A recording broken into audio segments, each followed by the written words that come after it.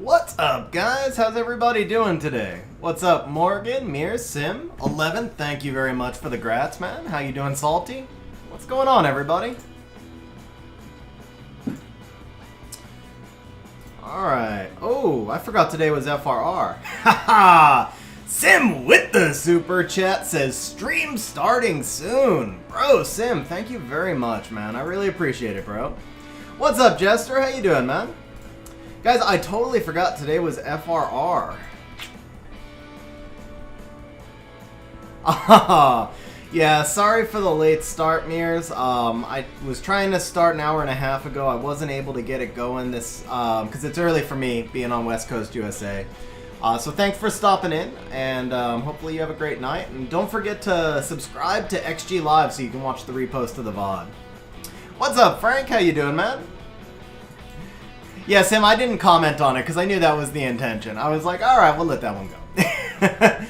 Jester with the super chat says, Garo tip for TOA TOA hard was gold. Jester, thank you very much for the super chat, bro. I appreciate it. Really glad that Garo helped on the Achroma stage, man. That's awesome, bro. You just reminded me, I never finished my getting my devil from TOA Hell. Yeah, I completely forgot. So maybe we're going to start off by just doing a couple of quick runs on TOA Hell. Let's see. Immune to cooldown increasing. We don't care about that. Reflect is a pain in the ass. We do care about that.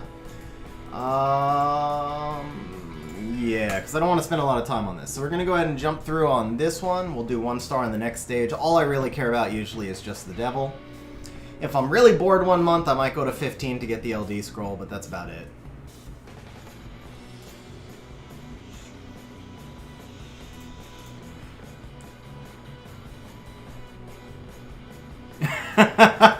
Yeah, you're more than a year late, Sim. You're more than a year late. The question is, you said you put runes on Vigor, but you didn't tell us if they're actually good runes that you put on your Vigor. Like if he's just rocking triple energy with no crit rate or not. Yeah, honestly, I mean, I look at it as like, oh man, it's not worth it. Like, even the LD scroll is usually not worth it, because it's just going to be a 3-star. It's always a freaking 3-star. And it's like an extra hour or two to get that 3-star. It's just not worth it. Don't get me wrong, I think TOA Hell is great content. I'm not like one of the people who are hating on the fact that it's difficult. I just feel like the rewards probably should be a little bit better. The rewards need to be better to motivate people to put in this much effort. Okay, that's pretty solid, Sim. I mean, you know what? Do I care? Actually, let's do this first. Alright, you know what? We're just gonna do this. You can go ahead and provoke me. That's cool. We're gonna go ahead and freeze y'all. Man, I can't land a freeze, huh? Are these guys like immune to freeze or something and I didn't realize it? What's up, Fator? Long time no see, man. At least, I don't think Arya was HOH, right? At least, no, Arya was HOH, wasn't she? Yeah, that's just a rip. That sucks, man.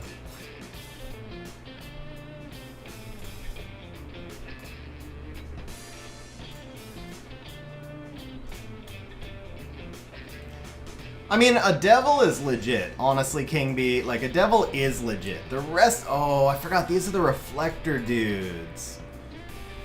Yeah, I'm probably dead, ain't I? Yeah, because I didn't bring any sort of sustain, and these guys reflect everything. I'm probably dead.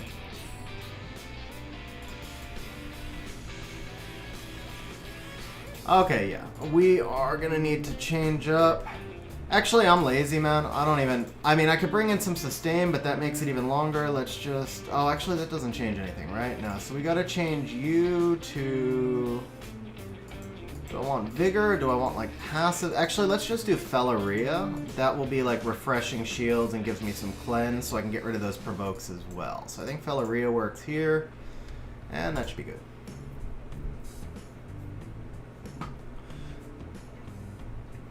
So Constantinos, you can use the Dark Homunculus. I think he's actually, in a lot of ways, the Dark Homunculus is more effective than Ganny, because the Dark Homunculus will actually allow you to defense break. He cycles faster.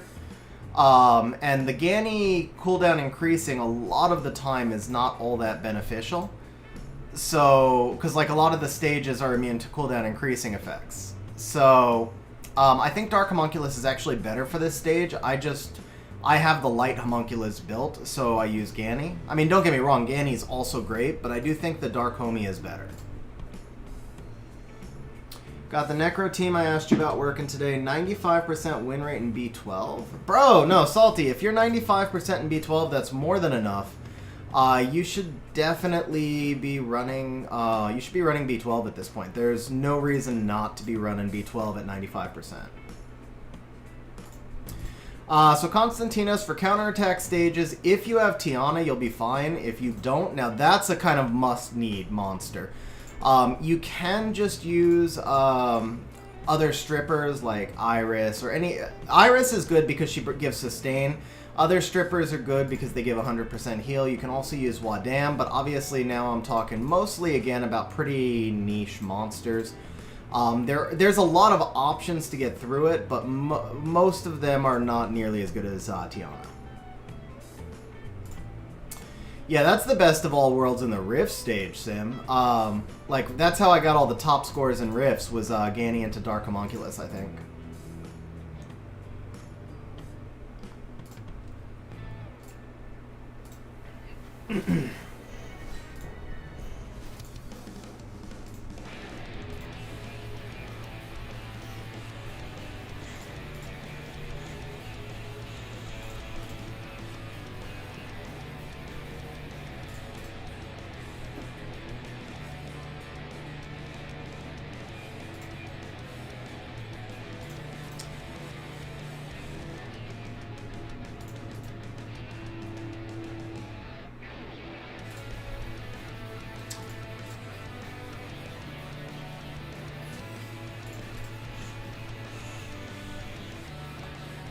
One kind of bad thing here is that my Felleria is on Swift, so there's no chance of a violent proc, because that's, you know, what Swift means.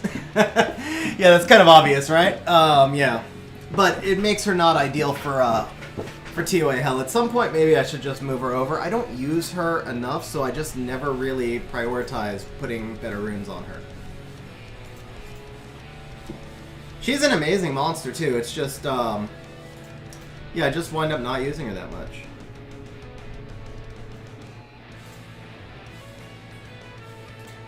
Yeah, but the thing is, Salty, so which team are you using? I forget. So you're not using Trikaru then? You must be using probably a Twins team? You'll have to refresh me, because I know I talk about a lot of different teams on stream. Sorry. Actually, I don't want to take away their attack bars because I want them to start eating the dots. So we're just going to attack you. That also removes attack bars, so we'll just attack you. Let's let them start eating the dots now. Let's go ahead and heal up that Belinus. And now we should just be able to mostly pump skill 1s into the Abelios. I may have to... Okay, now I have to take the attack bar because that Abelio is about to heal. He's not provoked or anything. And let's go ahead and refreeze. Let's just do this. And then I know my ventilate is up, so we're actually just going to do this. We're going to do this, and then we can ventilate the Van Cliff back. And just have him prep for the next stage. And now we can just start hammering on these guys a little bit.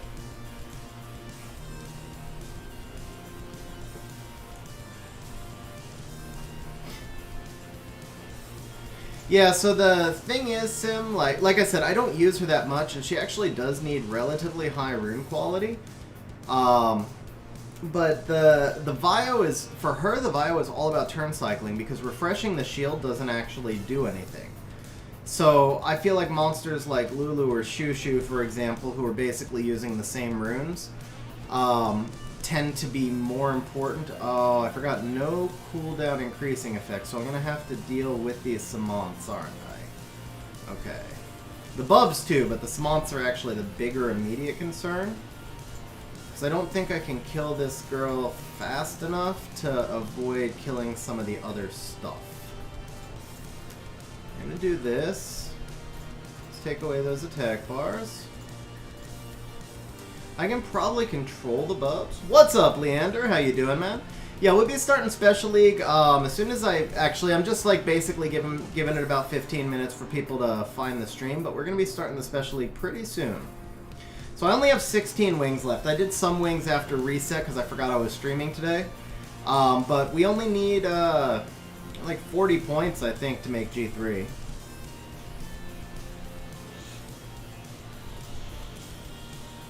Take that back. Okay, Samanth number 1 is alive. That's unfortunate. Let's give you an attack break.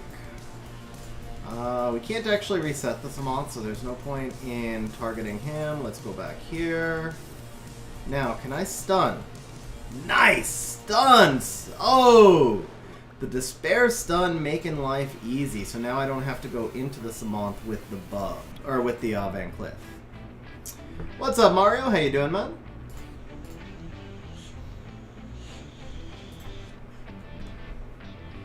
I'll probably do all my wings, Ben. Today's stream is a scheduled RTA stream, and Special League fights tend to go a lot faster. So I'll probably do all 16 wings either way, because I mean, we're only 4 days into the season. Meeting G3 right now doesn't mean all that much. I've been G3 later in the season anyway. But either way, like, you would just go through attrition anyway. There's still a week and a half left of the season. Do I need heals? No, I don't need heals yet. Okay, we're good.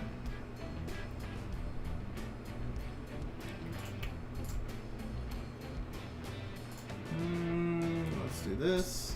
What's up, Miku? I'm sorry, what's up, Dorothy? I think from now on we gotta call you Dorothy. Leander, I finished G1 in RTA. I was ranked 2100 or so.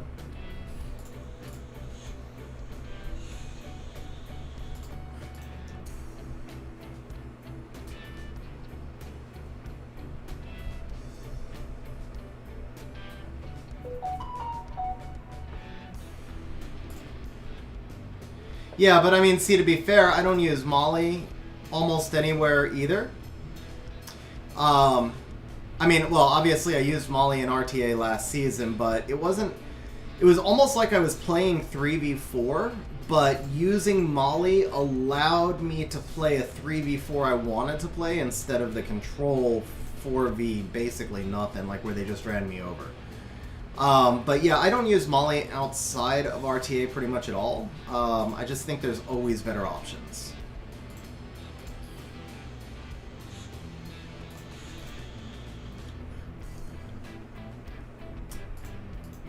Yeah, good reminder to mute that, Johnny. I'll get a lot of those. Let's go ahead and mute the notifications. Thank you, Johnny.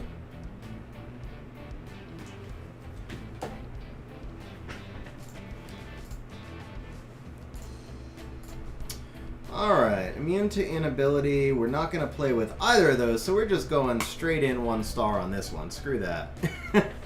Would I say Tyrant is better than Varad? I would say that Tyrant is better than Varad for TOA Hell, and Varad is better than Tyrant for TOA Hard, because in TOA Hell you need so much speed that the speed lead from the Tyrant is a big deal. But I mean, Varad is hands down the better monster, but the speed lead is important, so depending on what comp you're using in TOA Hell, Tyrant can be a pretty big deal here. Thank you, J. Cray. Thank you. We'll be starting Special League in a minute, actually. As soon as I get my 10 stars here, I'm basically just giving people a little time to find the stream, and then we'll be doing my wings here in just a minute.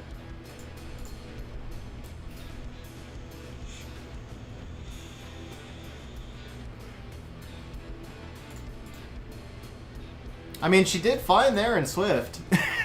I'll show you the Felleria build after this. Oh, I forgot to take Felleria out. Oops. I don't think I really needed Felleria for this stage, but who knows? Maybe these Fire Ryus are going to be really hard to stun with the glancing. So maybe I do need Felleria here. The protection seems to be helping. I mean, I can run it without the 19%, but I would probably need to re-rune stuff. So like today being FRR, I could actually 30 star today if I was willing to re-rune. A lot of the monsters I use in my Hell team are actually not in top tier runes because I only use them in Hell. So a lot of these monsters, I mean, they're in good runes, guys. Like, I'm not trying to play like, oh, they're leftover runes or anything. These are good rune sets, but these are nowhere near my top rune sets. These rune sets are all literally just put on these monsters so they'll be fast enough for TOA hell. So if I were to swap over, except for the Belinus. The Belinus is actually, he's on a siege defense, so he's in a monster rune set. But even the Van Cliff, the only place I really use Van Cliff these days is TOA hell, so I've robbed runes from him a bunch of times. And yeah, so these are not like top tier runes. Does Garrow need Vampire for a Chroma stage in TOA hell? Yes, he does, Morgan, absolutely. Garrow needs Vampire anywhere and everywhere you use him. The whole thing that makes Garrow so good is the fact that when he procs his passive, he can almost give himself a full heal because he does tons of damage. So you build him, you don't want him too squishy, because if people can just kill you on 2 hits instead of 3, there's a whole lot more monsters in the game that do 2 hits instead of 3. So if a monster can basically one-shot you twice, then he's no good. So he needs a little bit of HP and a little bit of defense, but not a lot. The idea is you want him to be somewhere, you know, around maybe plus 8k HP and around 900 to 1000 total defense. You put him on Vampire, he gets hit, it procs the passive, and then because he does speed scaling damage and big damage, it just gives him back a full heal.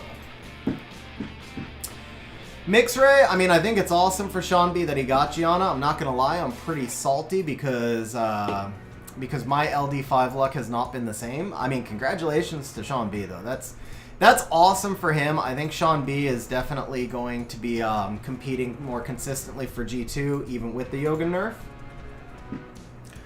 I mean, anytime somebody gets an amazing monster, it's awesome for them. But yeah, I can't lie, I'm a little bit salty, man. I did pull 2 LD5s in February, but overall, I've got 3 LD5s. I've done more than 2,500 LD summons. Pretty much every single thing I ever spend on this game is for LD scrolls, so I get kind of...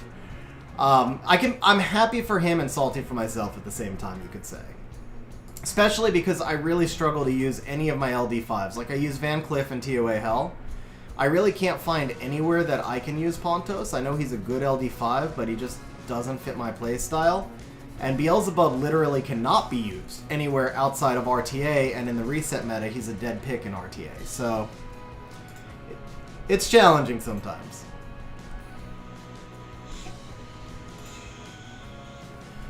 Leander, I would actually say Garo really needs Vamp for that, because you're only getting 1 guaranteed kill at that point. The Kali is going to die pretty quickly.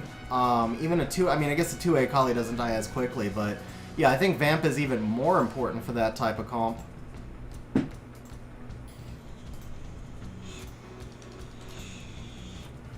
What's up, Brandizzle? How you doing, man? I can't remember if I said hello. Dude, Mixray, congrats. See, now, Wounds is another one. Like, Wounds is an amazing LD5.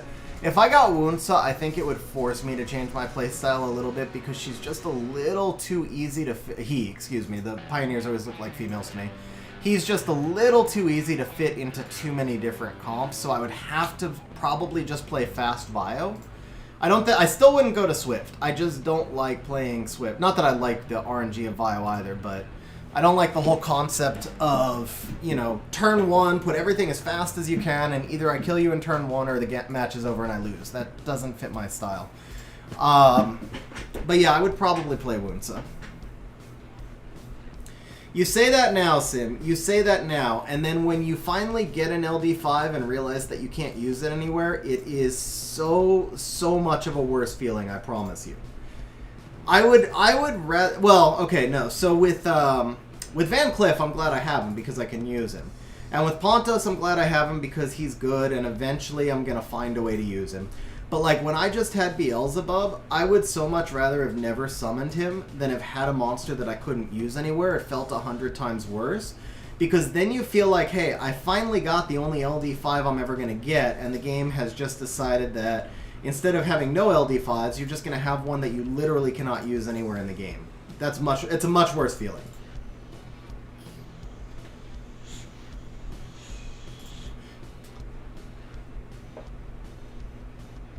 Oh, that's awesome, Johnny. That's awesome, bro.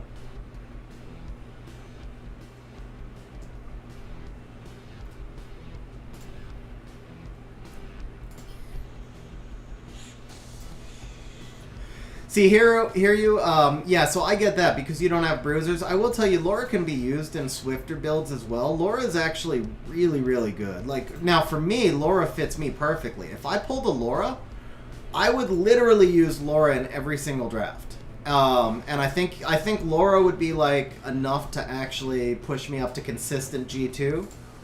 In RTA, like where I wouldn't be bouncing back in and out, because for me, Laura's just such a great fit, such a good monster. What's up, Andre? Yeah, I'm gonna try and reduce. I'm trying to reduce the amount of Red Bulls a little bit. Celia would obviously be better for me than Laura would, but yeah, there's a lot of good monsters out there. Laura is the light occult girl. AoE strip into defense break with skill 2 stuns.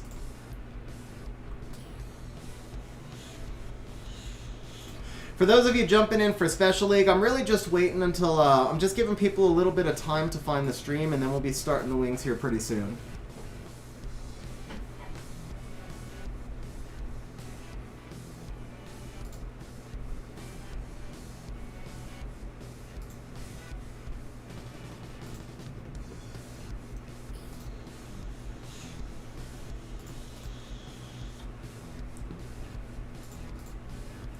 Yeah, Andre, just the monthly bill for Red Bulls, and I only drink Red Bulls on stream or with Jaeger. To be fair, that's I drink Jaeger Bomb as my drink, so I drink Red Bulls with Jaeger, and other than that, I only drink Red Bulls on stream. And the monthly bill for Red Bulls was getting to be kind of ridiculous, so more than anything else. Oh man, I'm tired of spending like $150 a month on Red Bulls. I was like, all right, we gotta back off the Red Bulls here a little bit. I mean, I might have one later, and I'm sure there's going to be days where I'm tired and I have to have them, but at least let's not make it like just an automatic that I always have one.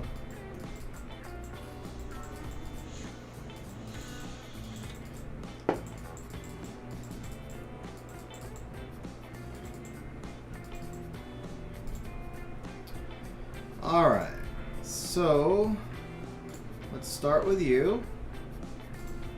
Nope, we just proc, so we're going to do that. Let's do this. And this. I wonder if this would be better if I killed off some of the minions first, because he takes more damage when they die, right? Yeah, this is going to take forever. I think we might actually kill off like some of the Theos and stuff first. Because I can keep him controlled with the provoke.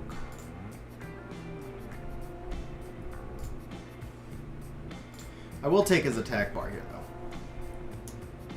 These Theos don't look like they're going to die all that quickly. Never mind. I don't think anything's going to die quickly on this stage. I take it back. I'm looking at that Theo, and I've done like 3 damage to him because my primary damage dealer is fire. This is where I kind of do wish I had taken Felleria out yet. But okay, that's fine. So we're going to go ahead and kill you. We're going to ventilate you. Not kill, reset you.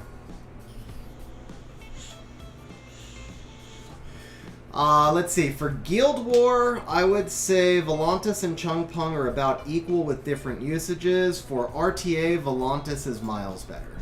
Not miles, because Chung Pung is still really good.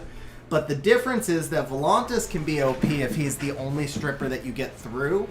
Chung really needs another stripper in front of him. So, if you play Chung in a 3-stripper team in RTA, because you're going to have 1 stripper banned no matter what, right? If you're running 3 strippers, I won't say no matter what, but you're often going to have 1 stripper banned. So in a 3-stripper RTA team, Chung is probably better than Volantis because he gives defense breaks and control. But in a 1 or 2-stripper RTA team, Volantis is better because he can dominate without nearly as much setup. For guild content, it's kind of comp situational. But I would say they both have uses, but again, Volantis gives you a lot more flexibility because he doesn't need that other stripper setting up in front of him. If you're running Chung, he doesn't have 100% activation rate on the strips, and he doesn't get the defense break if the monsters have immunity, so it's a very different kind of comp and a much more limited one. So yeah, actually, as I talk it out, I would say Volantis is better in all situations, as he should be, because he's an LD5. But Chiwu does not even belong on that list, to be honest. Chiwu is one of the worst strippers in the game, outside of the fact that he gives a speed lead. And Gemini and Water Ryu are both far superior strip options that also give speed leads. So I think Juno is a better stripper if you're not looking for the speed lead. Praha is a better stripper. Honestly, Aquila is a better stripper if you don't need the speed lead, because Aquila gives you attack buff. Chiwu literally does nothing except for the skill 3. Like, he does a big skill 3 pushback, and then, you know, you get the occasional RNG-based sleep, but it's not something that you can rely on. So Chiwu, of the AoE strippers, I would probably rank Chiwu dead last in the game, other than the speed lead. Maybe there's another one somewhere that I would have lower, but like I would definitely put Iris above Chiwu. Like I said, I would put, oops, could have done skill 2 there. Definitely put both Oracles. I would put Rahul way above Chiwu. I'd put Aquila above Chiwu, Gemini above Chiwu. Huh. Yeah, Anthony, I gave that caveat, man. I said if you need the speed lead, then it's a different evaluation. If you need the speed lead, but that is Chiwu's... Really, the only good thing Chiwu does is the speed lead. And yeah, he does more attack bar pushback, but... I'd probably put Chiwu above Triton. I would probably put Chiwu above Triton because the fire attribute is more useful as a strip than the wind attribute. You're less vulnerable to the Vertihile, and Triton's skill 2 is better than Chiwu's skill 3, but the speed lead trumps the base speed. So yeah, I would put Triton below Chiwu. I can't really think of anyone else that I would put below Chiwu. It's kind of an interesting... Now I'm just like intrigued. I'm going down a rabbit hole here. But let's see. So... remove beneficial effects on enemies. We're going to disregard like single targets, and Clara's better than Chiwu on defense only because of the perfect AI. Chiwu is better than Clara on offense, so it's a wash, I guess. Let's see, who else here is AoE? So definitely better than Chiwu. He's single target. Best stripper in the game. Forget better than Chiwu. Yogan's #1 stripper in the game, and probably will be even after the nerf. Ken is much better than Chiwu. He does really legit damage. Iselia, much better than Chiwu. Soha, I agree with Sim. I would put Soha above Chiwu, disregarding the speed leader. Obviously, because of the speed leaders, Chiwu would be above Soha. Heigang, better than Chiwu because he serves a unique and specific counter role that nobody else can. Water Ryu, better than Chiwu for sure.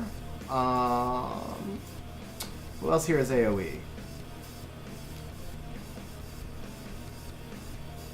Triton. Oh, Tiana, better than Chiwu because it can't be resisted. To be fair, the speed difference does make a big difference. They're different usages, but again, Tiana's skill is really unique, where Chiwu's is not. And then, yeah, we're going into the light dark. So yeah, I guess I would have Chiwu as the second worst stripper in the game behind Triton. Sorry, Leander. Bro, rip. Sorry, Leander.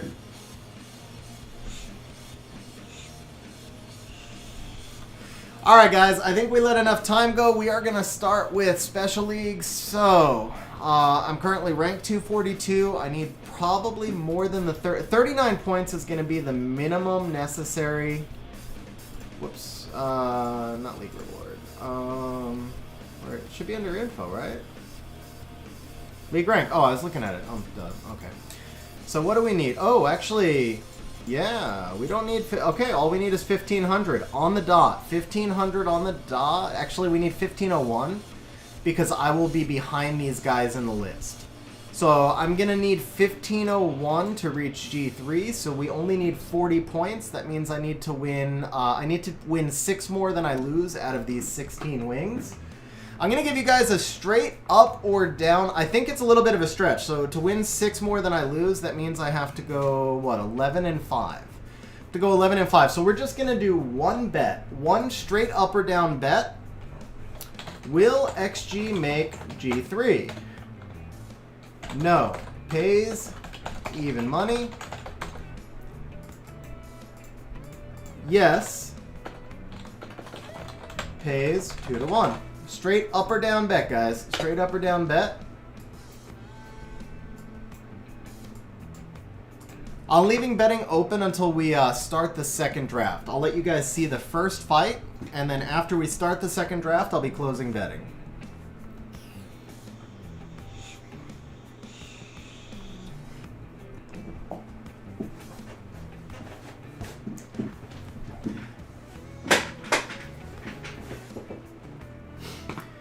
Alright, so I've been testing something out. I was first picking Kaki for a long time, but Molong is so contested, I'm switching to a Molong first pick.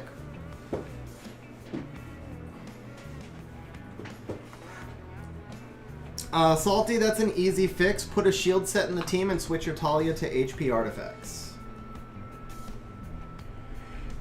This is the first time I've seen Chung in Special League, man. First time I've seen Chung in Special League. So I'm going to want a Fang, but right now I have to focus on stars. So I think we're going to go Fran Lauren to get down to 11 stars.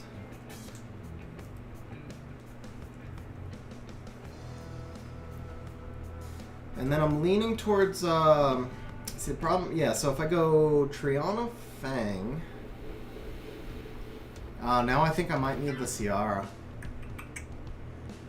Because if I let him have Chung, Verd, Ciara, that's going to be rough. Otherwise, I have to let the Lulu through. Oh my god. Come on, man. This is not RTA. This is Special League. Quit with the multi-strippers. He's going to last pick Aquila. I can almost freaking guarantee it. Screw you then, man. Screw you. We are going to go with our double Nemesis Pontos.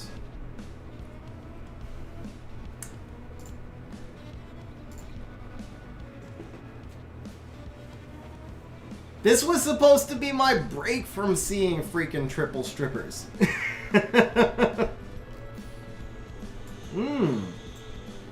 Well, it wasn't Aquila. That's an interesting damage threat. He can actually one-shot. I think I just take out the attack buff, right? I mean, Yogan is the strongest monster in the game at the moment. Chung is really dangerous, but the good thing here is that I've got double immunity to get in the way of Chung, so yeah, we take out the Yogan. Bring in the Pontos and hope we have enough damage. Dincher with the super chat. Bro! First of all, thank you very much for the super chat. Second, that's awesome to hear about the holiday, man. Where'd you go? Where'd you go again? Remind me.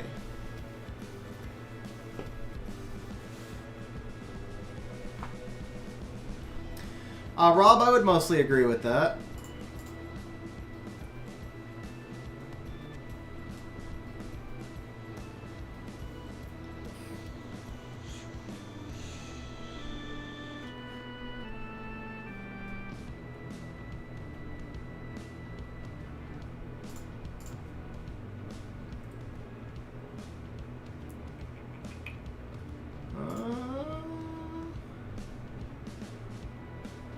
Let's go here.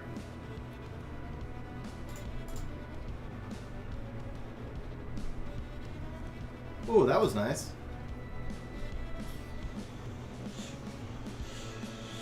Bulgaria, very nice. Oh, that's your home country. That's awesome, man. Alright, guys, so, wow. Love the confidence, man. Love the confidence. 9 of you went to yes. 9 of you went to yes. Who's the loser who bet no, man? Who's the one? It has to be Sim. Only Sim would bet no. Only Sim would bet no, I bet. Let me scroll up. Who bet on no? Oh, it was Hear You. Okay. Okay, Hear You. Well, Hear You, I am rooting against you, I gotta admit. I'm rooting against you. I'd rather make G3.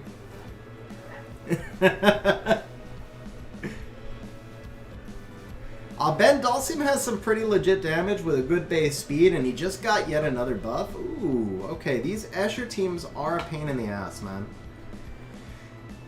So, he's probably going to draft a Ciara. Ciara does not fit my comp at all, but Escher Ciara can really mess me up. I feel like I have to steal the Ciara, because that single target strip into a Ciara is brutal. And this is why I don't like running Ciara, because now is not a good fit for me to counter. So we got the Wedjet. He's only got 8 stars left. So if I take the Lulu here, I'm at 10. On the other hand, I kind of know that I'm going to want Triana. That'll still give me enough damage. I think we're okay. I think, maybe. Okay with this, because he has no immunity yet, and he's only got 3 stars left. So he picks the Lauren, so I think the ban is the Lauren, right? He can go Escher Strip into 1 Snipe. Do I take Triana or do I take Fire Bison? Actually, he has no sustain at all. Rika has more solo potential than the... Well, he has sustain in the Fang, but Rika has more solo potential. And my Rika's on a max res build, and against a team like his, there is a much better chance that these monsters are not max accuracy. So if I ban the Escher, I ban the Wedjet.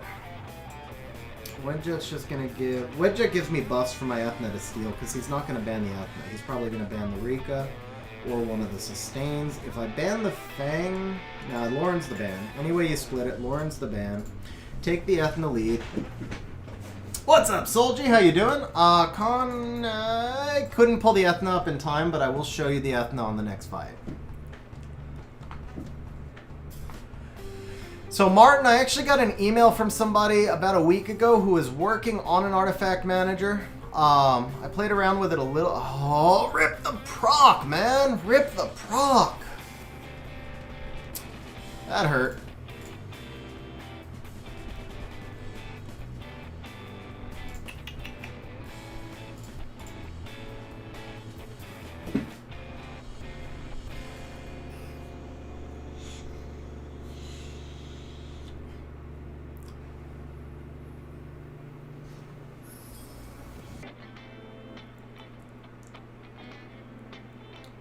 This guy and his infinite freaking procs, man. Alright.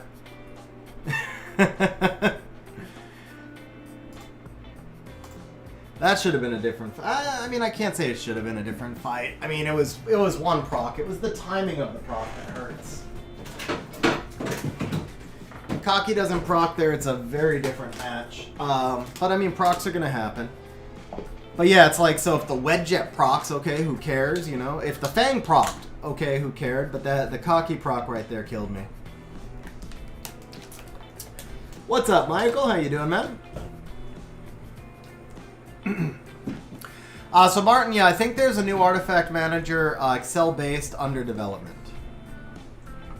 So Guy, the only way you can use the artifact manager on a Mac, the only way you can use the optimizer on a Mac is, there's a web-based version if you can run a... so didn't you? Because in that case, the Lauren would have completely run me over. I couldn't have... the Lauren was the big deal. If Cocky doesn't proc there, then Cocky is going to be dead on my turn, and I win. Dead or under control, either way. Why did I pick Lauren? Because I said the name Lauren, so I picked Lauren. I did not want Lauren there. Good job, me. Okay.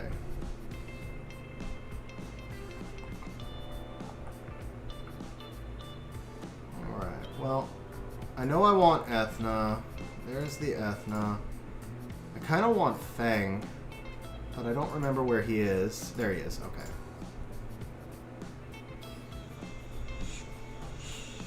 Yeah, so I've been first picking Cocky for most of the season.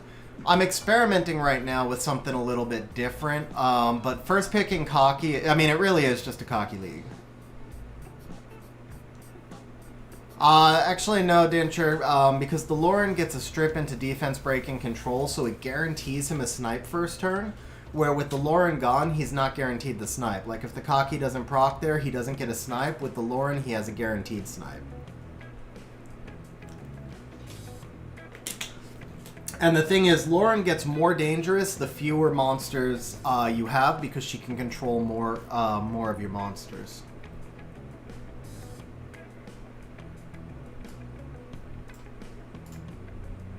It's not really what I wanted. I don't have enough damage. That was too much talking in chat. Alright, do I just take out the snipe? Well, like this, Diana's in front. If he procs, I should be able to take out the Diana and heal back, right? Yeah. Verd's gonna be a nuisance here, but I think I'm too wind heavy to let the Cocky through, so we do that. Here are the Ethna runes. So Michael, unfortunately, I cannot.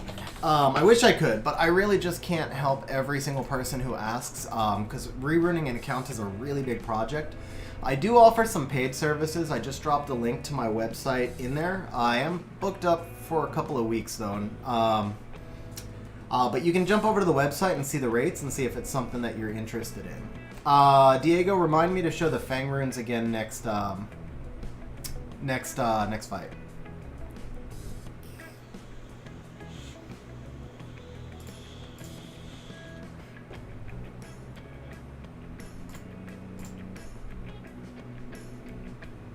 Yeah, or you could win community help. I do 2 community help streams. Well, I do 1 community help stream a month and then a second one for members. So 2 community help streams a month, and then also I try and do 1 or 2 RTA help streams a month. And so you can also win community help. Those are done by drawing. Oh, nice.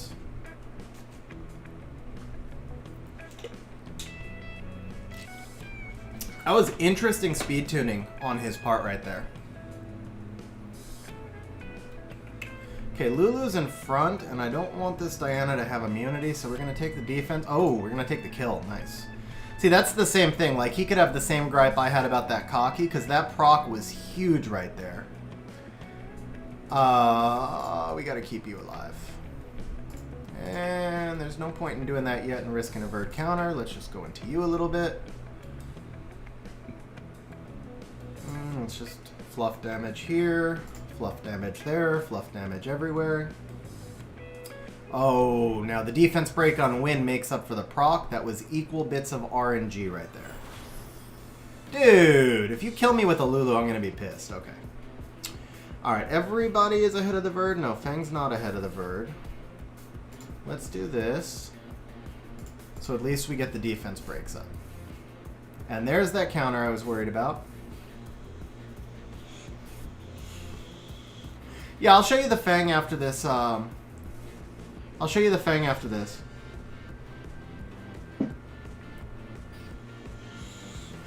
Alright, so I got 1 clutch proc. He's had like 3 or 4 clutch procs.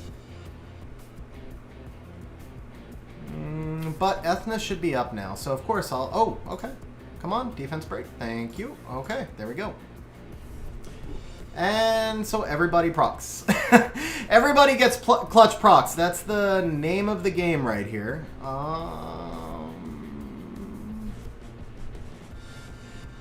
No, that Verd's going to get the Lulu back in front of me, so I can't leave the defense break up. Oh, it didn't. But then either way, we're good. Okay. I thought the Verd was going to be ahead of the Fang there, honestly.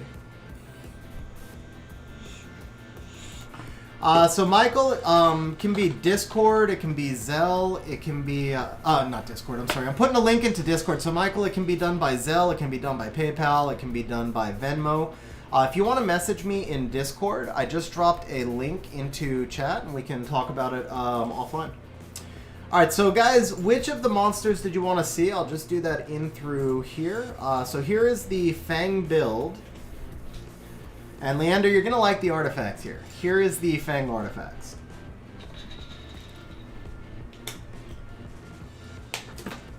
Cannon, I did see. I heard he got her on stream too, which is pretty insane.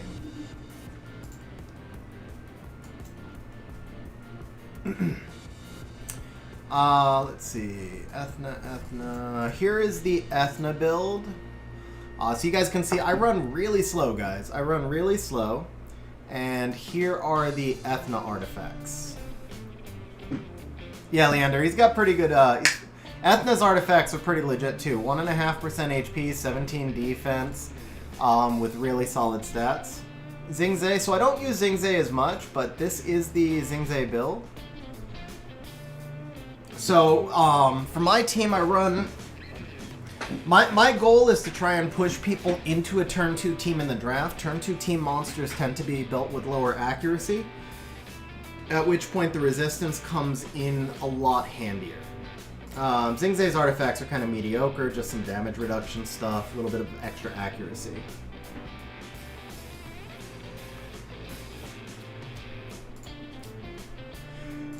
This is the Rika. So again, max resistance build. I do wish she had a little bit more accuracy. That's the one thing I don't like about her build. I mean, where I use her, the accuracy doesn't really come into play, but I feel like this is a little too low accuracy for her, but at the end of the day, I wanted that resistance build, and then I obviously need the tanky stats.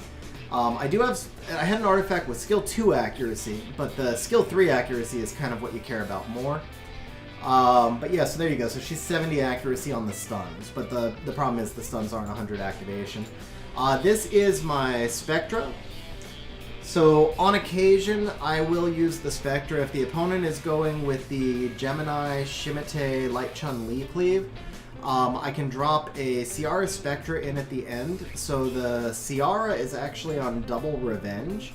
So it gives me a 30% chance to revenge in the first place, but also the speed lead nerfs the Light Chun-Li damage. And then the Spectra will usually just outspeed with no speed lead. So we're at 346 on the Spectra, and then I get a little bit more of a boost off the speed tower as well, so he can usually outspeed with no speed lead.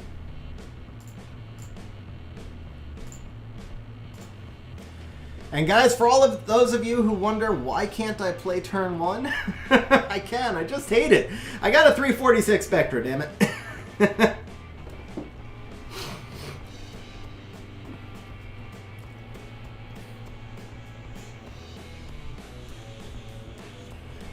Alright.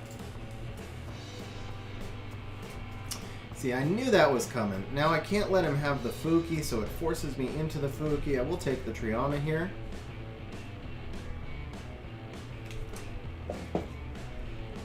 And there you go. Now this guy is G3, but he can't have will runes on the Gemini at a minimum. So I am actually comfortable doing this right here. The only thing is he's G3. Without the speed lead, he may outspeed me. Maybe. I don't know. The Gemini, let's say the Gemini is 320. Alright, so we know the Kaki has will runes. We can guess the Lucian has will runes. The Triana can survive without the attack buff, I think. The Fuki, maybe not. The Fran will have will runes as well, so I could push the Gemini back. So if I push the Gemini back, he doesn't get the defense break. That's probably my best bet. Okay, in this case, we get the Ciara, so now what we have to hope for is a counter from the Ciara.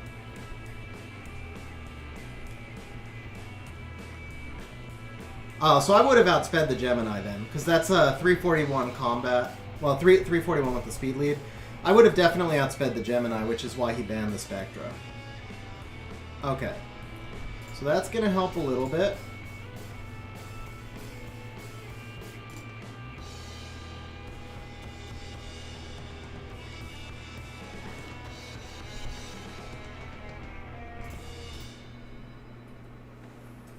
But I think I'm dead. I don't think the Ciara... Oh, the Ciara did survive. Interesting. I don't think I have enough, though. The Kaki's going to get the kill right here. Triana can't solo this. Yeah.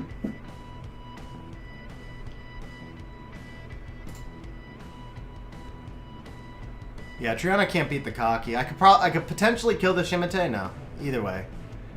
Yeah, I could maybe kill the... Nah, it doesn't matter. I can't win that. Okay.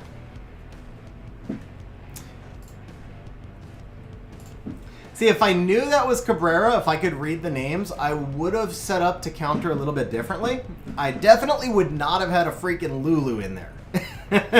I definitely would not have had a freaking Lulu in there. That was such a dead pick. So guys, if you see him fighting Cabrera again, because I can't read that name, please tell me. And we will draft differently. Alright, we're going to go back to Kaki first pick. That type of fight is exactly why I've been running Kaki first pick. From here, we're going to take Ethna and Triana. Did you tell me, Diego? Yeah, but you told me after I was fighting him, right? Or did I just not catch up chat? Yeah, you told me like after the draft was over, Diego. I mean, come on. By then I've already gotten myself in trouble. Oh crap, he's gonna Lauren Ciara me. I'm not set up well for that right now. I think I got outdrafted already. Okay, wanted poster in the profile. Username has an X at the beginning and end. Okay.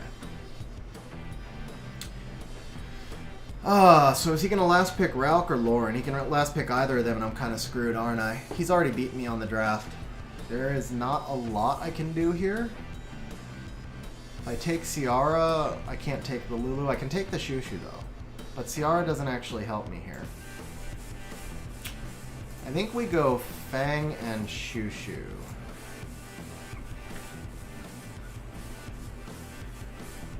Okay, this is actually okay then. This is actually okay. So we ban the Verd to reduce the turn cycling.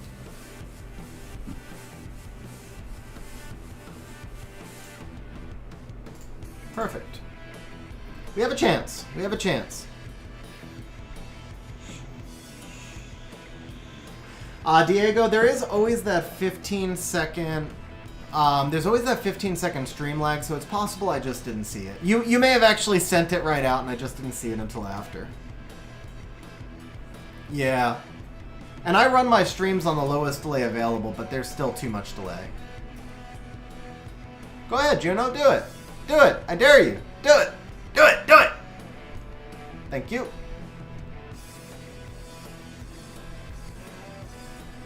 Oh, come on. Wait. Did I see that wrong? Did Juno had to have stunned, right? That was not a Despair Lulu, was it? Am I seeing things? Okay, yeah, I'm seeing things. That's just, okay.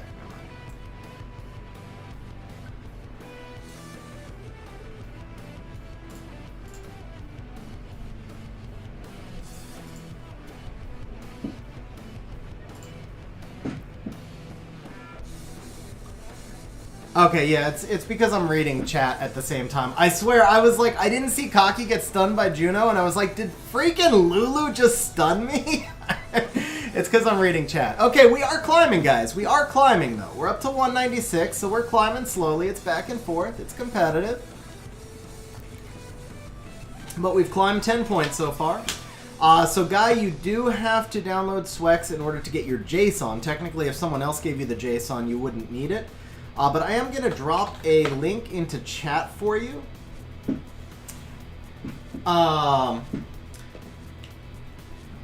So I need medkit. Which one was it? Yeah, Ethnic Skill 1 can do some good damage. That was this fight, right? No, where did I draft the Fuki? That wasn't here. 2 fights ago? When did I draft Fuki? I don't remember when I drafted a Fuki. Oh, here. Oh, okay, this one, yeah. So, I didn't draft the Fuki to counter Kaki. I drafted the Fuki because the double Onimusha double attack buff cleave is pretty common. So, let's say I don't draft Fuki here. He could go from his next 2 picks, he could take, like, Yogan Fuki. And then he's got double attack buffs, and if it's 2 swift Onimushas that both AoE me, they can just basically wipe out my entire team without needing any setup. So if they draft attack buff plus an Onimusha, I feel obligated to draft another Onimusha to prevent them from getting it. It doesn't necessarily fit into my team, but it's something that I have to do unless I want to contest turn 1, and I have nothing ruined in Swift except that Spectre right now, so I can't contest turn 1. So Guy, I think I might have cut off what I was saying, but I dropped a link in the optimizer. I'm sorry, I dropped a link in chat that shows you exactly how to install the optimizer. Just make sure to follow that video step by step. So Michael, there isn't, and if you're at a point in the game where you're asking for help, then the odds are you don't have the monsters that can actually do a full auto single team and never change for TOA hard. You're going to want to change up a little bit on different levels, but the basic concept of TOA, I'll go ahead and I'm just going to show you my quick picks, and then you can just kind of look through them and see if you're able to copy any of them. So this team right here, you can replace the Poseidon with anything else that does AoE control. You can replace the Mantura with anything else that does an AoE defense break. This team here is basically all about control. So you have 2 monsters that push back, you have 3 monsters on Despair, and you have the Vertihile to push you up. You can also replace the Mantora with a Bastet, so then you have Vertihile and Bastet pushing you up, and Poseidon and Charlotte pushing the enemy back. And you turn cycle yourself enough that the enemy never gets a turn. This one right here is actually just a speed clear for TOA normal. It's not one that you want to build. This is for TOA hard. This is a dots team that will work really well for TOA hell as well. If you don't have the Belinus, you can just replace him with anything that does either... You can replace him with Water Homunculus. That's something everybody has access to. So just replace the Belinus with Water Homunculus. If you don't have the Felleria, just replace her with Fran or replace her with Thrain. Thrain is actually a much better fit there. The Felleria is better for autoing. The Thrain is faster. You can also put a Tattoo in there. So these are... All these monsters, you can just replace them with basically... Depends on what you have access to. This bottom team right here, same deal. The Felleria can be replaced with anything that provides sustain. This is a team that's just going to run you on level 100. So the Lauren pushes back the boss. Charlotte and Poseidon do AoE pushback. Vertihile does turn cycling. If you have no Rika, then just use Thrain. If you have no Thrain, then just use Amelia. As a matter of fact, Melia tends to be better than Rika for TOA. I used to use Melia over the Rika, but because my Melias were re-runed for the Dots team, I switched back in the Rika. But generally speaking, Melia is actually a better TOA monster than Rika is because she does more overall dots. Water Homunculus also works really well because he multiplies the dots.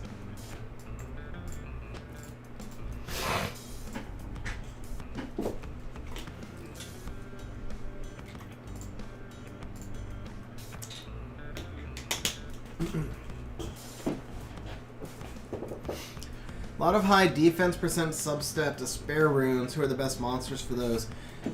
King B, generally speaking, you're not going to want to try and target specific runes for specific monsters. Okay. Is he going to go for... He's going to go for... I know what he's going to go for. So I am going to want to have... You... And you. No. And you. Yes. Okay.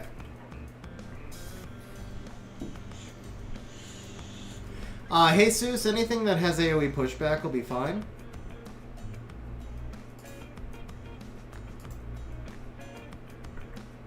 That should do it. Yeah, you're very welcome, Michael. So Varad works in place of Charlotte. Jesus. Tyron works in place of Charlotte. Anything with AoE pushback will be fine.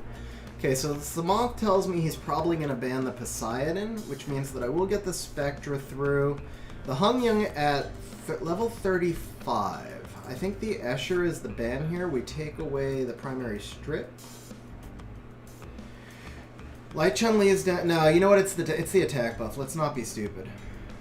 No, it's the Escher. It's the Escher. The speed buff, because my speed leads will nerf the Light Chun-Li damage more than losing the attack buff.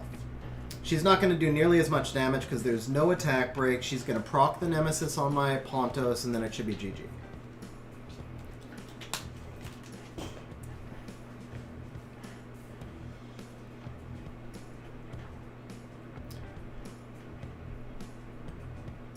There we go.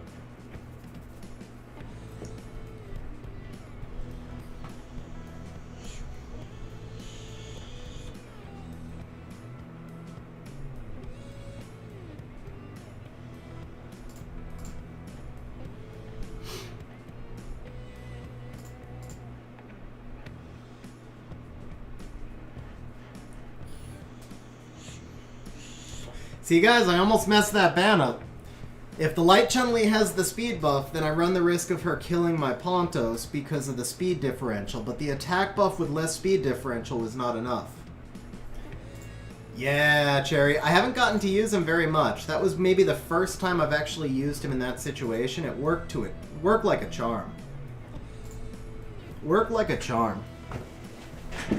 The problem for me is he has this crazy high base defense, and I can't get his stats any lower than this. Like, this is the lowest, because all my runes are gemmed and grinded. This is the lowest I could freaking get his stats. He's also in a crit rate build. The accuracy sucks. The accuracy is really bad. But yeah.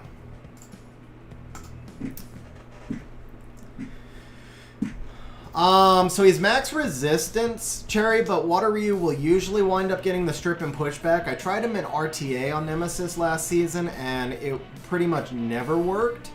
And then the Yogun and the Chung don't do enough damage to trigger because of the low base speed. Wojo with the super chat saying that's all the data. Oh, are you on your phone, Wojo? That sucks, man. Oh, you're canoeing. That's awesome, man. All right, so Wojo, thank you very much for the super chat. Very much appreciated, bro. Have a great canoeing trip. That's right, you're camping. You are camping. So shout out to Lexi. Hope you guys have a great time camping. And Wojo, thank you very much, bro. I appreciate it, man. And we're gonna do that. Okay. Cabrera again. Oh, Diego. Okay, I got the cocky, though. I got the cocky. I got the Lulu. Thank you, Diego. I did completely miss that. Okay. Alright, so let's figure this out. So we do want... I think we just want Ponto Sierra Spectra, right? I think we just go Ponto Sierra Spectra. Same thing we did last time.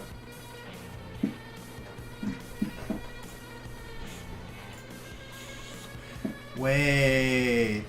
If I take the Spectra, he bans the Spectra. If I take the Magnum, maybe I can convince him to get greedy. What if I take the Magnum?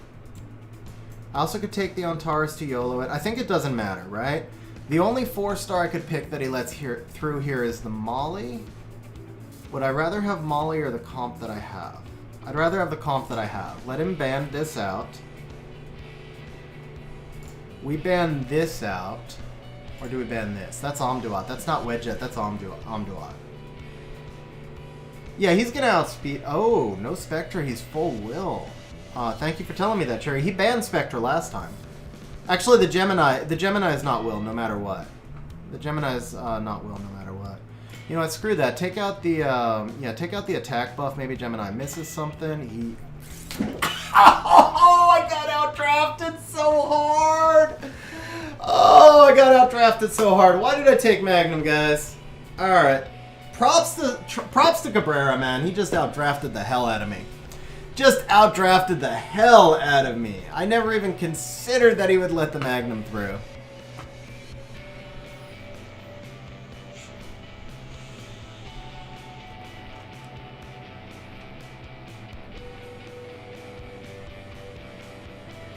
Damn, that's some big damage there, too.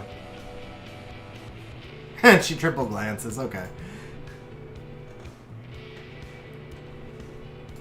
Yeah, I never crossed my mind that he would let Magnum through. Now, guys, I'll tell you exactly why he let the Magnum through, and I'll tell you why I should have realized he was going to do it. He didn't have an obligation to buff. Magnum is always built squishy. So... he let the Magnum through because he was just going to kill my Magnum without buffing, and I didn't even consider that. So I did actually answer that earlier, but not a problem. I just want to make sure you catch it this time. So if you have an iPhone, if you have an iPhone, you have to use the Nox emulator on Windows 10 PC. I don't think...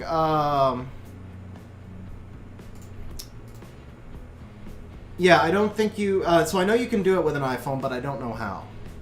I guess I didn't answer... I'm sorry, Guy. I didn't answer that earlier. I answered a different question similar to yours. After this match, I'll give you a clearer answer. I did see your question, though. I'll answer after this match. Alright. We got to take a Vertihile because he's going to take one otherwise. Do I want Violent or Revenge? I think I want Revenge for this fight. And then I do want the Fran.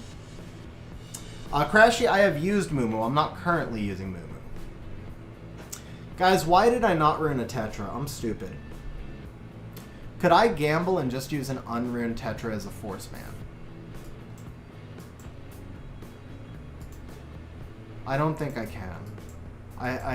It's too risky to let it through. Where's my Heigang? I can't find Heigang. Okay, I can't find Heigang, and that's game. That's game. Yeah, I couldn't find Heigang. Alright, I lose automatically.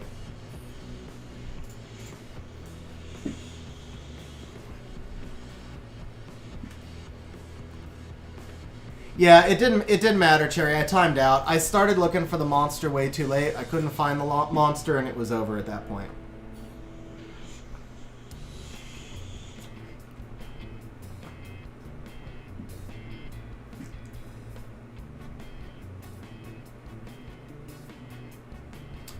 See, if I had Tetra ruined, I might have had a chance, but... Good job countering there, Verd. Good job countering. So that's a dead Fran, but the Lulu does cut.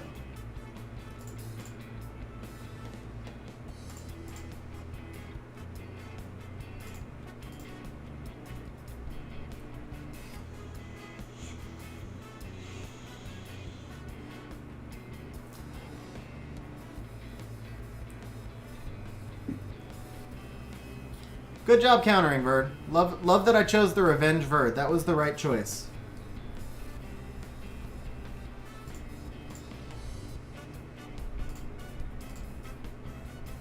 It doesn't even matter. I can't proc, so no matter what, I can't get ahead. Alright, so Guy, to answer your question, I don't know anything about iPhone. I do know that you have to have Windows 10. So if you have a Mac to go with your iPhone, you're going to need a Windows 10 emulator. But as far as the iPhone goes, I don't have one. So I've heard some people say that they can... I mean... Yeah, okay, no, hold up.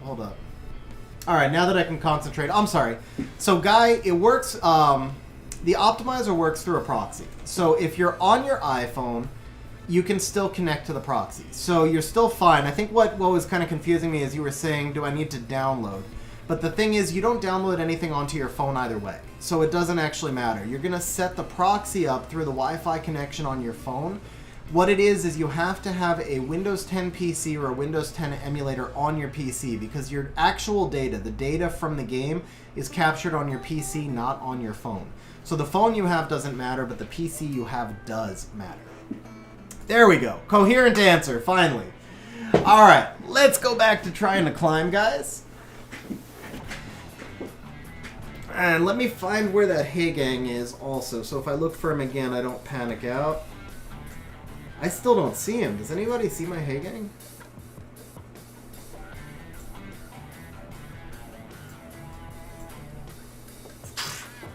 Wow. Okay. Okay, this guy's not even ruined. What the hell's he doing out? I don't know. Okay.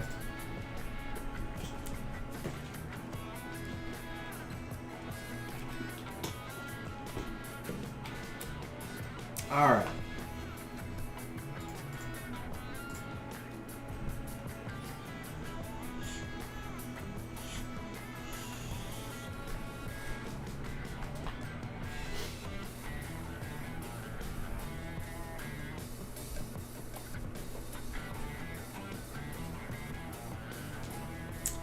He's got to pick a Lauren, right?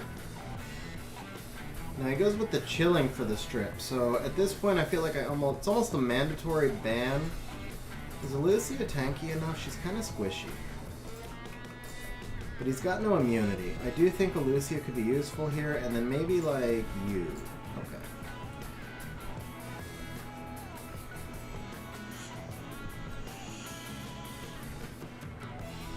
Yeah, I can't think of a 4-star off the top of my head that I would ban sooner than Ciara. I think he boxed himself in by picking the chilling. If he does the Lauren, then I draft differently. Not to necessarily say I win this draft. I mean, I could still lose. He's got a good comp. Yeah, see, I don't care about Amina at all. He's got no attack buff. That Mina's not going to do anything to me unless she procs. He does have strip. He has double strips.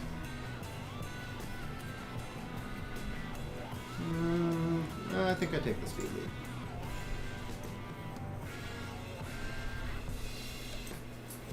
Basically, if his Mina procs first turn, or I guess if the chilling just does some monster damage, then... and I lose the cocky, then I lose. But as long as my cocky survives the initial damage, and he does have a lot of HP, yeah, there you go. So no proc from the Mina.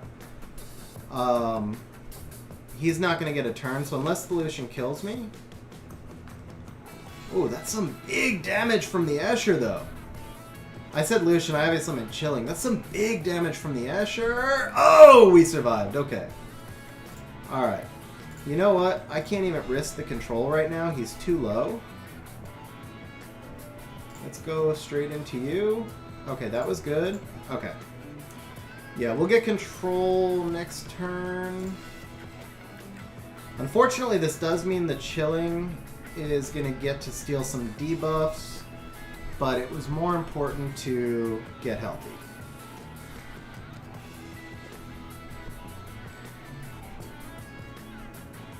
Oh, interesting. Okay.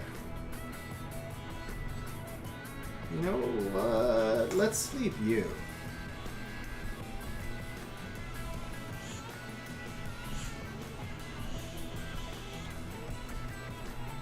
Ah! So close! That was so close! Okay. Alright, there we go. Carnell has AoE attack bar pushback with slows and stuns. And then he has a skill 2 attack bar absorb as well. He turn cycles really well, and he does good HP scaling damage. Alright. You know what? I feel like he's going to proc. I knew he was going to proc! I knew he was going to proc right there! I just had a feeling, man. Just had a feeling. Okay. There we go.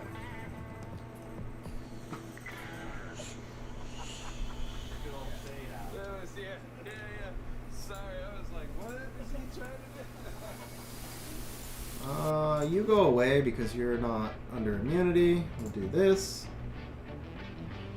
And we'll do this. I don't think Chilling can solo me, can he? Maybe.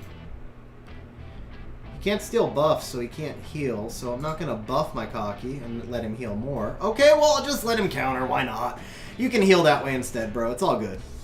Oh, okay, okay, okay.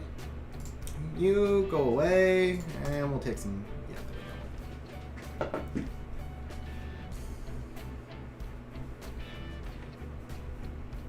That was all artifact damage, Terry. Escher can't do that much damage without setup. Even my Violent Escher wouldn't do that much damage without setup unless it was just like pure artifacts. Although I guess you mean probably like so you could get more HP for the HP scaling on the artifacts. Nightcore, I have that problem on occasion. It's not a consistent problem, but yeah, sometimes it does require a few restarts to get it going. Yeah, he also has the 44 lead, which really helps against these turn 1 high damage teams. Alright.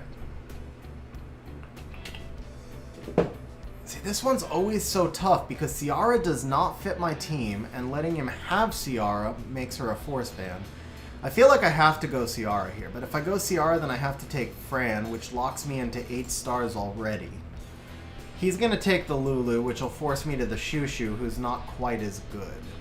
But yeah, that first pick Escher, okay, yeah, so he goes... I'm more okay with this one, so I am going to take the Shushu. He won't steal that, so I can take... Huh. Do I take the Pontos here? If I take the Pontos, how do I get enough damage? Fire Bison's not good enough, so we need probably you. Yeah, she's really good there. And he can't steal the Pontos in theory. He could steal a Shushu. He wouldn't, but he could. So we're going to do that just to be safe. Gilver wanted to see the Carnell rune, so here you go. I can't show artifacts from this screen, but it's just literally like pure additional damage by X on the artifacts. Okay, so we have got a Juno. Juno's probably the ban here, right? The Vanessa defense breaks are concerning. Maybe Vanessa's the ban and we deal with the Juno because we can strip buffs. On the other hand, alright, if I bring the Pontos, does he give me the Pontos? You know what? Mo Long is the play here. Because this will force him to ban the Mo Long. So now I have to ban a fire monster. I need to make sure he can't one-shot me, and his best chance to one-shot me is with a defense break. On the other hand, do I want to play a full match in Scroll Traps because the Escher can strip into the Scroll Trap. Attack buff is almost as powerful as defense break, but then the Scroll Trap really screws me, so I think we got to do that. Okay, we take our crit rate leader skill because he's taking first turn either way, and my Ethna is built specifically to utilize a crit rate leader skill, and we do that.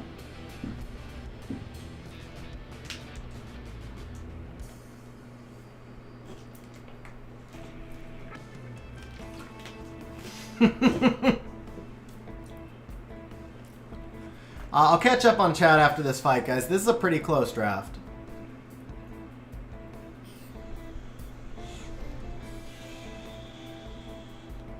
Should go S1 or S3? I assume S1 here.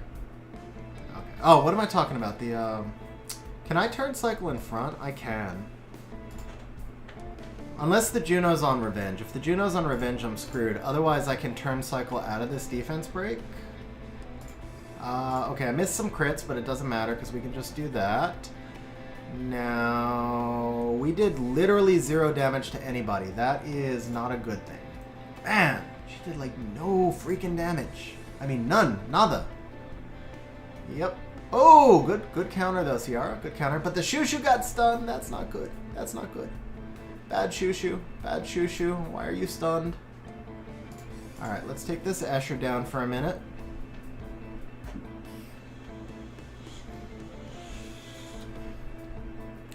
How do you stun both my healers and then proc? That's just not cool, man. That's just not cool. That's a dead Ethna. That's GG. Despair stuns both healers. Alright.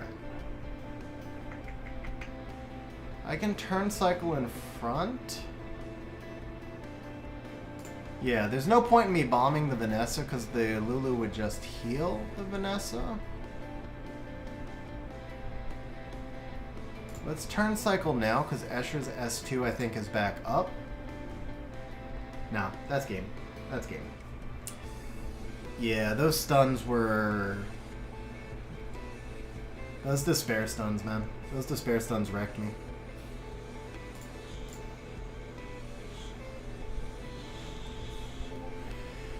Alright. Can we just do this and let him die to the dot? Oh, it's too much damage! It was too much damage. Okay.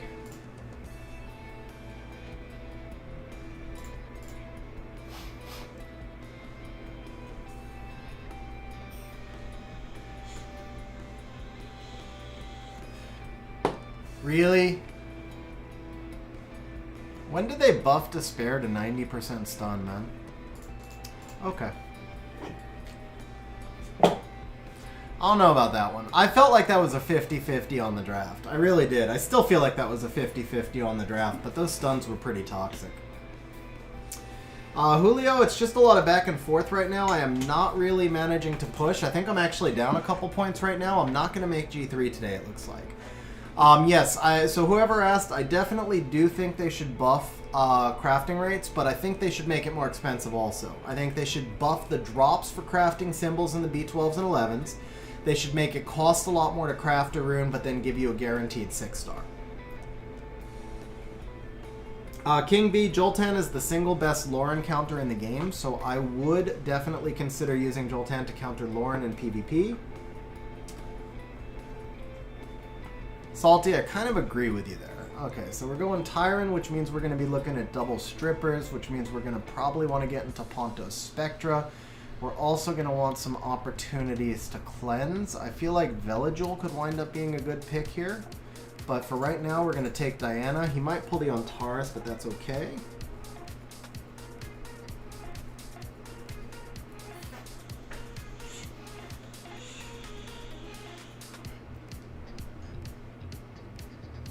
That's way, way, way too powerful, Mr. Wasted Talent. I actually disagree with that. I think that would be way too much. Alright. I think I want the Antares. That puts me at 11. Do I want to go Pontos Spectra, or do I want to go Pontos Triana? I think in either case I want the Pontos, right? No matter what, I want the Pontos. I have a feeling he's playing a turn 2 cleave here. I don't think the Spectra is going to work.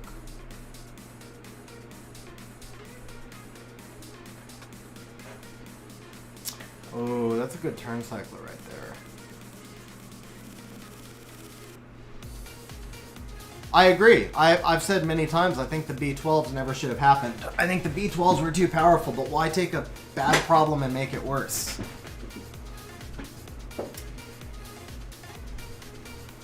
Cherry says turn 1 cleave. So Cherry, I'm going to take your word for it. We're going to run the Spectra, and we're going to see.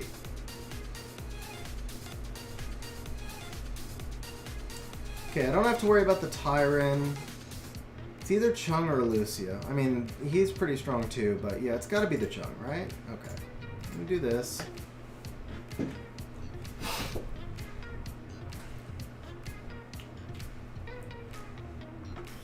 The difference here is if I pick the Triana, he bans the Pontos. So let's see if Pontos makes anything.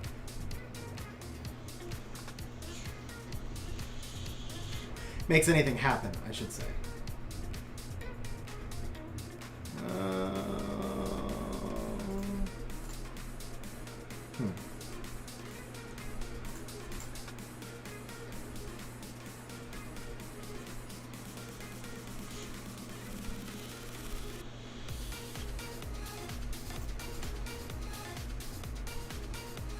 Oh, Pontos didn't get enough attack bar! Pontos, what's wrong with you? Dude, he should have been ahead. He should have been ahead. So I got 250 people watching me lose, Leander, basically.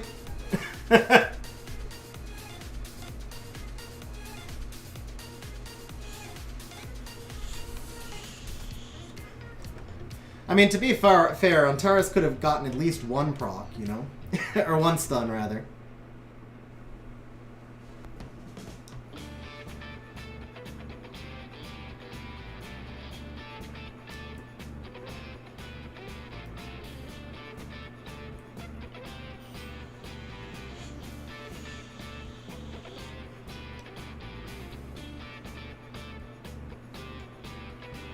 I should have gone into the Asillin. His transmogs, I'm not gonna lie, his transmogs screwed me up. I thought I was going into the Asillin. I didn't know what either transmog looked like, and I thought I was going into the 3-star with Diana.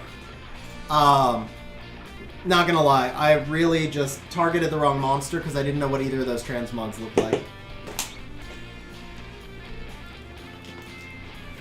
I think my Diana could have killed his Asillin with those 3-star base stats. But I had 3 chances to win there, man. I had 3 chances to win there. Pontos stuns... not Pontos. If Antares had stunned anything...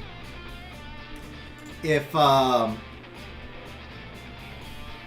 if Antares stuns anything, I win. If Pontos... not Pontos. If Lulu had procced, I had a chance. If Pontos got enough Nemesis, I had a chance. If Diana had procced, I win. So I think that was actually a pretty good draft. It didn't work my favor, but I think it was a solid draft. I would redraft the same thing again.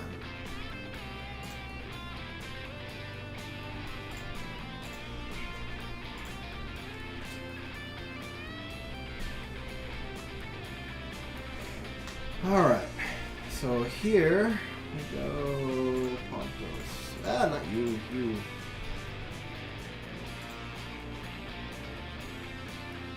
Yeah, that's because you're running, you're not running off-meta comps, so he's not making the video about you, Cherry. If you go out and run something off-meta, he'll make a video about you.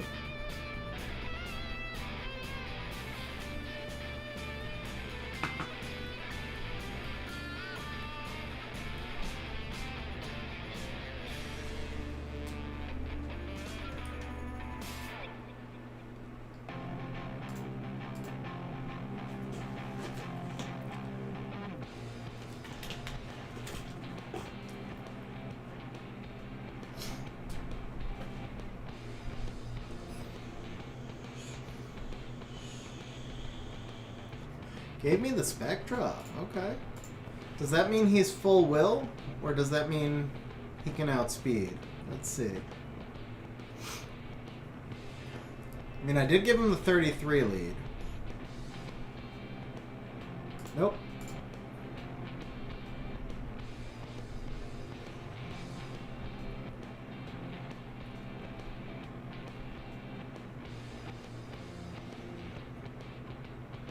Vupod, drag S.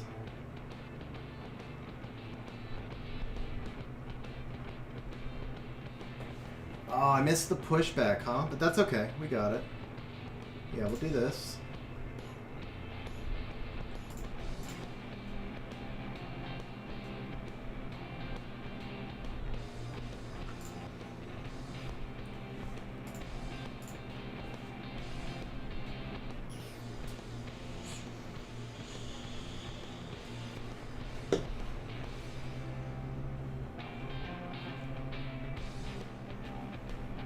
That's like the best feeling.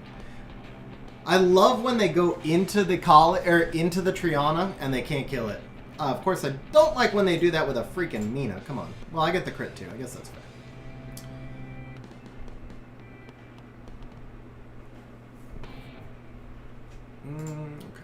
Okay. Yeah, that's fair. Lancing. Just don't proc on me or something crazy.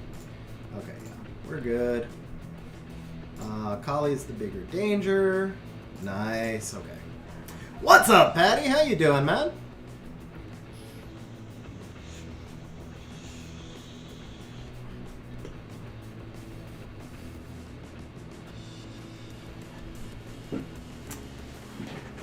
Patty, did you hold G3 last season, bro? Did you hold G3?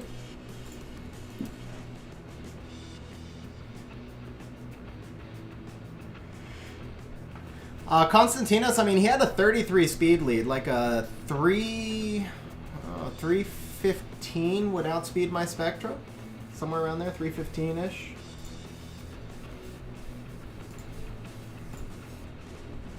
Oh, rip, bro. That sucks, man. I'm sorry to hear that.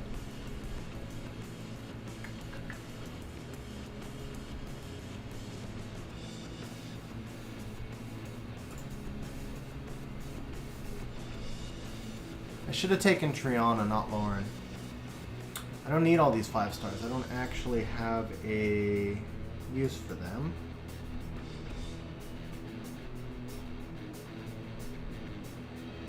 You know what? If he takes on Taurus, he's boxed into a 3-star, so Fran would be his only pick there, right? Oh, Shren. Nice. Okay.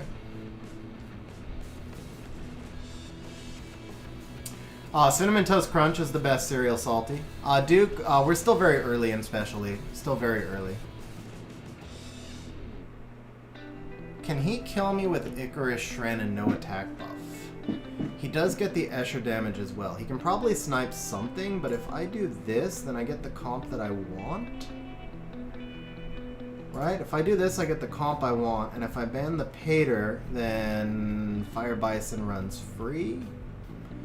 And if he bans the Fire Bison, then I can resurrect whatever he snipes. So I think that'll work there. Okay. Even better.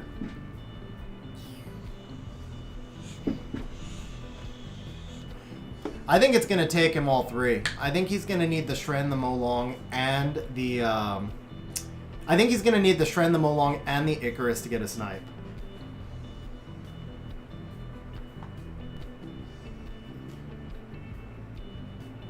Unless he goes after Tyrannus. I guess technically he could... Yep. Goes after the Tyrannus. Okay. And then he's going to get the snipe with the Shren. But Diana should cut. Yeah, Diana cuts. This may be enough to keep Tyrannus alive. Yep, it is. Sweet. Okay. So... I can do this because I've got the Bison in front.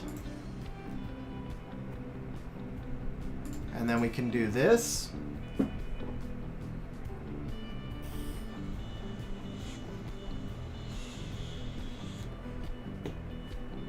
That's fine, we do this. Little known, not secret, but something to know about Shren is that she equalizes off of opponents' HPs, not her own, so if you go into the Shren, you neutralize all of her healing, basically.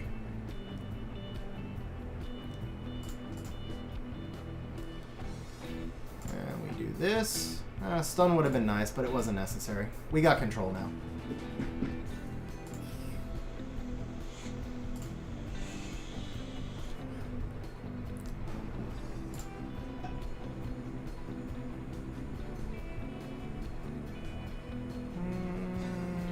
Yeah, we're safe. We can transform.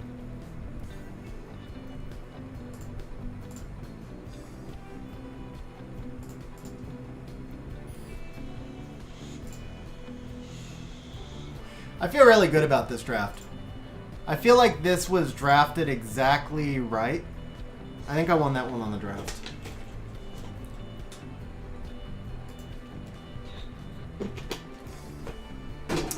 Alright, if I win the last 3, I still cannot make G3.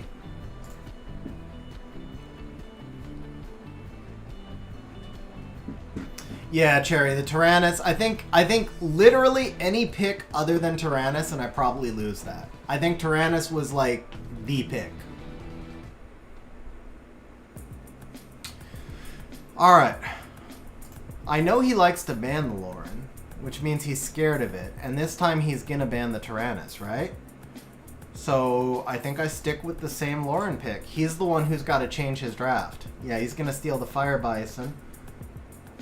And that's okay, because now I can move into Tyrannus Veligul, which is actually a stronger combination even than the Fire Bison. So this works perfectly for me. Because he has no strip, right? So we take this plus the Tyrannus. And now I get to watch what he does here. I'm not forced into the Diana, who's actually not my favorite pick in this spot.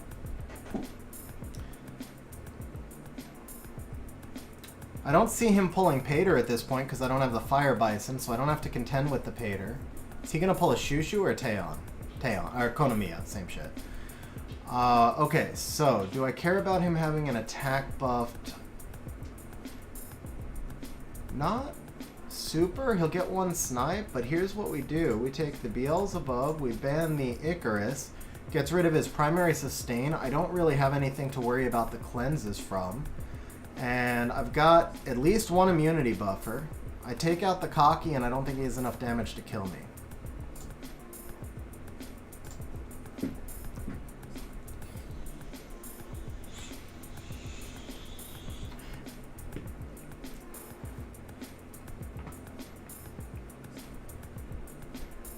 It's gonna be... I don't think this one's as strong as the last draft, but I don't think it's bad. Oh, I wish Lauren was ahead there, man. I really wish Lauren was ahead there. Now he's gonna buff them all along and snipe the Lauren, right?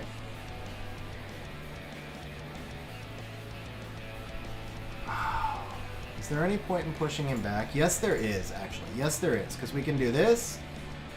And let's push you all the way back. We get back up to healed. I don't need further healing. Nothing's in Molong snipe range. And then we just go into you. Ah, rip. Okay, that's fine. So we do this. Ooh, the provoke on the Bison. Doesn't really matter, but it was nice. Molong can't snipe anything here, but he did get the cleanse. I didn't get in front of him. So I might have wasted a little bit of effort into that Kona. I was kind of banking, not banking, but I was gambling on a proc. Uh-oh. Oh, I misplayed. Okay, I misplayed. Yeah, I got greedy, man. I should not have gone after the Kona. That was stupid. That was stupid. I misplayed this. I got cocky. Not cockeyed. I just got cocky. I see it too late. Oh, rip. Yep. I got overconfident. Okay.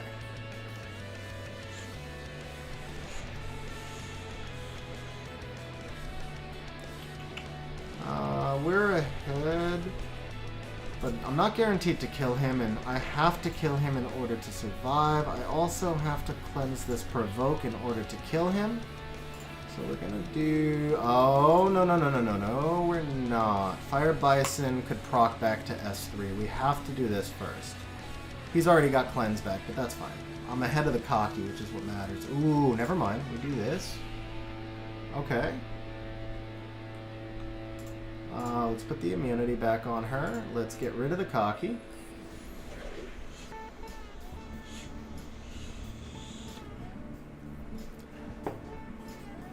I agree with you 100%, Sim, man. I agree with you 100%. These matches are fun. I don't care if I mean, obviously I care if I lose, but I don't care nearly so much if I lose to a match like this where I can be like, oh, I got outdrafted, or he played perfectly, or something like that, you know? Like, these matches are what RTA should be.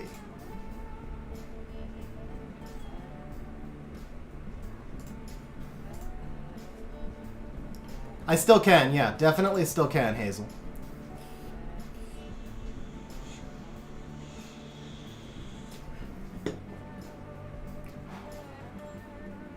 Alright, we're going to save the Vela skill 2 right here. We want to set up How close is he? Oh, man. Okay. No, we're okay. We're okay. I'm ahead, right? I'm ahead. So all you can do is try and stun. That's your only hope right here. Oh! Oh!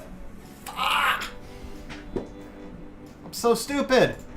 I am so stupid. Why did I not see that? Molong snipes and I lose. I deserve to lose this. 100%. I deserve to lose this. Alright. Yeah, that was stupid. I totally don't know what I was thinking there. I, like, literally forgot about the research. Literally forgot about the research. That was such a stupid play.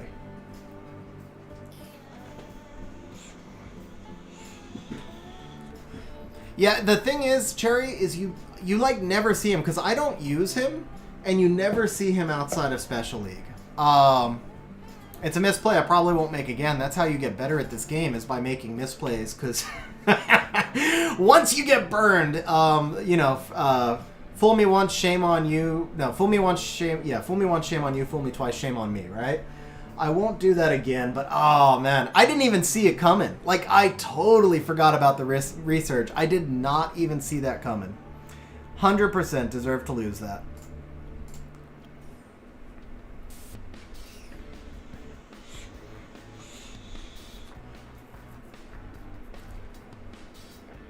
Okay. Where is the bearing bomb? What are the odds this is a Pontos cleave?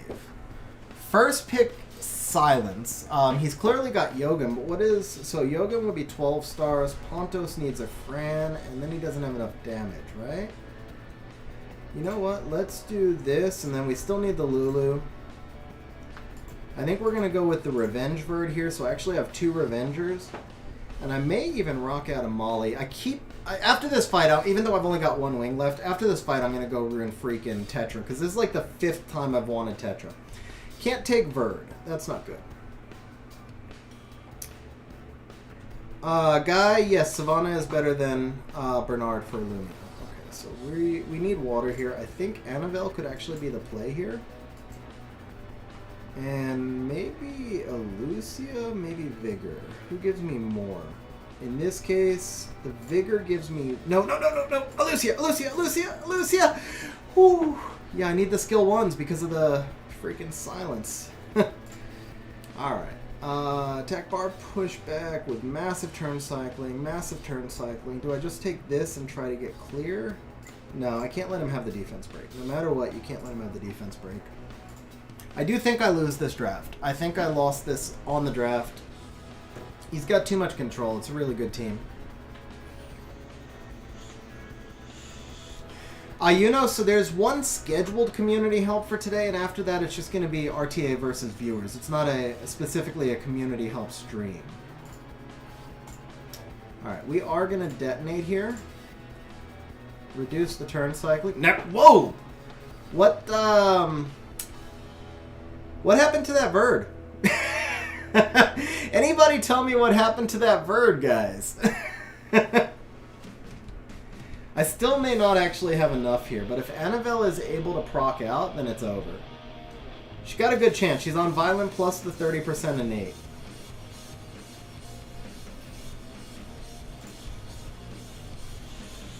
Oh well.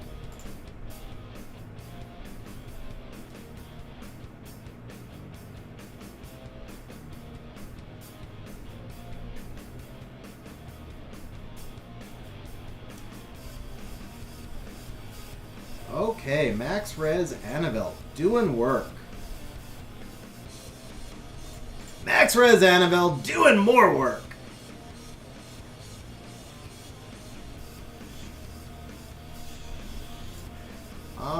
Who's ahead? I can't see. Move. Skill move. Okay, yeah. I'm ahead if I do this. Okay, good.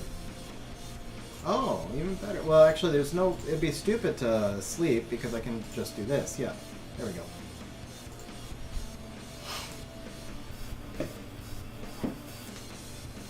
That was a no HP Verd. It was only 17k bomb, Sim. It was only a 17k bomb.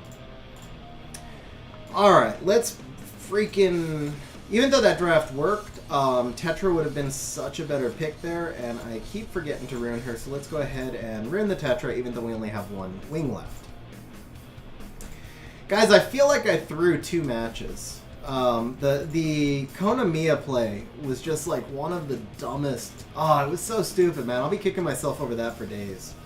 Even if I would have lost the fight, like, I don't even know if I could have pushed Konamiya back far enough.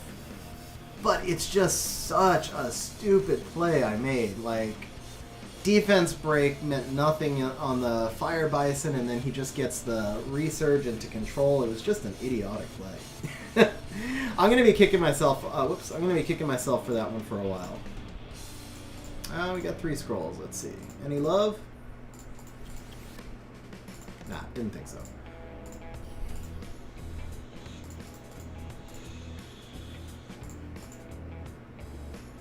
All right, let's pull the Tetra out.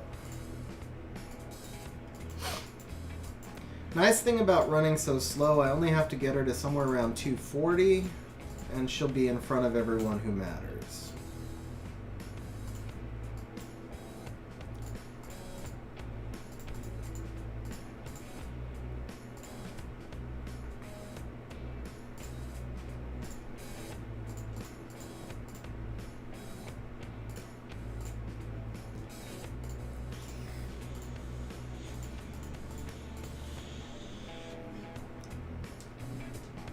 I'll go via Will, Cherry. I'll go via Will.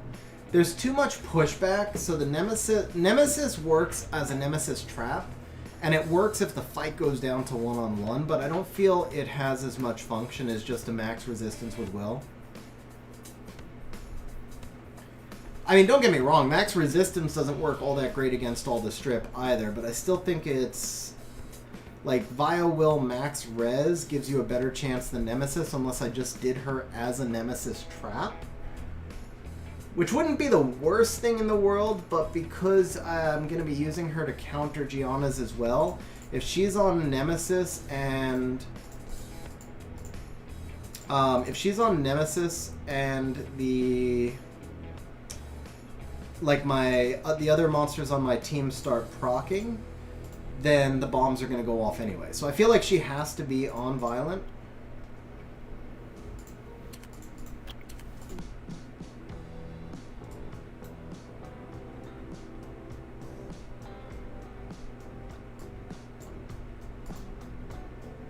That's a pretty trash room, isn't it? Yeah, that is a terrible room. Okay. How about this one? That's a little better. I wish there was defense percent on it, but it's a possibility. Bio.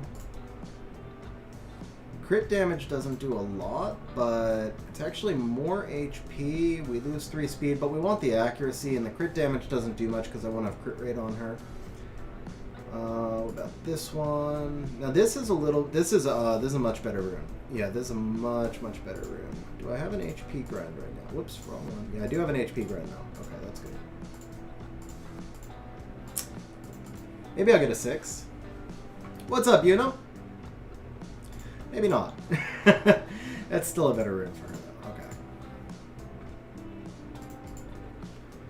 So we're at plus 82, so 192. From these 3 runes, we need to add 60. So I just need to average about 20 a rune.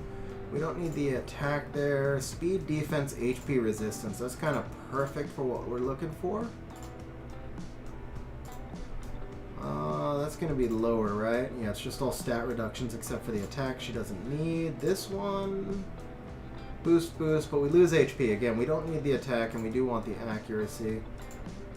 Same deal here. And this one does give me 4 res, but I've got enough res already. I don't need it. Got this one. This is... no, we're trading HP for attack.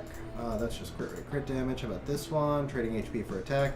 So yeah, we found the best rune.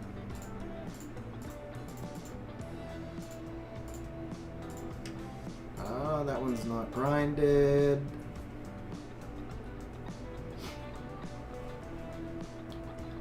Why would you tell me that, bro? Why would you tell me that? You're just messing with me now. You're just trolling, bro. But no, that's pretty awesome, man. I bet you it was fun to watch the Martina pop out. Okay, so 15 speed will be enough. I only need 4 resistance. Let's see. Speed, attack accuracy. Do I just go without the 4 res?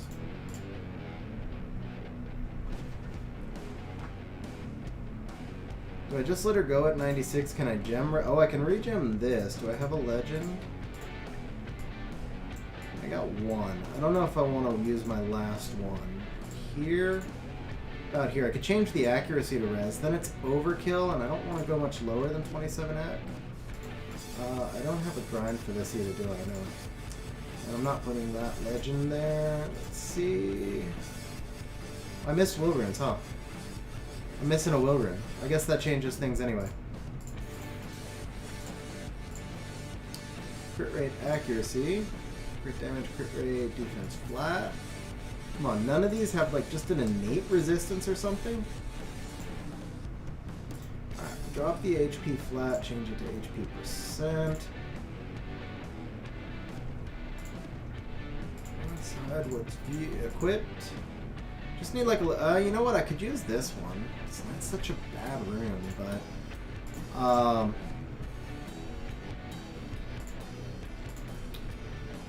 here we go. It's the same rune but better, right? Yeah, that's the same rune but better. Because I get the resistance I need, I get more crit rate, speed's about the same, HP is about the same, crit damage is wasted on either rune. I lose 5 defense. The speed doesn't matter, she's actually too fast. Slowing her down is better because you want her closer. Oh no, I know, you know, I was just saying because she's like my most wanted. Yeah, I think that works, right? So we got Vio, Will. Clearly we're going to need HP. We're going to want some skill 1 accuracy. I just rolled a really big... Not that one. It's under... Yeah. I thought I just rolled like a 21 accuracy. I guess I didn't. Okay, skill 1 accuracy, skill 3 recovery is good. The attack increasing effects away. Skill 1 accuracy, crit damage we don't need. Maybe it was skill 2 accuracy I rolled. 13, 7 crit damage down. Skill 3 recovery. This is not bad, actually. This one's not bad. What's up, Shavino? How you doing, man?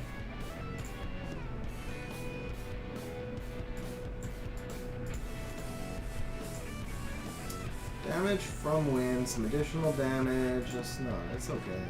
Damage from wind and water. Damage on fire. I like this. Shavino becoming a fantastic supporter. Bro, Shavino, thank you very much, man. Thank you very much for becoming a channel member. Do you still have your access, bro? I don't remember if you have the channel flag. If you don't, just message Sim in Discord and he'll make sure you get access to the supporter channels. What's up, Rosar? How you doing, man? I got 1 wing left, but I kept forgetting to rune Tetra, so I finally remembered to rune Tetra. Been good, man. Been going a lot of back and forth, but honestly, some really fun fights. I feel like I threw 2 fights here. So, I mean, not through. I made 1 stupid misplay, and there was one time where I was talking to chat, and I just timed out on the draft. So I probably could be, I could have had a shot to make G3 today. If those 2 fights, if I didn't make the misplay and I didn't time out on the draft, those 2 fights could have gone the other way. But overall, really enjoying Special League. I wish they would just get rid of RTA and only run Special League. It's so much more fun, man. I mean, RTA is like, yeah, Special League just feels like there's so much more strategy. It's so much more fun. You're not dealing with this BS, Yogan Chung, Juno, Oki, and a 4th stripper, basically. Okay, so first pick Escher. I feel like I probably need the Ciara because Escher Ciara is too tough. I need to control stars, so we're going to go with the Lulu here. It's the downside is he gets the Mo Long. Now this is interesting. This is interesting. I feel like if I go Fran... If he goes Icarus, he needs another 3-star, right? So if I take the Fran here, I'm set up.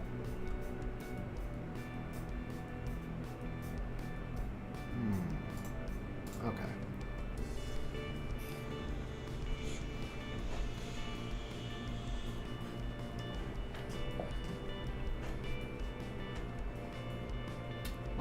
I'm not worried about it. The Leica pick makes no sense to me there. So if I bring Rika and ban the Kona, what would happen? He probably snipes the... He bans the Bison and snipes the Rika? Can Ciara solo this with no sustain? Potentially. Attack buff bombs. I mean, he's going to get a snipe no matter what, right? So we bring the Rika, we ban the Kona. He bans the Bison and snipes the Rika, I think. That gives me double sustain on the Ciara, but he's going to start to go down through attrition because he has no immunity or cleanse. The only downside is obviously the double revenge here plays against me, unless he opens with a skill 2 on the Mo Long. But the revenge actually could help me on the Xing Zhe counters as well. I don't want to take turn 1 here, right? Or do I? Do I want to get my immunity up? No, if I take turn 2, there's a chance I cut him in the middle of his actions.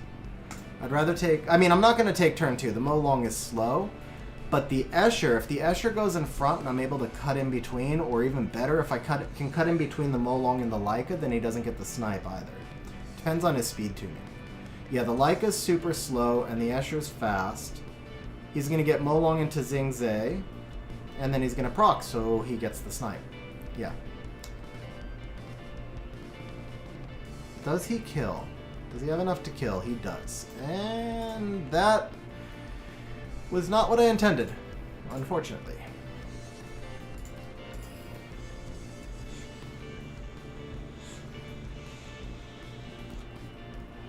Stun on the Mo Long there was huge, though.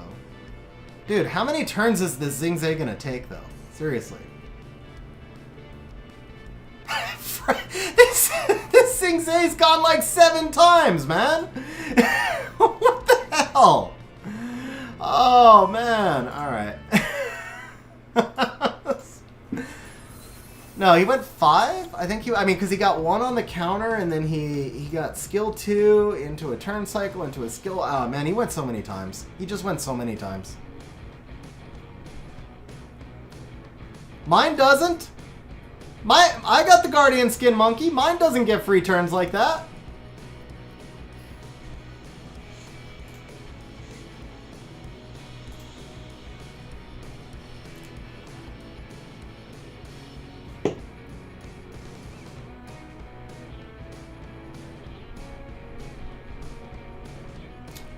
Alright. I gotta keep your attack bar down. And I gotta... Well... Yeah, no, I can just hit you. Alright, well, if you insist, I'll refresh immunity.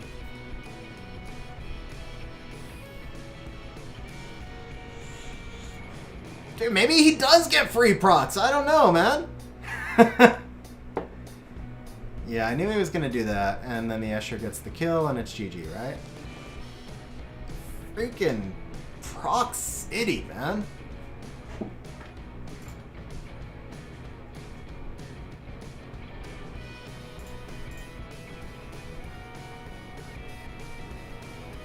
Now, Larry, he knew that his monkey goes... his monkey automatically takes 5 turns every 2 turns with the attack bar boost. He just knew in advance that his monkey would never miss a proc.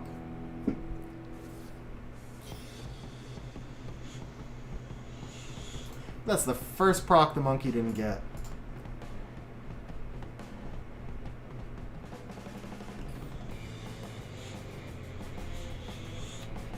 That's just not how you like it to... Not how you like to lose. I mean, you guys tell me, was it not as bad as it felt? Because it felt like this was just 1000% RNG. Maybe, I mean, sometimes when you're in the heat of the fight, it's not... Like, sometimes when you're in the heat of the fight, you overreact, but this sure felt like he just procced about 20 times more than I did. Or, well, I guess like...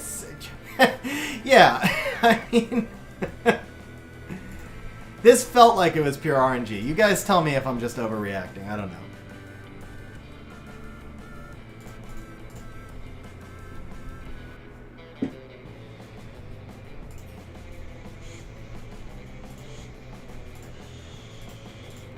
Oh, here you go, Anthony. So, I mean, you got to keep in mind the Xing Zhe gets the turn cycle. So the Xingzhe took 5 turns right at the start, but that was including a turn cycle in the middle. So there's the first proc.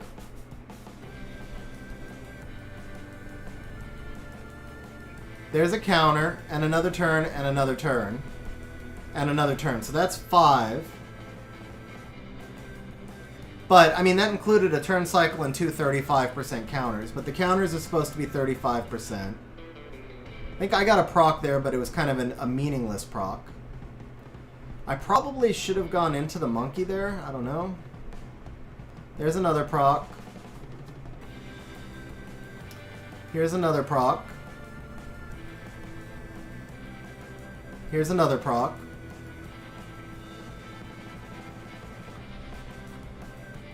There's a proc on my side, but by then it didn't matter.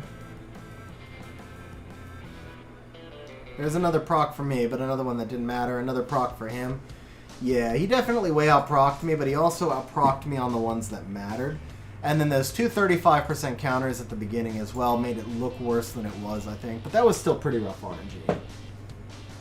I did get 2 Despair Stuns off Rico, where I should have only gotten 1. I don't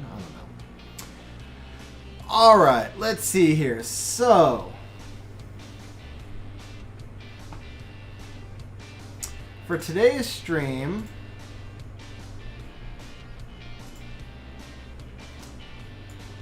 Deku77 was supposed to have a redeem for today. Oh, wait a second. I remember. No, Deku77 is... Okay. So we do not have a... but hey, at least I stayed G2. I mean, I think I'm pretty neutral. Yeah, it's not plural, Terry. It's singular. only one person got a payout. I did not reach G3.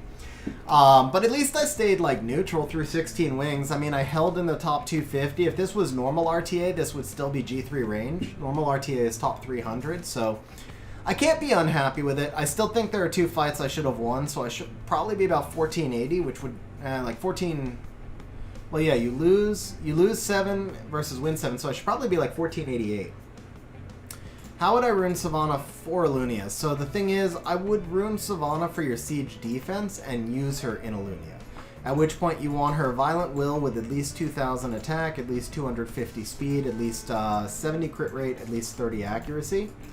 And then if you can get more crit damage on her after that, that's awesome.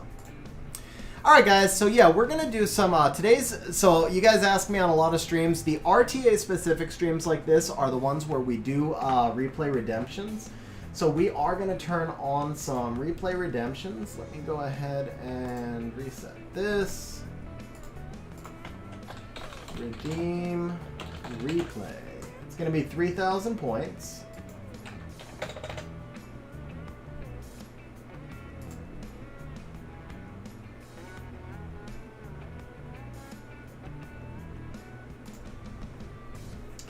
Weird, I could have sworn there was a command to draw people in at random. Doesn't seem there is, but it doesn't matter. We'll draw you sequentially. So replay redemptions are turned on. Are you still holding up near G2, G3, Rosar?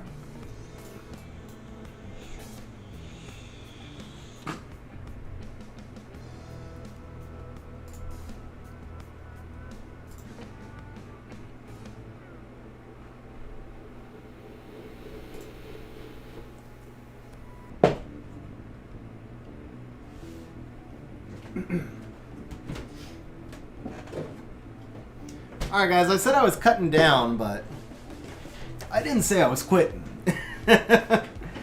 You're stuck at G1. That's not that bad, bro. I mean, come on, Guardian, that's pretty awesome, man. That's still really high ranked. I mean, you've been making massive progress from 3 months ago.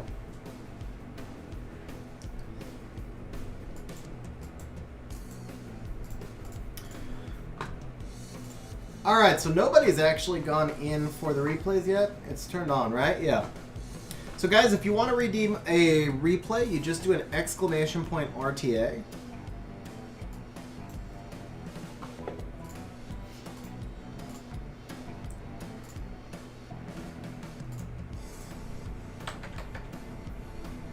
Why am I going to Ace's channel?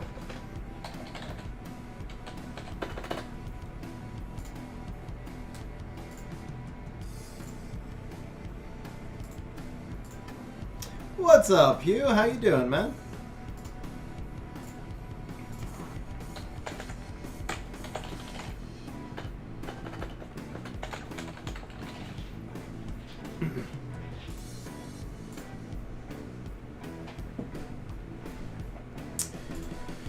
All right.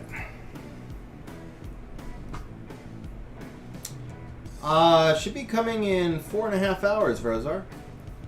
But I can't do it right away because I have to wait. I haven't gone far enough. I have to 2A something before I can move through that quest line.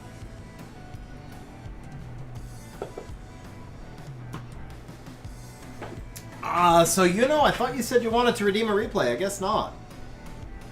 So last call for replays, guys, and then after that I'm going to be converting this to RTA with viewers.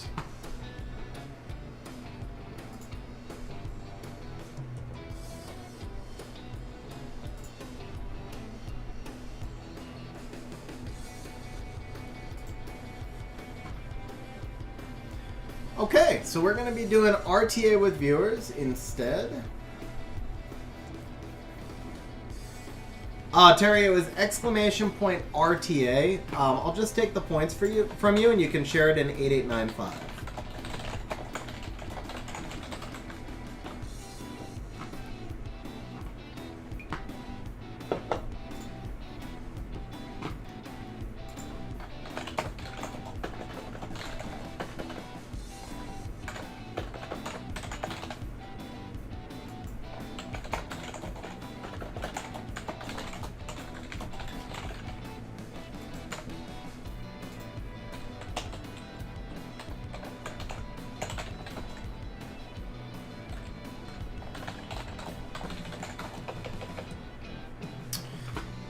Okay, so actually, guys, I just realized I need to... Can I change the room settings in here?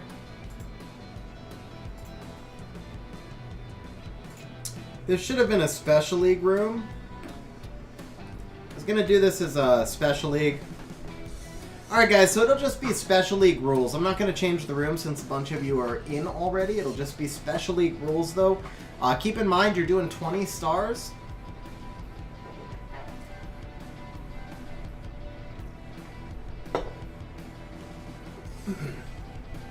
I'll be going try hard. If you beat me, you win 1,000 points. Costs 1 point to enter, so it's just free points for anybody who beats me. And then, of course, I'll just give you my thoughts on your draft afterwards.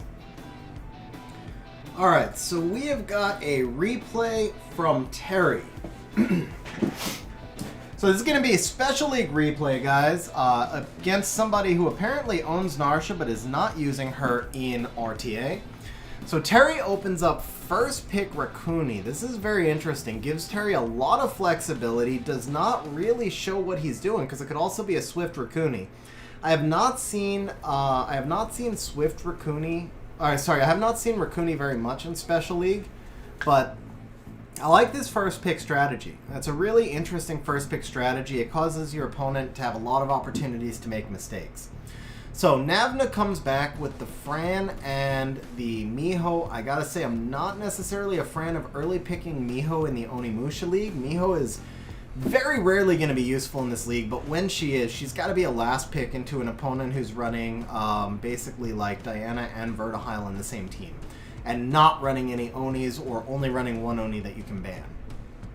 So Terry comes back, obviously, with two Onis, the Kaki and the Suki.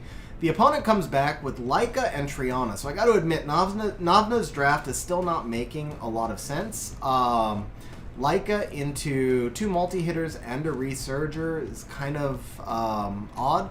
The double sustain I'm fine with. Some of this is obviously star management, so the Fran and the Triana are good, but the Miho was a dead pick, and the Laika is honestly mostly a dead pick. Terry coming back with the Chow. I'm going to be honest, Terry, I'm not so sold on the Chow pick here either. Chow doesn't do anything into Laika or Miho. Doesn't really do much into the Triana. I am a little confused by the Chow pick, I'll admit. I feel like a Fire Threat or a Water multi-hitter would have been a more logical pick here. or possibly even just a little bit more sustain since your opponent's already drafting double sustain and you did have a 5-star slot available, even something like a Veligil.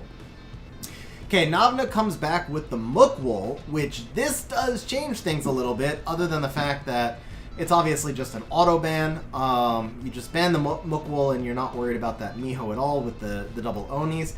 This is where I would have liked to have seen maybe another sustain unit in place of the Chow so that there's less that can be stunned. Obviously the Chow can't be stunned, or he can be, but he has a chance to cleanse it.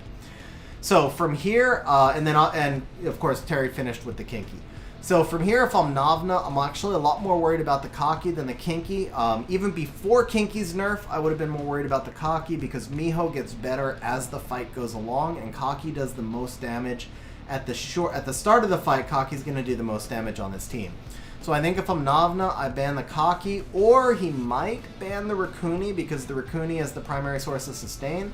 But all 3 Onis heal themselves, and Chow also heals himself. So I think the Kaki is the ban here, and the Mookwool is just like a force ban on the other side.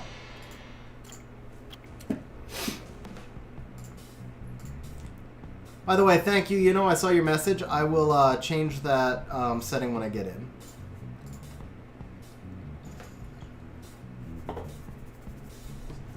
Vrozar also, thank you guys.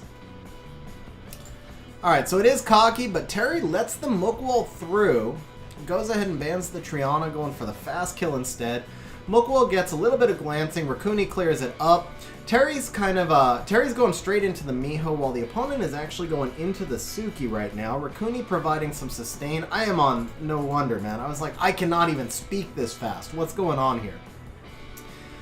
So Hugh, it is open as a drawing. You type !enter. I'm going to try and get through a fair number of matches. But you type !enter to get into the drawing.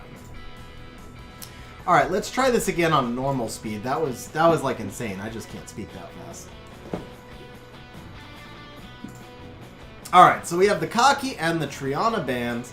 Mookwool opening up gets the buff, gets 2 strips with 2 glancings, but the Raccoony cleanses the first glancing. Terry going straight to work on the Miho due to the provoke in part, but I think he would have done it either way, to be honest.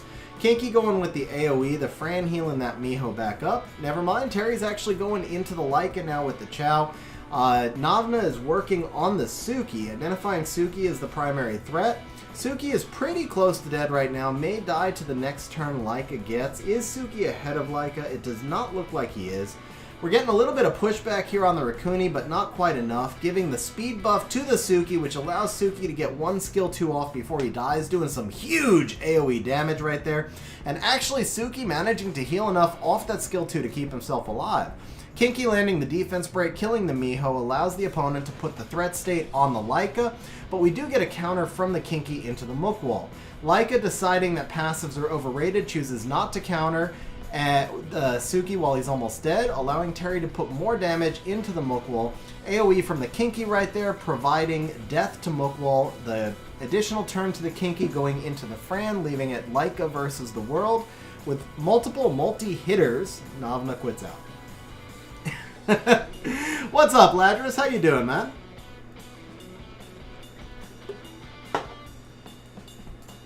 Alright, guys. So we are going to come back in here to the... Let's go ahead and enter. Manage contest. Got it. Okay, so we're going to go 20-star battle. Change that up. Authority settings. Okay, that's fine.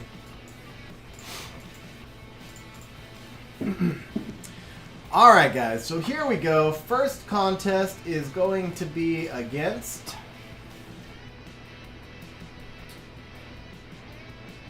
Reaper. Reaper up first, and Terry, you entered right in between as I closed, so you're going to need to re-enter. Alright guys, so this is going to be a try-hard match. If does beat me, he gets 1,000 points. There's going to be a big rune quality discrepancy here, but I'll still give you feedback on your draft regardless of the runes. So opening up with Lulu first pick. First thing I'll tell you is this is a Kaki league. As strong as Lulu is, I would be opening up with the Kaki, because what happens is you now run the risk of facing this. Now the 2 stars is nice, but at the end of the day, Kaki is just a little bit too strong. Hey, Cherry, thanks for hanging out on stream, man. Have a good day.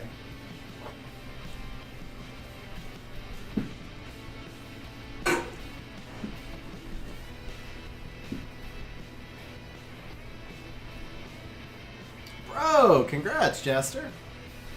Alright, Yuno going toxic with the Yogun and the Lauren. So, at this point, you do have immunity. You have a chance for 2 more 5 stars, so that is concerning. It means I'm probably going to have to let this Lulu through. I'm going to go for my own Molong here, actually, and then I am going to take the Ethna to strip those buffs. It does limit me down to 3 stars, but I feel like I've got a strong core comp right here. The Yogun Lauren is pretty toxic, but the big risk that Yuno is running is not having enough damage, and the Water Ryu is actually not helping that. So, bro, I would try and make sure that you've got 2 damage dealers here, because these 3 do no damage for the most part. It gives you a ton of control, but if you only bring in 1 damage dealer, I can just ban that one out. So instead he goes with the Vigor, which actually plays in really well to my Ethna. That does change things up a little bit. At this point, I could bring in the Miho, but there's not really much sense in it. So Lucia becomes the play for me here, because now I actually can ban the Lulu out. The Lauren can control 1, and the Yogun can control 1, but because he has so little damage, I think I can outlast the control. This way I've got 2 sustain units, I've got 3 high damage units, I've got 1.5 control units, actually 2.5 control units of my own. And then on this side, once I ban the Lulu, he has nothing to protect him from the Elucia if he lets it through. He has nothing to protect him from the Ethna, and he has to let one of those 2 through. And if he lets the Ethna through, I've got tons and tons of buffs to steal as well. So he does ban the Ethna.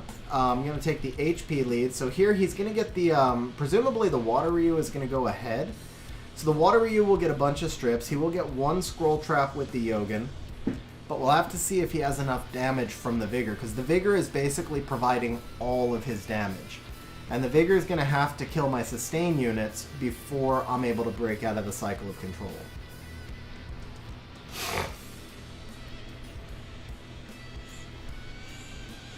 So Lauren goes into the Molong. Bro, why didn't you scroll trap the Molong right there? You could have turn cycled yourself. I get that you're probably trying to scroll trap something else, but yeah, I would have scroll trapped the Molong while you had the chance, man. Okay, so Lauren's obviously the biggest threat for me. We're gonna go for that. We're gonna cleanse the defense break here. Let's go ahead and put the Vigor to sleep for a while. We're gonna snipe her out. And then there's just not enough damage for him to be able to kill my Molong before the friend gets a turn.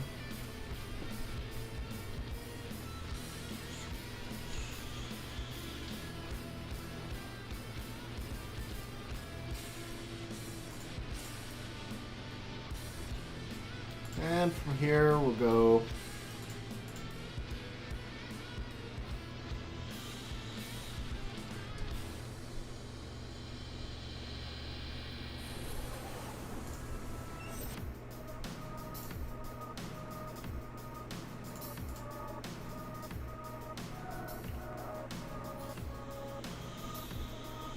nice stun. Nice stun on the Elucia. But you see how this is different? If you scroll trap that Molong, then he's not there to snipe the Lauren.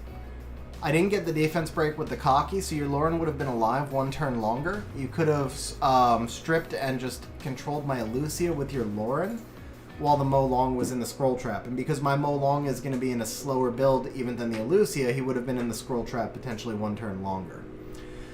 So good game overall, man. You got some really nice meta units. Your Ryu did some really big damage there. I'm assuming he's in a damage build. And with the Yogun going first, you had a little bit more damage than I expected, I'll be honest. So the draft makes a little bit more sense with Ryu in that build. I still feel like you might, if that's like your set comp, I feel like you're going to struggle against turn 2 teams to put out enough damage. But yeah, the biggest thing right there was if you got a chance to scroll trap an enemy who's rocking immunity units, take it. Because even if I didn't get immunity up somehow, I also still had the Elucia to control you. Okay, so next up is going to be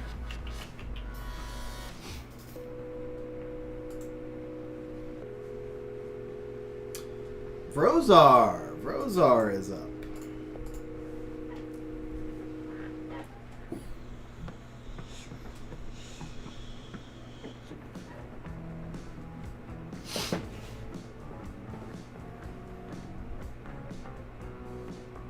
Yeah, you can re-enter, you know. You can re-enter.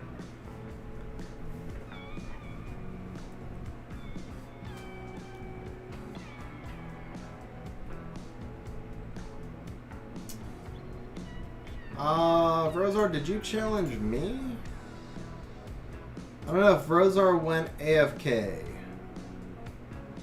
I'm not seeing him respond though, so we're gonna pick one more, and Vrozar, we'll give you a minute. If you come back after this, then we'll let you in. If not, you'll re-enter. So Hazel, you're gonna be next up.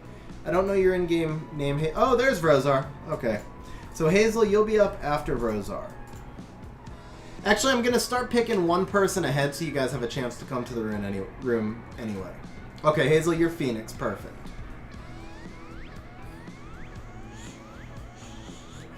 All right, guys. So the only reason I'm doing this is because I know how good Vrozar's Ethna is, and I play my teams around Ethna a lot as well. So we're going to first pick the Ethna here. This is my Ethna. Vrozar's Ethna is disgustingly good.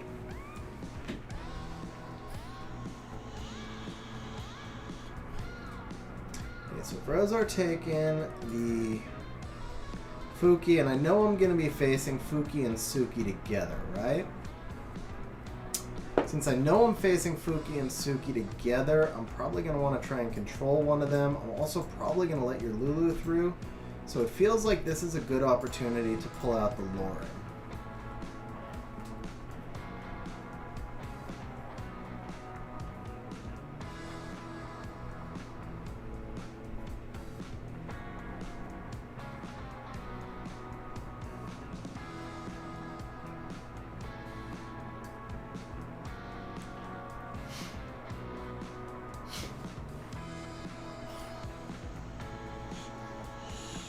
Bro, I was actually going to pick Diana. So you saved a 5-star for the end as well. I can't remember if you have Molong. Alright, well that makes my 4-star pick easy. The Antares has got to be picked here, right? I still feel like I probably want to let the Lulu through.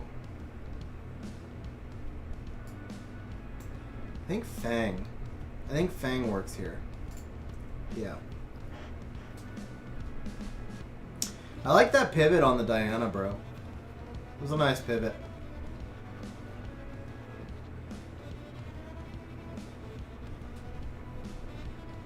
I mean, Vrozar could still play the Suki here. I know he likes to play the Suki a lot. Doesn't make as much sense against the Fang Ethna being the primary threats.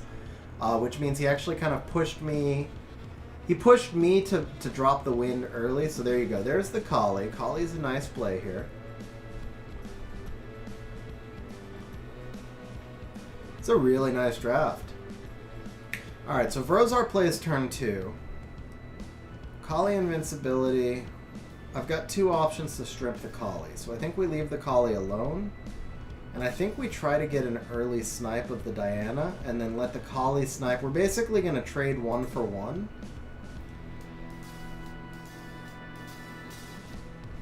I can't snipe the Diana with the Ethna though. I still think we're making a 1-for-1 trade here, and I'm not sure if that was a good trade or not. I'm not sure if that was a good trade or not.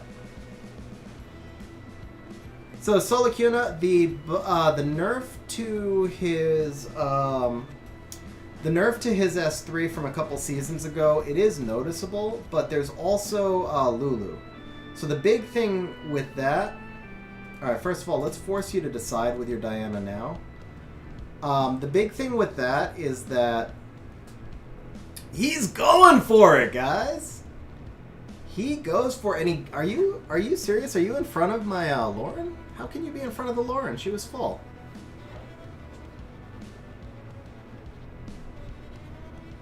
What the hell? She was full attack bar. You shouldn't have gotten that extra turn. You didn't proc. That was weird.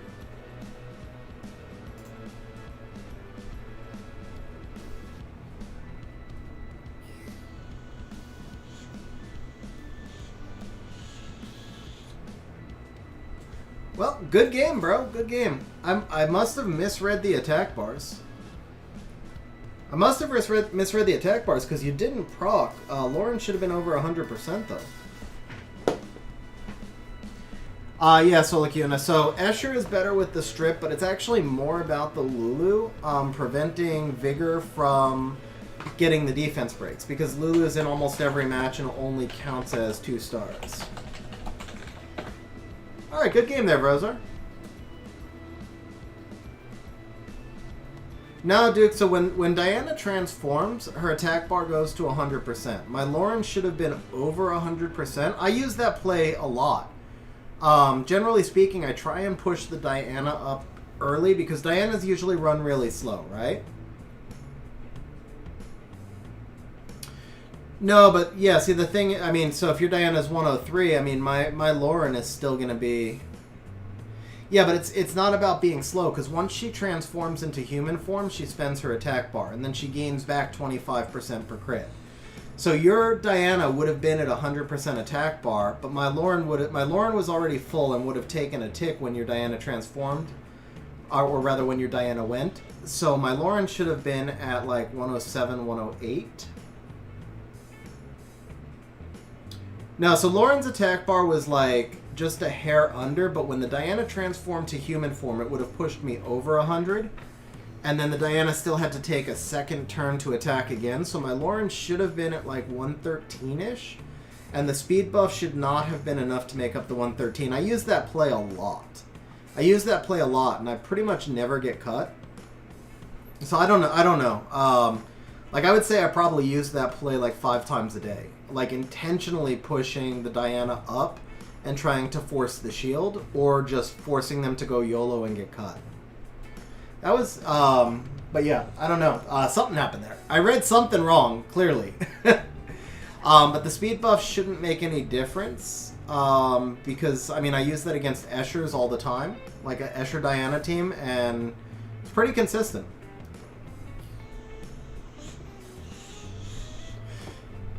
Yeah, not if they proc Duke, but Diana's actually taking 2 turns.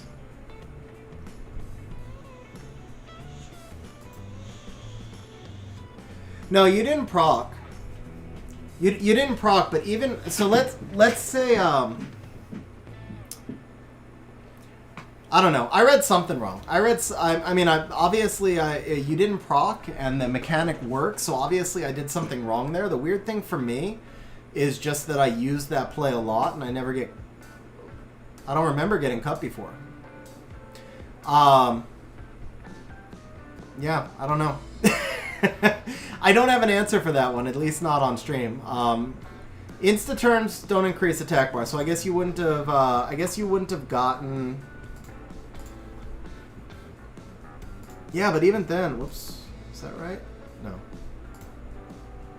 Yeah, I'm a little confused, but.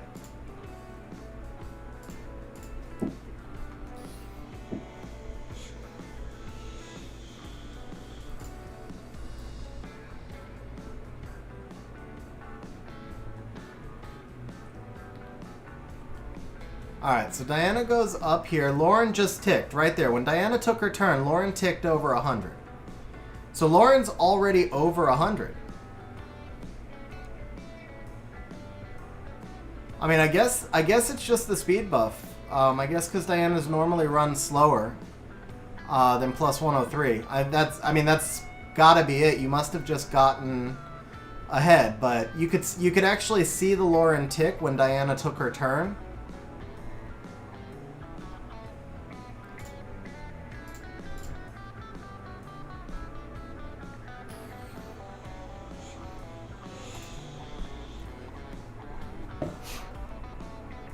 Yeah, so right here, the Lauren's at like 90-something%, right? Now, Diana takes her turn. Lauren's over 100 already. Now, the human form didn't count, but once you took the attack bar back right there, the Lulu could have been ahead. I mean, it makes sense the Lulu was ahead, which would have been fine, but the Diana... Oh, I get it! I got it. It was the Lulu tick. It was the Lulu tick that did it, because Diana had 2 turns to get back in front. That's what it was. So if Lulu doesn't take a turn, Lauren cuts. But because Lulu took the turn, Diana's speed buff turn in order to put her in front. That makes sense. Yeah, that makes a lot more sense.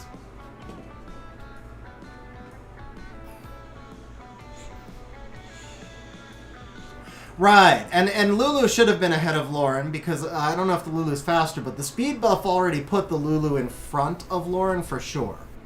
But the Lauren should have been far enough ahead of Diana to cut. But once the Lulu went, Diana got a second tick, and that second tick with the speed buff put her in front. That makes a lot more sense. Cool, learn something new every day, guys. Learn something new every day. Okay, so, I'll have to keep that in mind in future, because thing is, I don't play a lot of Antares, so usually when I push Diana in front, I'm pushing her in front not that quickly, which also makes sense, because normally by the time I can actually push Diana in front, it's like 2 or 3 monsters have gone, and I'm just trying to get her in front before my last monster goes, so I have a chance to cut.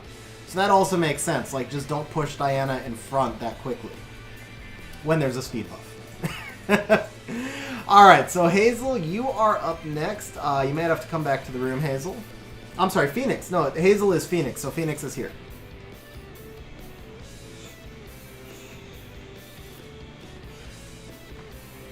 I actually think that might have happened either way, Shavino, because my Lauren is still 40 speed faster.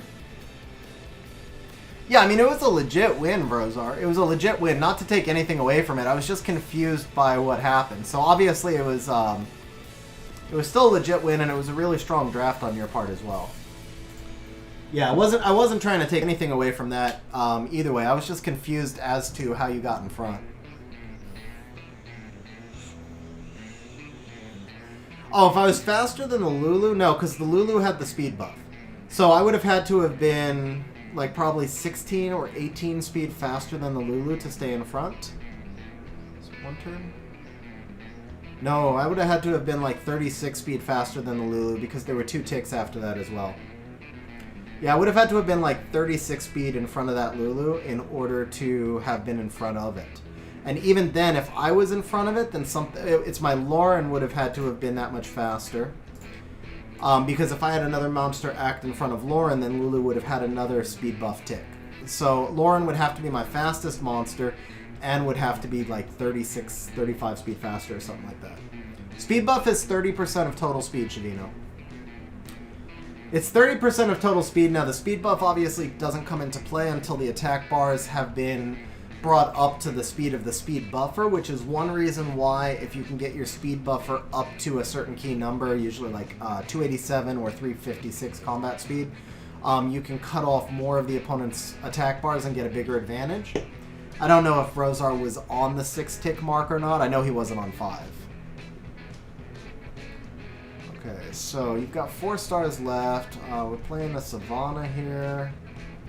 You know what? I'm just gonna try something.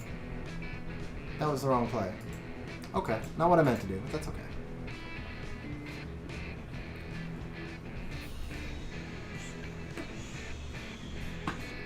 Still works, but it changes my ban. I wanted to bring out the aerial here. I actually have aerial built specifically as a Savannah counter. Yeah, that's a good call, Duke. Let's go ahead and pick the next person. Alright, so we're going to have to let you have the turn cycling. That Leica's going to get a lot of turns. Wait a second, you don't have strip. Why would I let you have turn cycling? Yeah, just take away the attack buff. There's no strip. Yeah, take away the attack buff. You have no protection, no strip. Okay. Okay, so, Hazel, as far as your draft goes, I think the Savannah pick was probably a little bit early because you gave me some time to try and pivot into it. And then Savannah without... I mean, Savannah is strip, so I suppose technically you could strip into a proc, but then you only get to push back 1. Yes, you know, you do have to enter every time. But yeah, for me, the Savannah should have been a later pick in the match. Leica's also normally a later pick, but if I'm telling you to last pick Savannah, I can't tell you to last pick both. I don't know about Laika into Kaki, though. That's the thing, is like, because Kaki will usually beat Laika 1v1. And see, like right here now, your Savannah's mostly shut down for 2 turns, and by the time she gets a chance to skill 3, I'll have already dismounted her.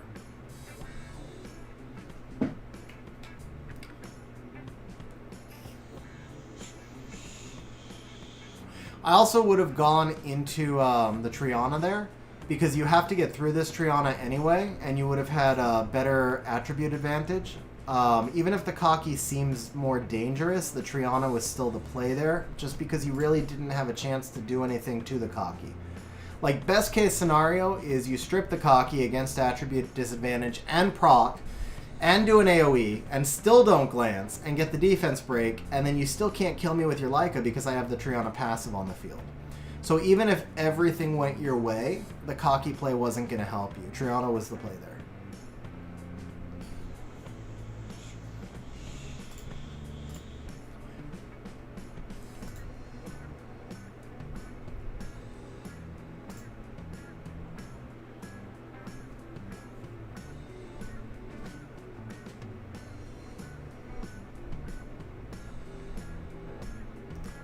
Terry, you're telling me your account is crypto, the one you're using?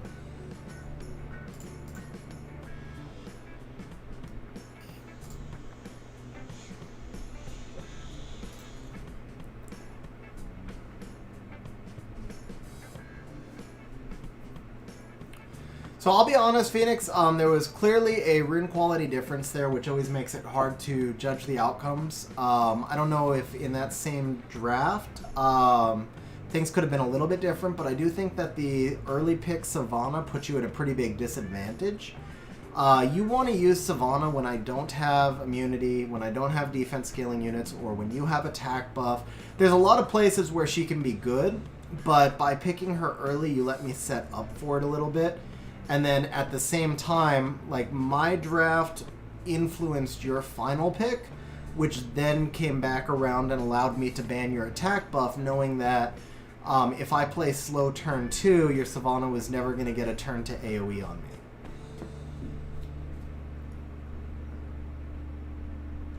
Yeah, Shavino, I actually still have... sorry, Solacuna, I do have that. I actually built a better version of it a couple of weeks ago, which I can share. It's not in Discord right now, but I'm happy to share it in Discord. I just have to reset it up as a template. It does not account for speed buff, though. It will only account for speed lead, and then for...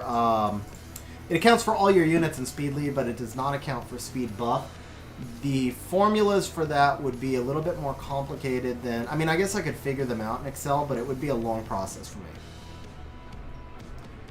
Yeah, honestly, Hazel, you probably need 2 strippers in that case, or you need to play a team full of single target strippers and have your Savannah act last. But if Savannah's going to be... Savannah gets pretty much shut down by immunity, so like if you have Barbara, and you play something like Barbara plus Lauren plus Yogan plus Savannah plus like a Lulu or something, whatever, to make the stars, you know you are not in, no. But yeah, if you get... the thing is, you want to bring Savannah out at the end when people haven't had a chance to do something to counter her, and then she's devastating. But if you show her early, she has enough known counters at this point. Or then, even like in that draft, where I couldn't actually pivot into a counter, but I was able to just take out the attack buff and let my will runes do the work. Okay, so Terry's coming out with the Fran. Okay, so we need this, and we need this.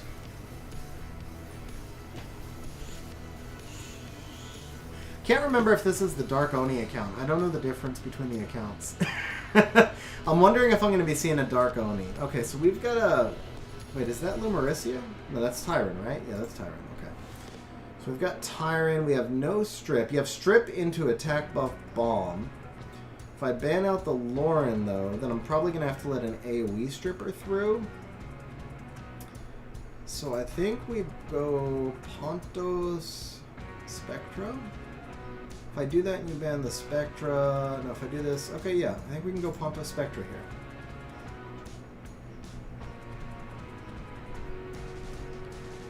Oh, it's the Dark Oni. Okay. That's nice. I guess Tyrant's just in there as a secondary speed lead, right? So I can mostly ignore the Tyrant because I have double immunity. This feels like a very set comp. It feels effective too. So I think my best play here is to let you get one strip or one snipe.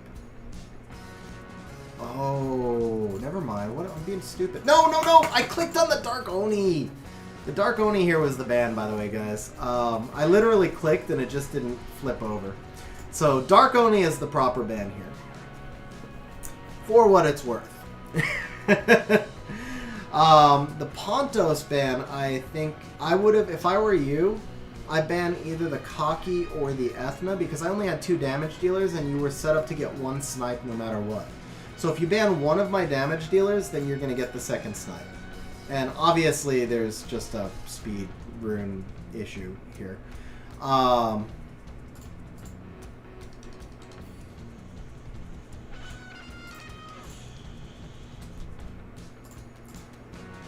Yeah, so we can't really judge any gameplay on the match.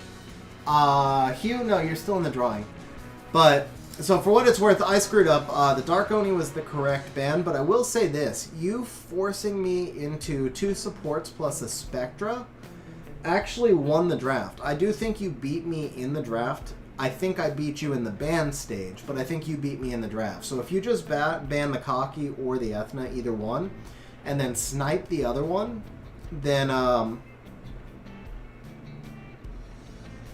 you know, do you not have enough points? Maybe you don't have enough points, you know, because I don't see you in there. Yeah, no, Terry, I mean, the rune quality was irrelevant, but as far as the draft goes, you drafted really well. Like I said, I think you outdrafted me. But when you're looking at your bans, just think in terms of also, like I said, if you can snipe one and ban the other and then I have no damage left, your Tyrant would have eventually become a factor. Because I couldn't have killed you fast enough to keep immunity up the whole time. And even if I could, your Dark Oni was going to get a second turn with his S2. Or your Ciara would have poked a hole, or your Lauren would have poked a hole, something like that. So Yuno has 40 points. I don't know why it's not reading you, bro. It's open, too. Oh, you know what? Alright, let me try this. Maybe this is the problem. Let's let it breathe for a second here. And pick a winner. And then we'll open it again. Alright, try it now, Yuno. Shiki, you are next up, man. You're next up.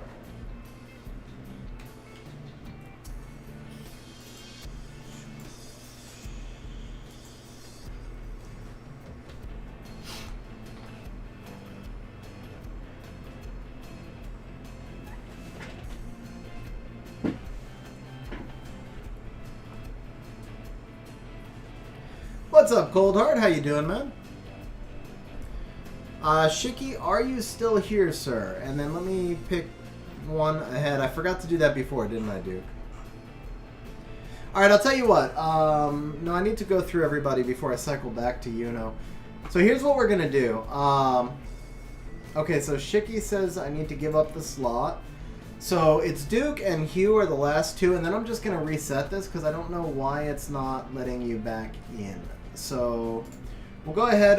Duke, you're first up, and then Hugh, you'll be the last one, and then I'll reopen. No worries, Shiki. No worries, man.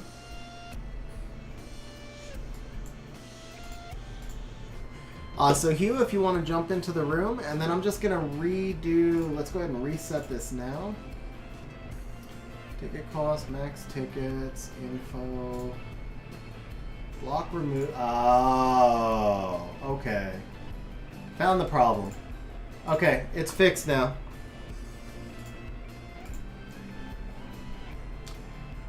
Shank 7, okay, got it. Oh, it's a Megan Best Deck Cleave. Okay. I've got your Kaki. I grabbed your Kaki already. So, from here, I think we can go... Yeah, I would, by the way, I would not have rushed out the Megan because she's not going to be contested. So you really didn't need the double attack bar boosters here. I would have taken some other part of your comp earlier on, possibly something that's a little bit more concealed. Beelzebub? Yes, Beelzebub. Because now you're letting me move straight into my anti-cleave right away. Ooh, Carcano Dragonov. Okay. However,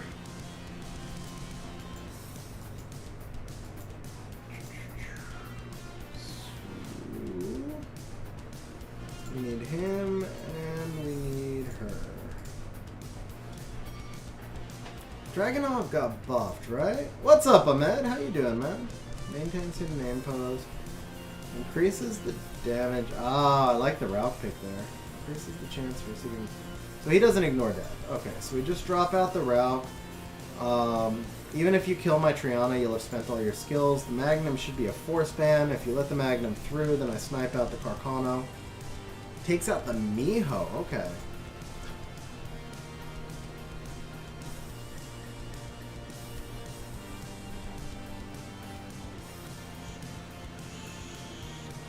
So I suppose if you're fast enough, you can avoid buffing with either of them, and you could get the Carcano into hidden aim pose, but I still think that the Dragonov dies, and I don't think Carcano can solo.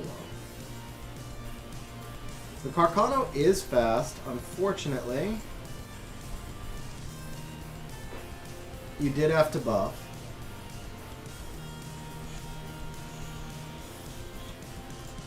Let's just do this.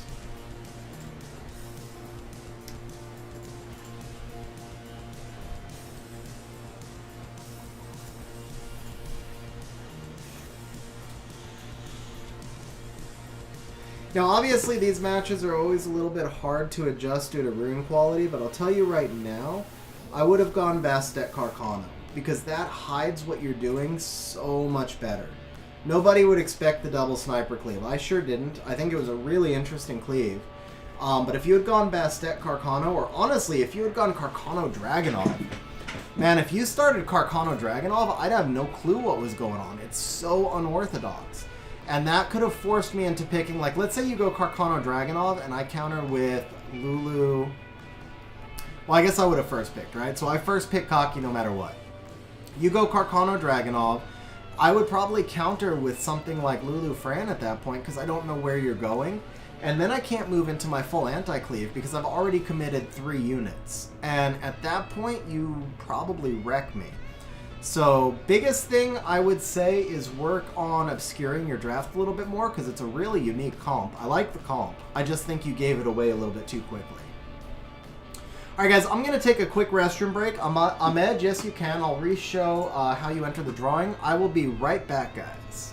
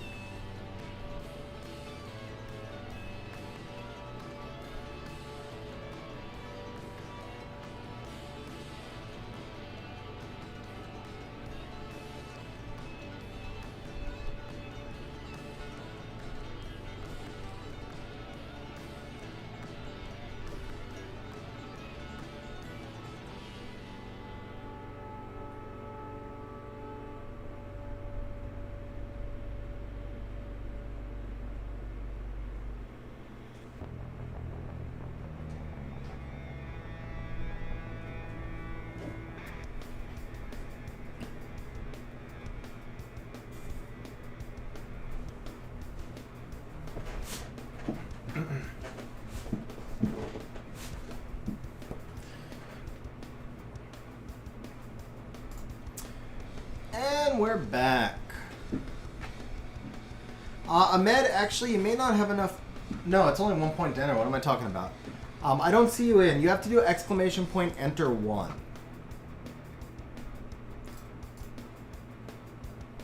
Okay, there was there... Oh, Hugh. Hugh, you're next. And you are Shanks. Okay. And then, you'll be next after Hugh.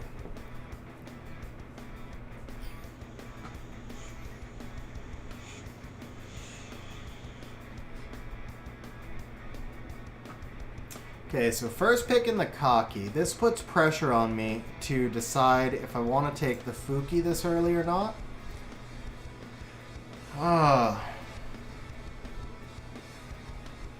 Yeah, no, I remember, bro. I remember.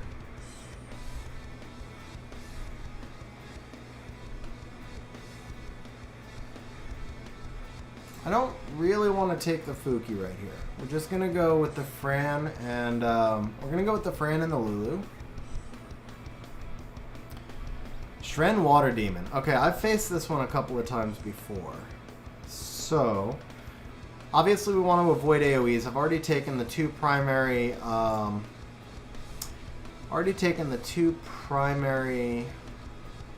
immunity buffers. But I think we're going to go demon versus... Guys, it's going to be some demon on demon action. This is like OnlyFans level stuff right here. Demon on demon action right now for your viewing entertainment.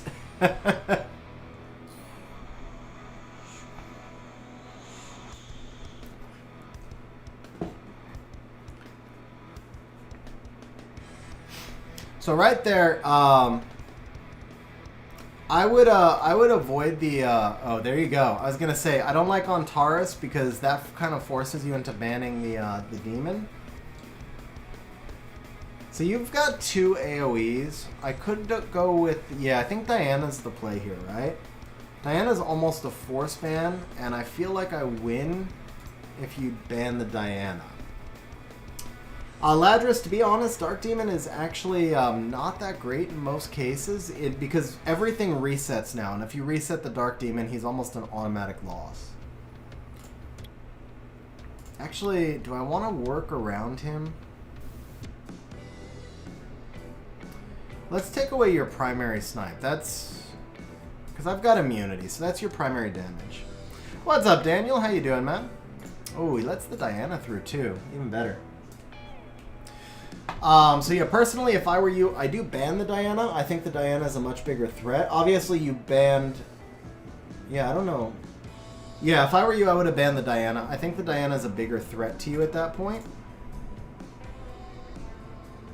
We're going to attack break here. No, we're not. Okay. Ooh, that was a hell of a cut right there. So that means now we're going to be bombing here. We'll just do some fluff damage here. Put the immunity back up.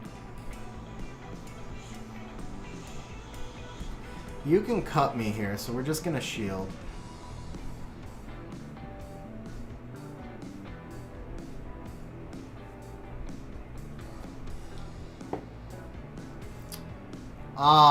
I don't have a lot of experience with Dragunov, to be honest, but I do think I like Carbine better than the Dragunov.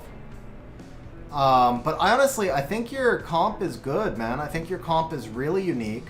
I think the biggest thing is you just want to conceal it a little bit better. I really like the idea of you first picking the snipers. I think that's going to confuse the hell out of people. Let's attack break you. No, okay. Attack breaks are overrated. Nobody needs attack breaks. Oh, wasn't enough of a bomb, huh? So you're gonna get the kill here, and you get the... no, you didn't get the kill. You got the proc instead. That was unfortunate. Okay, even if the demon cuts, I have to go in... well, you got 4 buffs right here. This is just gonna wreck, so... what the... I mean, I know it's a resistance lead and all that, but I've got 30-ish accuracy. That was kind of crazy. And now your demon's in snipe range. That's not good. So let's go ahead and put him down.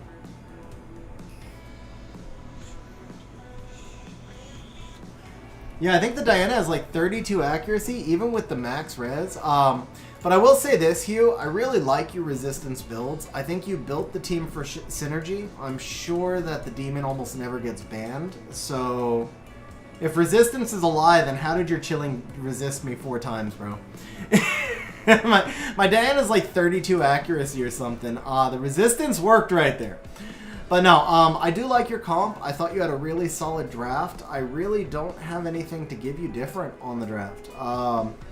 I don't have a lot different to give you on the gameplay either. I mean, maybe if we looked back through, there'd be like some little thing somewhere, but I thought for the most part you drafted solid, you played solid. I thought I also drafted really well. The one big thing is I would not have given me that Diana. I would have taken my chances against the Dark Demon. That's probably the only play you made that I didn't like. Generally speaking, in the current meta and also against your comp, Diana is stronger. But I will say I understand more why you let her through, because you had that resistance lead, so you were less worried about the buffs. And that does add some logic to the ban as well.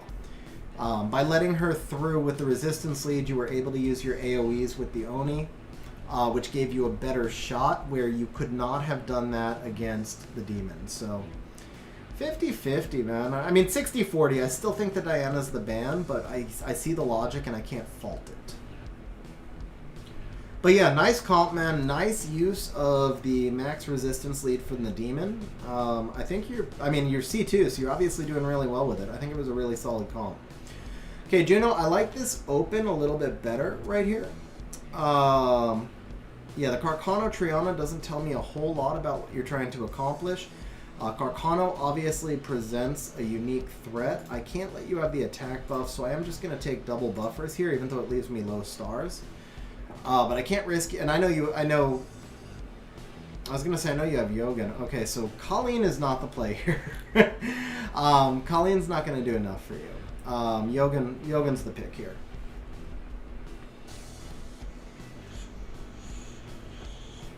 Now the Carl's interesting. I know he just got buffed. What was his buff again?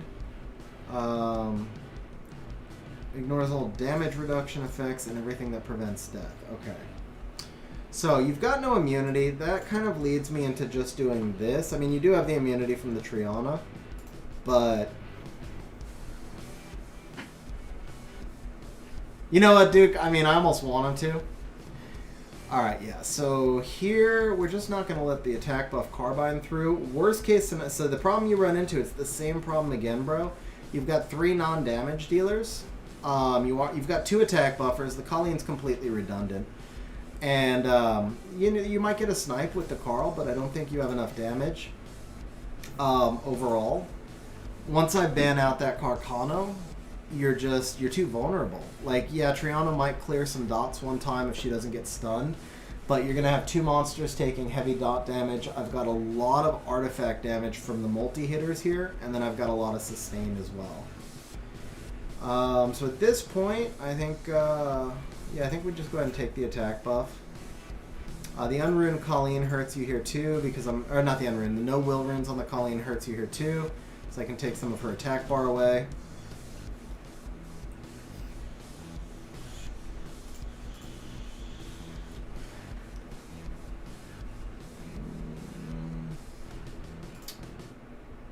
So here we try and stun and see if we can force. Now your Triana has to proc the skill too, and your immunity's gone.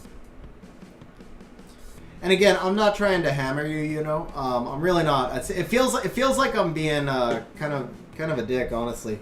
But the idea of this is ultimately to be able to help you guys improve, right? So at the end of the day, both of your drafts were the same thing. You've got to get a 3rd damage threat in there. We'll just actually attack break him. So now your primary damage dealer is attack broken and provoked.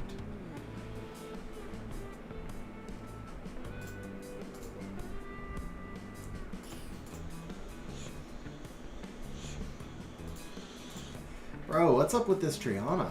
Landed nothing.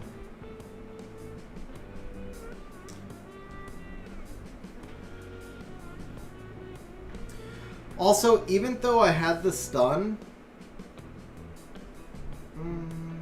yeah, she's gonna die to dots. We just push Triana back, right? And then push the Yogan back a little bit. So even though I had the stun, I would have held that Triana cleanse because I had both of my big AoEs left to go, right?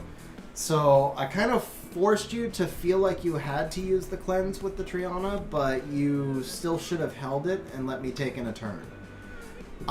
Because then once the Rika goes with the dots, at least Triana can cleanse off the Carl, which is the only damage dealer you have.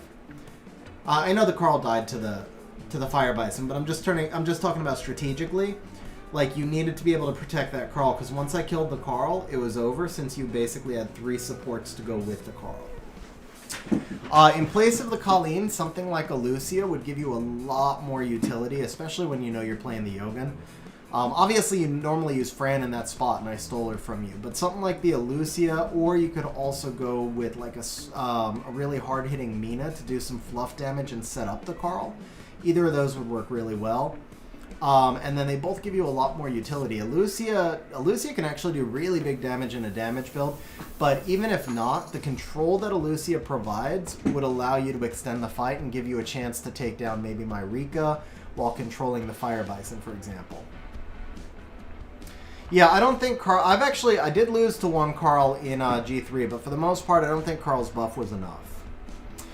Demas, I'm guessing you mean Mephisto, and if that's the case, I don't know if Sim is still here on stream. If he is, he'd be the man to ask. I've never built Mephisto on my account or anyone else's. So I know you can do him Swift as an attack bar buffer. I know you can do him Violent and get some big damage out with the additional attack bar buff. I imagine you could probably do him Despair. A lot of it's going to depend on how you comp him, though. I think he's a flexible build, and because I've never used him, I'm not really the right person to answer that question. Mr. Ulam or Ahmed, whichever way you prefer. I've been streaming for about 3 hours. We're going to stream for about another hour, maybe a little bit less because I got a late start today. Alright, Terry is next up.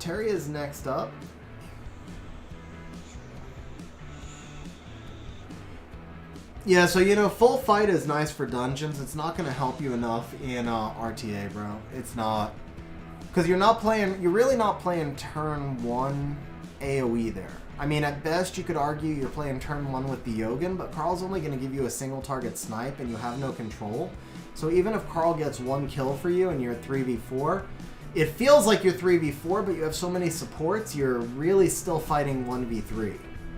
And then your 1 has already used his skill.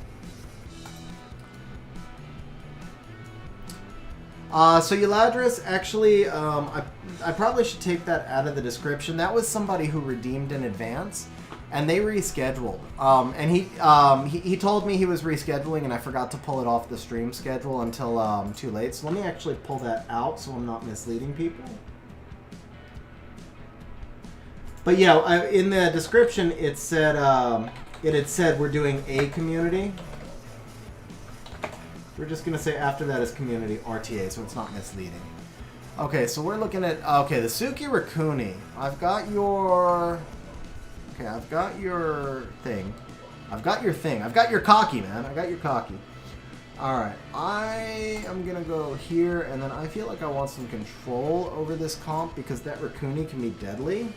So we're going to take the Lorne for some pushback and balance out our stars. So you're going to run Sylvia double Oni comp with Resurgers. I almost feel like there could be an Ileana coming. That would actually make a lot of sense here. So Kinky and then probably last pick Ileana. If that's the case, we're just going to ban the Suki and it's a pretty easy win. So I don't actually... I guess that's not the case because, yeah, well, it's too easy of a comp. So we definitely want Ciara here. And then Ethna will dominate both of these two. It's got to be Ethna, right? Or no, I think we want the Molong Snipe. That gives me more flexibility. Yeah, we take the Molong Snipe here. So Ethna will dominate either of these two. Okay, so we're just looking at triple Oni. With no attack buff, I would have to take 4 AoEs, right? Dark Dalsim. Oh, that's a unique pick. Okay. So he does give you some defense breaks and stuns, but overall I don't find him a major threat. So if I ban the Suki, you're going to be very low damage here. I know he just got a damage buff. I haven't seen that. But ultimately, I don't think you have enough damage. Even with the Rakuni cycling into the Sylvia, I don't think you have enough damage to do anything more than like kill 1 unit. I have 2 Kinky counters. I have big damage here. He gave me the attack buff as well. So I struggle with this as well as to what to ban in this comp. I will be honest, I think the ban here was probably... I think the ban was Fran, because you left me with attack buff.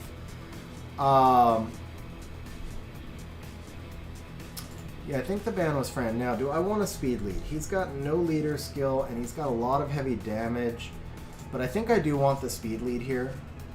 This let me put up my immunity, but hopefully, more importantly, it'll let me cycle a little bit. So I get turn 1 immunity while he goes through all his stuff. He can't get a stun with the Dulcim, and then I can get back ahead when his immunity is down. Oh, it's a fast Sylvia. That actually works in my favor, I think. Sylvia's going to lap me now with that speed buff. And my screen just froze. There we go. So he goes into the Molong. That was just fluff damage. Nothing to worry about here. At this point now, we probably just want the stun. I've got immunity from the Kinky. Holy! Okay, that was just unfortunate, man. I'm not going to lie. And I got to take the Raccoony, man. The Raccoony is... Actually, the Raccoony is the key to what makes this team work. We'll go ahead and put this... Yeah, let's put it on Dark Dulcim. Let's bomb Dark Dulcim, who doesn't care about bombs. There you go. We do this, and yeah, that was just bad luck with all those stuns, man. That was bad luck with the stuns. Didn't get any... Yeah, you didn't get any despair stuns from the Kinky either, so that was just really bad luck.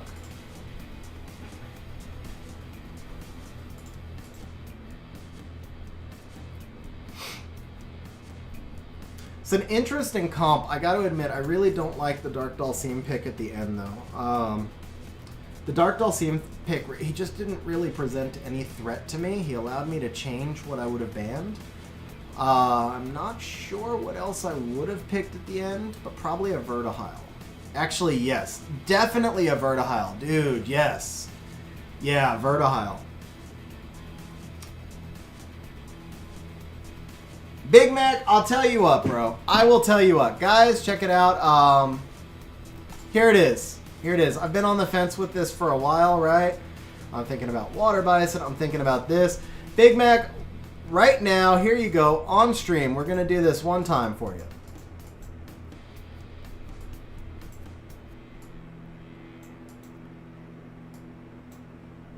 No, we're not, because I can't find her. We're on highest grade. Where the hell is she?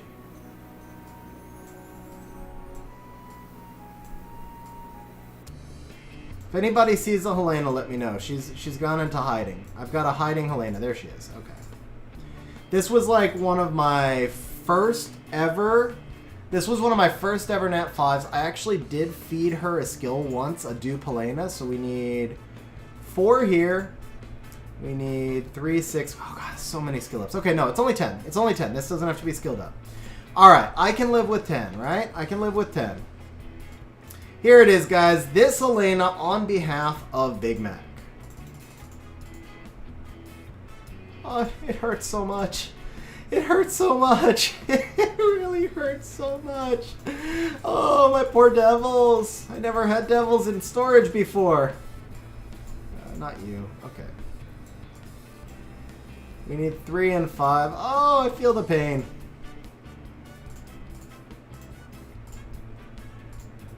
My hand is shaking. That's why I keep misclicking. I'm like, my devils! My devils! Oh, my devils! Here it is, bro. That is a fully skilled up Helena on behalf of Big Mac. Let's go ahead and give her some runes.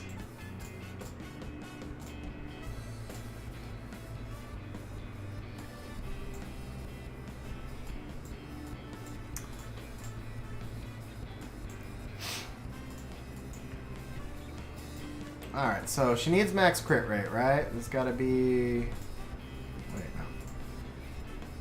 It's on the passive, right? I'm sure she needs max crit rate. Each attack if you land a critical hit, this scales to HP, right? Human form, attack power will be increased. Yeah, so we just basically need HP, crit rate, or crit damage HP. I think for this is a more complicated build, so instead of me YOLOing it, we're actually just gonna run this through the optimizer. Big Mac with the super chat says, add the sauce. Big Mac, thank you very much for the super chat, bro. I really appreciate it, man. All right, guys, I'm like shaking. I can't believe I just spent. No, I'm just playing. Actually, I've been on the fence about Diana for a while. There's really only 3 that I've been thinking of deviling. Not Diana, Helena. It's basically Helena, Fire Mage, and Water Bison are the 3 main ones that were at the top of my list. And I know I have enough left to do the Water Bison within probably 2 weeks. So I was like, okay, I'll have Water Bison done before Special Week starts. We're going to go here. We've got Helena. We are clearly looking for Vio Will. Could do Despair, but I think we're looking for Vio Will. Speed or HP, crit rate or crit damage. We'll also take a look at HP there. HP here. We are going to assume the grinds that we have. We are going to say we need at least, I'll say 35,000 HP, 200 speed, 1,000 defense. We're going to use the filter threshold. We're going to need about 20 accuracy at a minimum. I'm going to say 94 crit rate only because I can gem in more crit rate if I need to. I haven't yet, Mr. Rom. I will, though. What's up, Frank? How you doing, man? You missed me failing to make G3, and you missed Rosar kicking my ass. So, guys, one thing to keep in mind, you never want to lock yourself into one specific build because runes can fit together in all sorts of different ways. So, for example, just one example right here, I just rolled this rune yesterday. Wasn't it? Will? Was it Vio? Yeah, here you go. I just rolled this rune yesterday. So, like, this rune could very easily go onto Helena with a crit rate slot 4. It could also just be a big crit damage build if I can get a crit damage slot 4 on her. But at the same time, I could wind up with an HP slot 4 with max crit rate and really high crit rate through subs, making up my crit damage off this rune. So you want to try not to think of it must go into these specific runes, and instead you want to think of all the different runes that can theoretically work. So speed and HP, either one of those will work because I could have a high HP sub. HP, crit rate, crit damage. Honestly, attack probably isn't the best rune here, but it could theoretically work. And then HP right here. Also, I really don't think, I mean, an accuracy rune maybe, but the accuracy rune's a real stretch. It'll run more builds, but I'm clearly not going to wind up settling with accuracy. The other thing to keep in mind is, and I actually just screwed this up in my build, I should be looking for 800 defense here, not 1,000, because Helena is actually going to be better with defense artifacts and higher HP in the subs. So you think about an HP artifact here is basically equivalent to a 12% HP sub, where a defense artifact here is about an 18% defense sub. So just in terms of sheer stats, if I have a slot 3 that's got crap tons of HP percentage and no defense percentage, that rune fits better on Helena, and I just throw on some defense-based artifacts. So we're going to go ahead and throw this here. By the way, Trems, what's up, man? I don't even think I said hello to you earlier, but how you doing, man? What's going on? Frank, no, I was just playing, man. Actually, the Vrozar fight was really interesting because I got very confused at how I lost, and we had to look at the replay, and it was like a community effort to figure out. But what we figured out was a really interesting new, not new, it's an old mechanic, but we figured out an interesting phenomena. So basically, I forced Vrozar's Diana to turn cycle in front of the rest of my team because I was trying to get Vrozar to shield. And Vrozar decided to go into human form, and what I thought at the time was YOLOing Diana. Like, when he went human, I was like, okay, that's it, I win, automatically. Because it's a play I use a lot, and people very consistently will go into the human form, and it almost always wins the match for me. But it didn't, because Vrozar didn't proc, but he got back in front of me, and the math didn't add up. I'm like, my Lauren's at like 110% attack bar, and his Diana should be 100, so how'd he get in front of me? And what we figured out was that he had a speed buff on, which allowed his Lulu to act in front of me, and it gave the Diana one additional tick to get in front.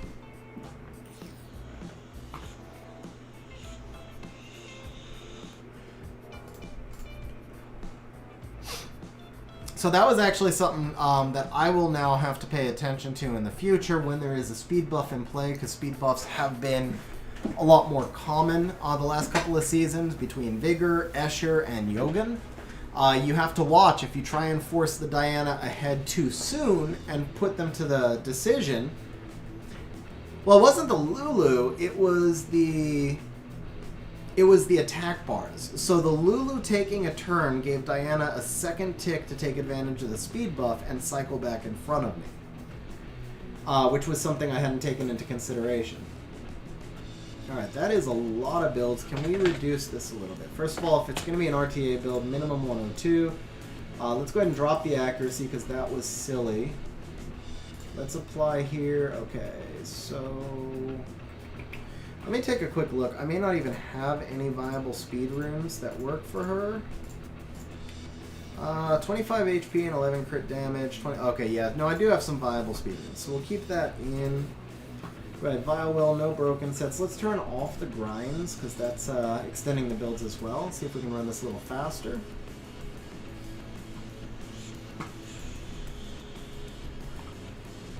I actually want to run this in Swap Connect, but while that's running, let's play around and see if we can find our own build, because that's going to take a while to run. So first of all, let's see what we got for crit rate. 19 speed, 13 HP, kind of low. That one's no good. That one's terrible. 22 crit damage with accuracy. Really low HP sub and no speed though. That's going to be hard to use. That one's also going to be hard to use. So let's check. I think I do have a 28 speed crit damage rune that's not being used. Yeah, so let's see if we can make enough crit rate to take advantage of that rune. So we will definitely need to go speed over... Oh no, we don't need speed over crit rate. We need HP over crit rate here. 11 crit rate. That's not going to get it done. Let's see. 16 crit rate. I can gem this res off. I don't know who that's on, but that rune is like very inefficient anyway. So, not a very good rune. Now this rune's a little better. Little, not great. And then this rune... I just changed my mind, man. I think maybe... would Helena be better on double Nemesis? Do like a really slow Nemesis trap Helena. I know she doesn't get the proc turn cycling, but she could do some serious damage setting the team up. Because I don't think I have the violent runes to make the build I want right here. That's what I'm seeing right now, is I don't have the violent builds to make the team. Okay, that rune's pretty mediocre. This rune's okay. Not great, but it's okay. We'll take a look at that one. That's pretty mediocre, and that's just, yeah, that's still garbage. I already have like 40 monsters runed for RTA, so and they're all violent wills. So my rune depth here is kind of limited. Do I have a speed grind? I do have a speed grind for this. Okay, yeah, the optimizer beat me. The optimizer was faster than I was. So let's go ahead and see what we've got here in the optimizer. Fastest potential build is 221. I did not check for damage, so we're going to go no transformation. Okay, we'll just check skill 1 damage.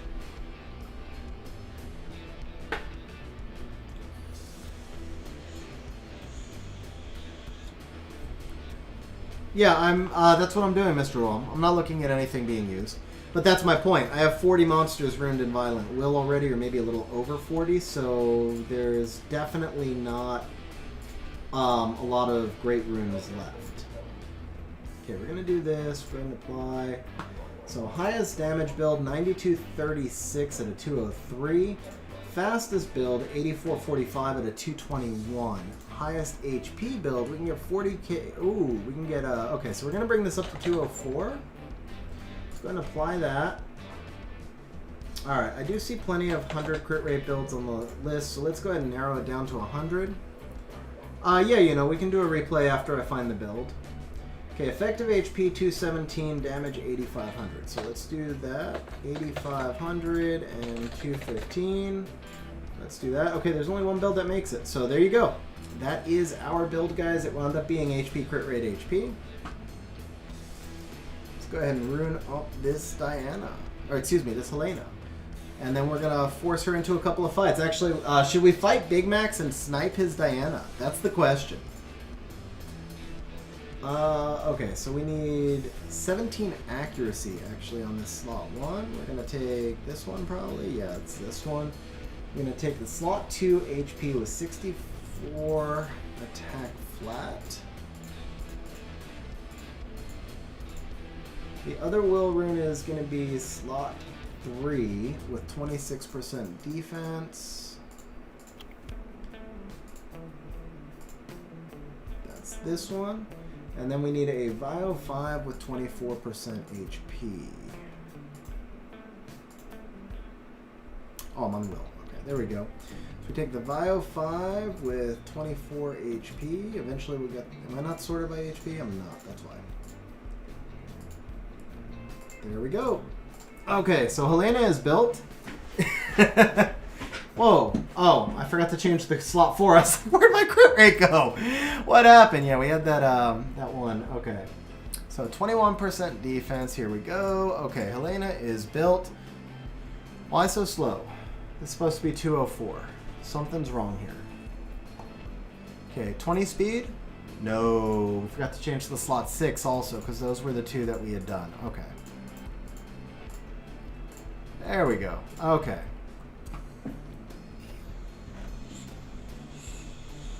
Alright, so accuracy is low but fine. Attack is fine. Defense is actually fine. So I'm not going to worry about prime stat. What I really want is skill 2 crit damage.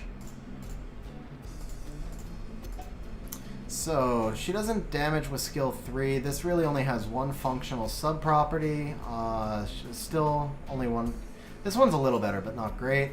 Now this is good. Attack increasing effect. So this is a little bit better because we're getting 6... on the skill 1, we get 4%. On the skill 2, it's not great, but it's better. This one does nothing for us. This one, okay, this is looking better. Yeah, still not great, though. That's not very good. That's not very good. That's not very good. That's not very good. Damage by HP, but in human form, she will not have the HP, so this really doesn't do much for us. Skill 2 crit damage, skill 2 accuracy, skill 1 accuracy. This is a pretty mediocre, it's a very inefficient artifact, but it gives us HP, and we get use out of 3 of the 4. I'm not playing anything with a speed buff right now, other than Vigor, but we get use of 3 out of the 4 sub-properties, so it's a more valuable artifact to us. Skill 3 crit damage doesn't help. Skill 2 crit damage, additional damage by speed, skill 1 crit damage.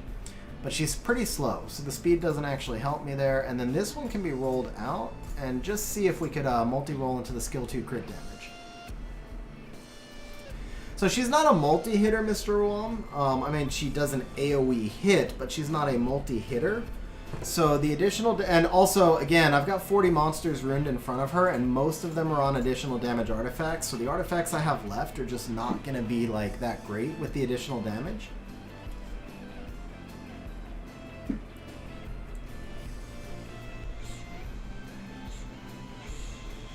Come on, skill 2, and this is a good artifact. Hey, okay, we'll take that. There we go, we got a winner. Alright. So from here, I think... By the way, I don't know if you guys noticed this up here. I just noticed this recently. I think it was added. I actually kind of remember it was added like a couple of balance patches ago, but I forgot about it. Well, you can't get damage dealt. So this was the type artifact. You can't get damage dealt on an element on the type. You get it on the attribute.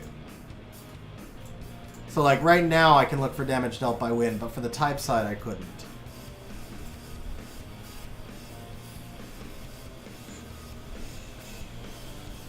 One's okay. Damage dealt on wind, damage received from water. We already have a water reduction. Actually, she's tanky enough. Yeah, we don't need damage reduction. What we probably want is damage on wind and damage on fire. Do I have anything that gives me both? Damage dealt on wind, damage dealt on fire, attack increasing effect. The defense isn't here. Oh yeah, no worries, bro. No worries. Okay, so that's got a little potential. I don't think the single target's crit damage does much. We can't get accuracy here. I really don't think the additional damage by X is a huge deal. Now, crit damage is the enemy's HP is good or bad. That could be useful here. Enemy HP is good. This actually, I like this artifact more. I also like that it's attack. What I want is them both together. I want good and bad together. This one. This is the one I'm looking for. Damage by attack, damage by speed, and then good and bad together. That's the artifact I want. Okay.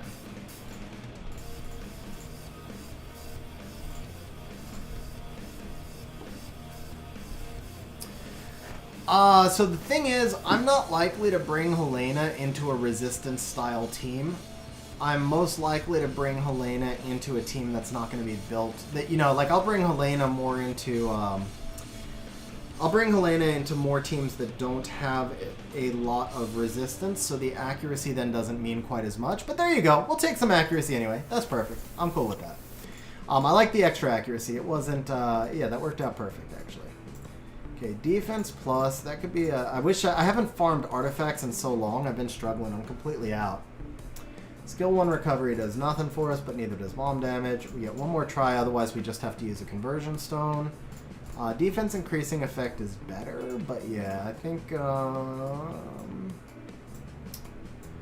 I want... Yeah, defense... This is going to be mildly better. I mean, it's not very good, but it's not wasted either, because I've never used that on anybody, so... it's better for right now, and then we can go ahead and max this.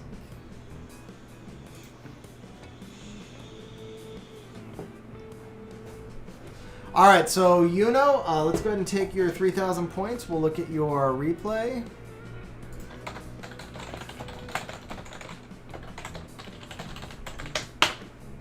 Oops. I mean, honestly, bro, it doesn't matter. That'll get changed off at some point anyway. It's not like Defense Plus is something that I use. So it really didn't matter. It was just, it's almost like a placeholder at this point. The crit damages and the accuracy, that's what I really wanted.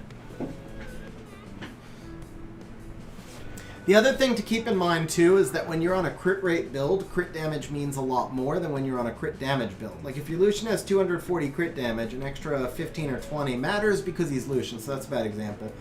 If your Tyrannus has 150 crit damage, an extra 10 from the artifact doesn't mean nearly as much as if he has 50 crit damage. Because 10 is like 7% of 150, so you're giving him 7% more crit damage. But 10 is 20% of 50. So with your artifacts, you always want to try and maximize whatever stats are lowest. Not always. There's exceptions. Again, Lucian, he needs skill 3 crit damage. I don't care that he's got 270 already. He needs skill 3 crit damage. But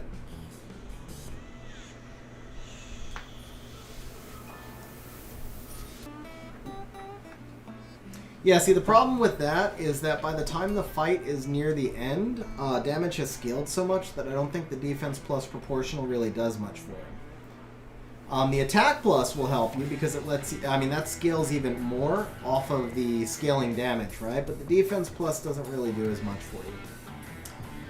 Alright, so here we go, ladies and gentlemen. We have a fully skilled Helena. We are at 39,000 HP. 1,600 attack. Surprised we got so much attack through subs, actually. And then let's take a quick look and see if we can gem or grind anything. Okay, I'm not wasting that. That one's good. We can boost this a little bit. Or not, or not. Today is Mineral Day. I forgot today is Mineral Day. Bro, that's cold-hearted. That's cold-hearted. Okay, I'm certainly not wasting that there.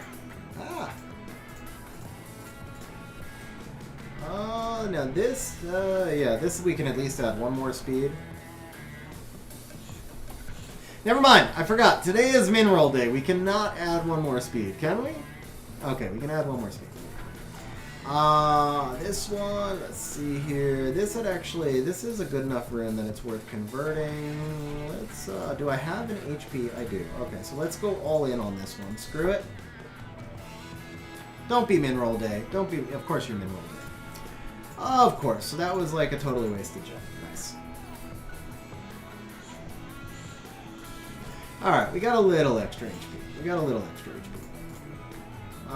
Here, no HP grinds. I can throw this on here, that's fine. Alright, making up for it. That wasn't bad. And then nothing here, right? Do I do this here? How efficient is this room? This rune might actually justify. So this rune is 103 with low rolls already, 2419. Yeah, this rune is actually really efficient. This is worth it. This is actually worth it for me. Perfect.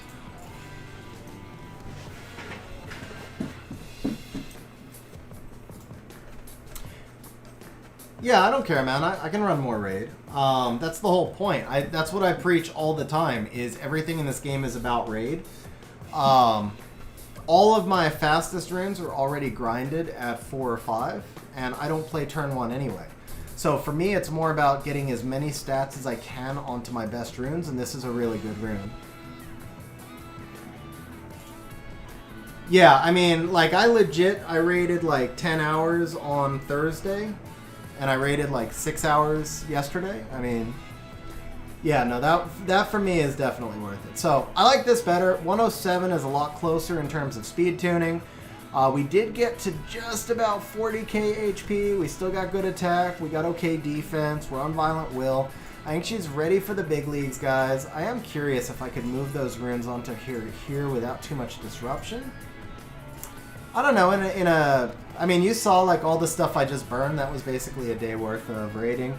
Okay, so this breaks everything. No, we can't do that in game.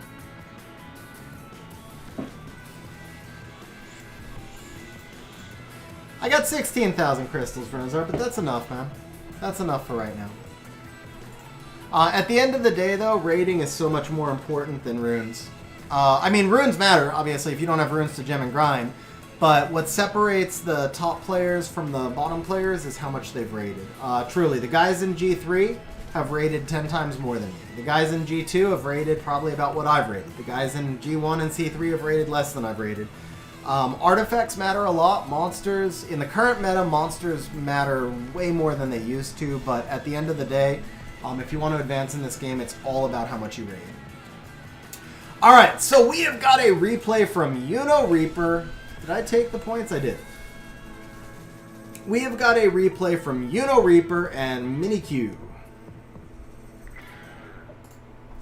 So, Reaper opening up with the Water Ryu. I like this open more. I will say the fact that you're playing Lulu in this team, I still would open with the Lulu. The less information you give your opponent about what you're trying to accomplish, or the more misdirection you use, the better it is. So I would have preferred to see the Lulu open here, but I like the Water Ryu open better than any of the ones you've done before. I am Mr. Wom. He did a replay redemption, and then we're going back into the special league. So it's raid to runes, artifacts to monsters. I would so Rosar before Yogan, and now Yogan's getting nerfed. I would have said it's raid to runes to monsters to artifacts. Now, right now, I would say it's raid to monsters to runes to artifacts. And they all four matter. I'm not minimizing the value of artifacts, but for the most part, artifacts is what separates the players within G3. I don't really feel like artifacts separates equal players that much otherwise. So yeah, I mean, like right now, if the meta doesn't change, I would go raid to monsters to runes to artifacts.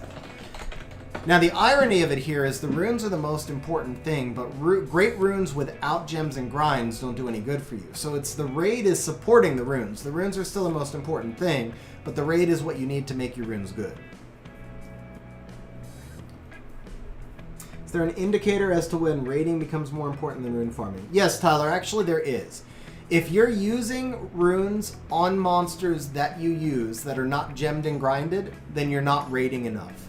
So basically, every rune on every monster that you use should be gemmed and grinded once you reach mid-game. So in early game, obviously, there's resource management. You don't have that many runes and so on and so on. But once your rune inventory is full and you're putting those runes on monsters and you're doing PvP, if your runes are not gemmed and grinded, then you should be all in raid.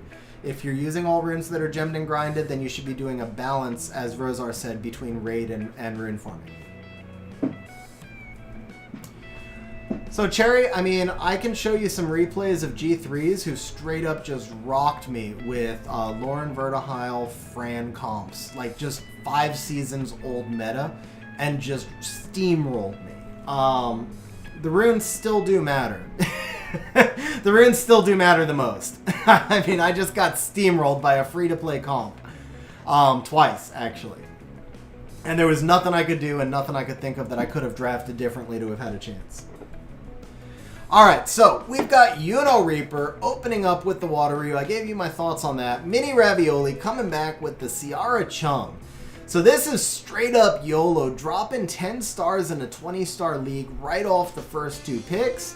Not to say I dislike it though. There's a lot of viable 3 stars. The only thing is you give your opponent a little position to maneuver and steal maybe what you're trying to accomplish, but I don't mind the Ciara Chung here. The only thing that worries me a little bit is, is the fact that we know that you're not playing multi-strippers, because if you bring out a Yogan next, then you're basically stuck with 5 stars. So The Chung here is really aggressive. I like it. The Ciara here is maybe a little scary, but not bad.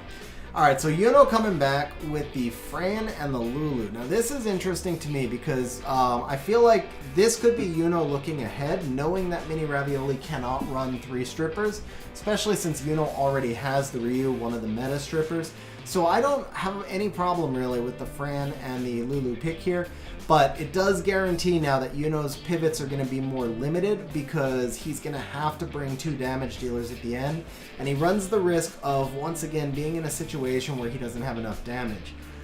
So that's the big thing that you're fighting with Yuno, is you're going too much to supports in this 20-star league without having the damage. So Mini Ravioli coming back with the double werewolves with the Vigor and the Escher. This is super meta. You've now got a speed lead into the Escher. You've got double speed buffs. You've got skill 1 strip on the Escher. I might have liked to have seen something like a Swift Lauren or just super fast violent Lauren as opposed to the Vigor, so that you have more strip on your team. Because if you were able to get the opponent fully stripped down before the Chung acts, then you can go skill 3 into skill 2 instead of the other way around. But overall, not a bad pick. You're working on limited stars because you drop 10 stars at the start. The double werewolves is very viable right here. Just something to consider. Lauren could have worked, or honestly, because you went last pick Verd, honestly, Verd Escher could have worked here to allow you to decide between the Lauren and the Vigor at the end. And if your opponent steals Vigor, then Lauren actually is going to control the hell out of Vigor, so it's not bad anyway. So yeah, I probably would have just dropped your Verd right here and boxed yourself into 3 stars. Okay, Yuno coming back with the Garo and the Kaki. Now, I'm not going to pull punches here. Yuno, the Garo is a bad pick. You just pulled Garo into a Bomber and an entire team of multi-hitters. Now, granted, Garo has an attribute advantage on the Ciara and the Chung, but even so, Ciara's able to drop bombs. Chung is still going to get pushed back. Either werewolf can kill Garo through his passive. There's nothing you can ban that will protect your Garo. I'm taking this as you trying to pull a speed lead for the Kaki, but if they ban the Kaki, then the Garo's leader skill is kind of dead, and you already have the Ryu skill anyway. So the Garo is just, it's a really rough pick right here. And then Mini Ravioli bringing out the Vertihile, which rounds off his comp pretty well. The only thing that you're missing at this point, Mini Ravioli, is you don't have a leader skill if the Ciara gets banned. But I play without leader skill a lot. I mean, leader skills are helpful, but if you've outdrafted your opponent, it's not the only deal-breaking thing. I do like the Vertihile here. It gives you more turn cycling. It gives you more ability to counter the Garo. The one big thing you're obviously lacking is immunity, which means you pretty much have to ban the Kaki. And I have no problem with that, because the Garo's just vulnerable to your entire team. He's got a lot of sustain there, but I think you can just kill the Garo straight up from full health. So in the case of Yuno, you're probably going to let the Ciara through. Who really cares? You got plenty of immunity. So the Yuno ban should be the Chung. And so what I see right here is a Kaki and a Chung ban, which would bring us to the end here.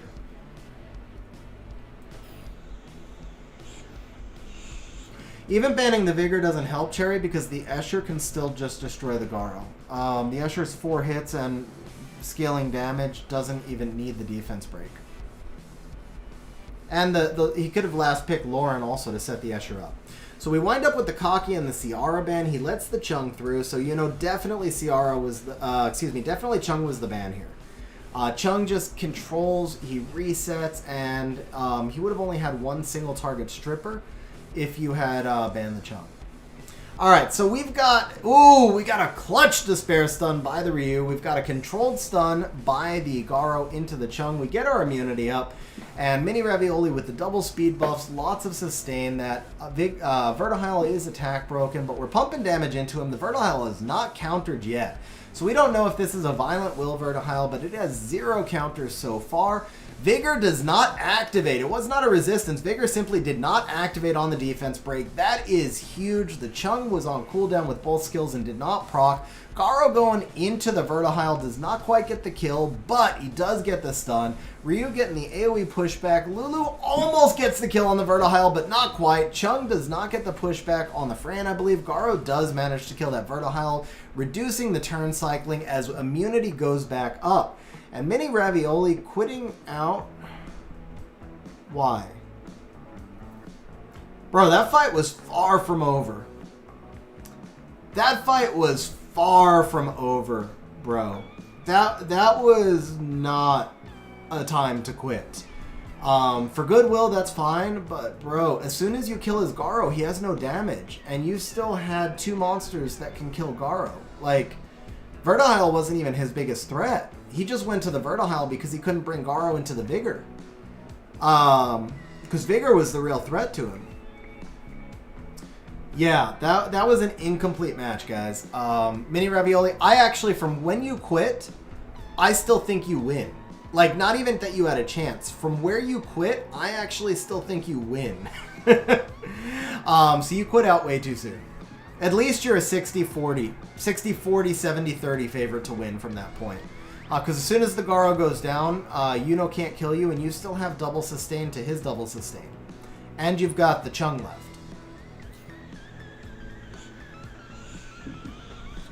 Did the bot not send a stream notification, Jason? That would explain why we've been a little bit lower today. Did it not, like, send it out? Yeah, you know, today's stream is RTA. I will let you guys do some redemptions if you want. Well, that sucks. Me6 is now me fired. Okay, I just see it. Didn't do the notification. But yeah, you can do one more, you know. Be the same 3,000 points. If anybody else wants to, I felt I had no damage and he had immunity, so I thought I was going to lose. So Minnie, the thing is, the immunity can't stay up forever because eventually he'll proc out of it and create an opening for your Vigor to S3. But in the meantime, if you go Vigor S3 into Escher S3 into the Garo's dead. And at that point, you've got just as much sustain as he does between the Werewolf S2s. And you've got the Chung to strip and defense break as well. So... yeah, I mean, no, bro. I think you win. I think you win that. So, Frank, it's kind of hard for me to do a session on the same day I stream. These do burn up a lot of energy. I mean, I'll be, it's 2 hours to set up for stream. I'll be streaming for 4, and it just kind of uses a lot of energy. That's why I try and schedule them on days where I'm not streaming. Because otherwise, you're just not really getting my like A game. I'm just not giving you as good a service, basically. So Vrozar artifacts, man, he hits 4 times. So I'll show you my Escher. You know, you should be telling your girl that, not me. No, I'm just playing. Big Mac, yeah, we're doing some RTA after the replay redemptions. You can also redeem replays if you want right now.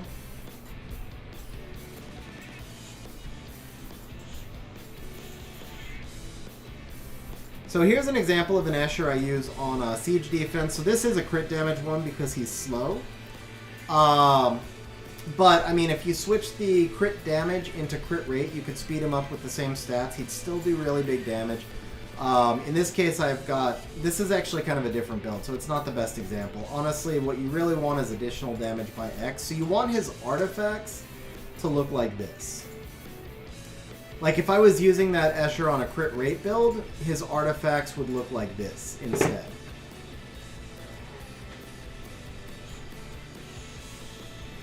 Except skill 3 crit damage, not skill 2 crit damage, obviously.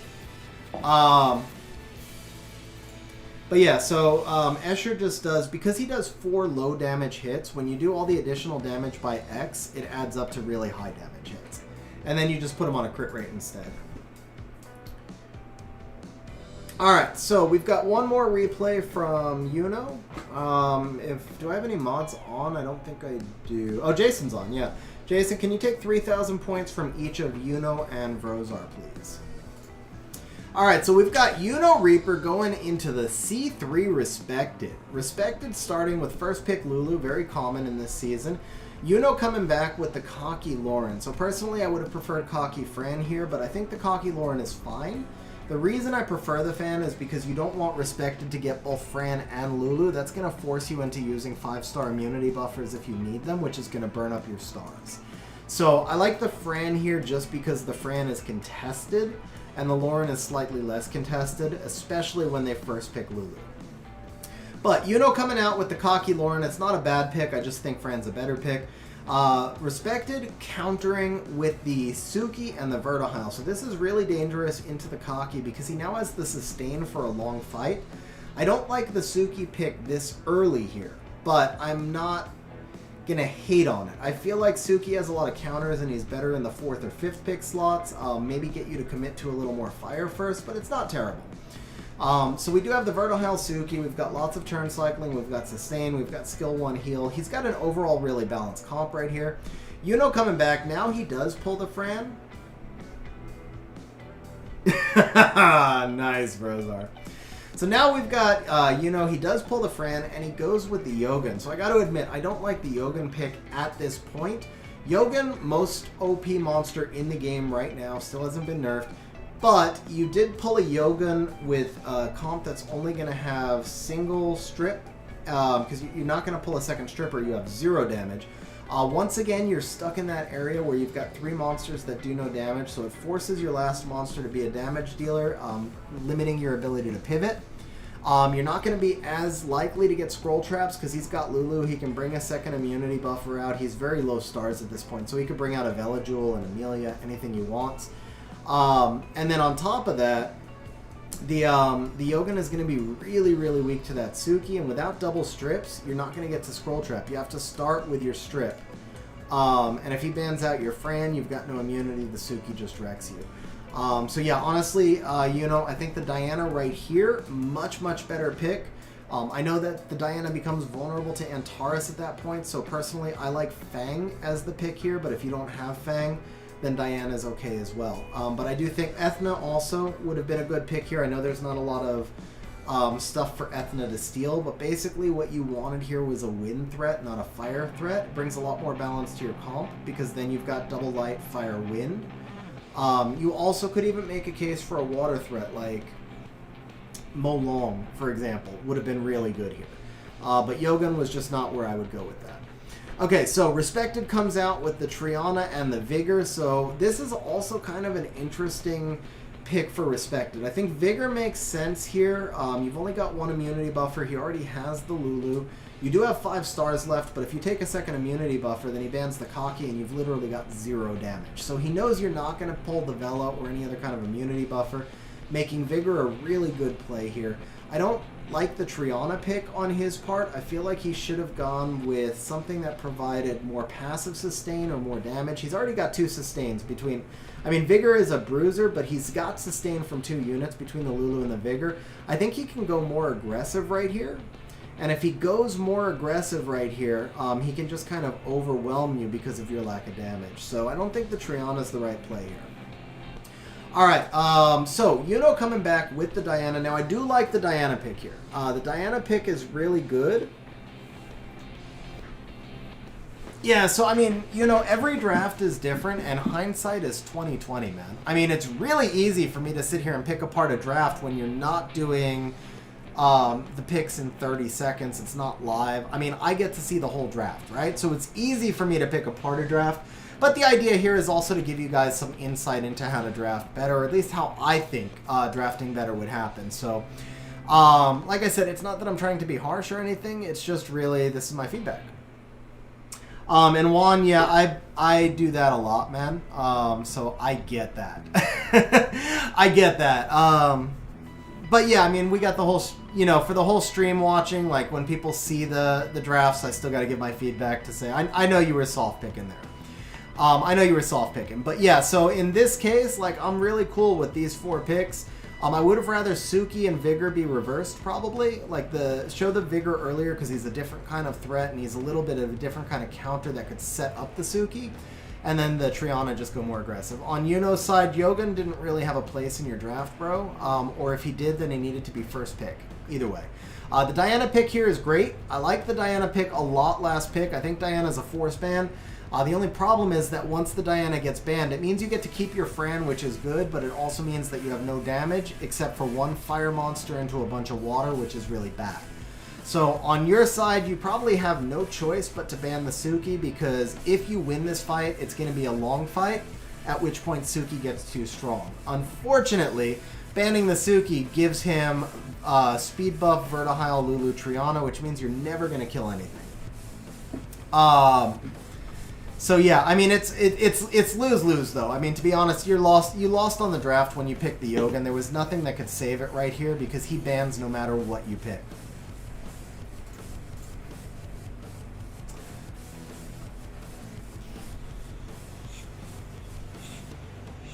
That's pretty accurate.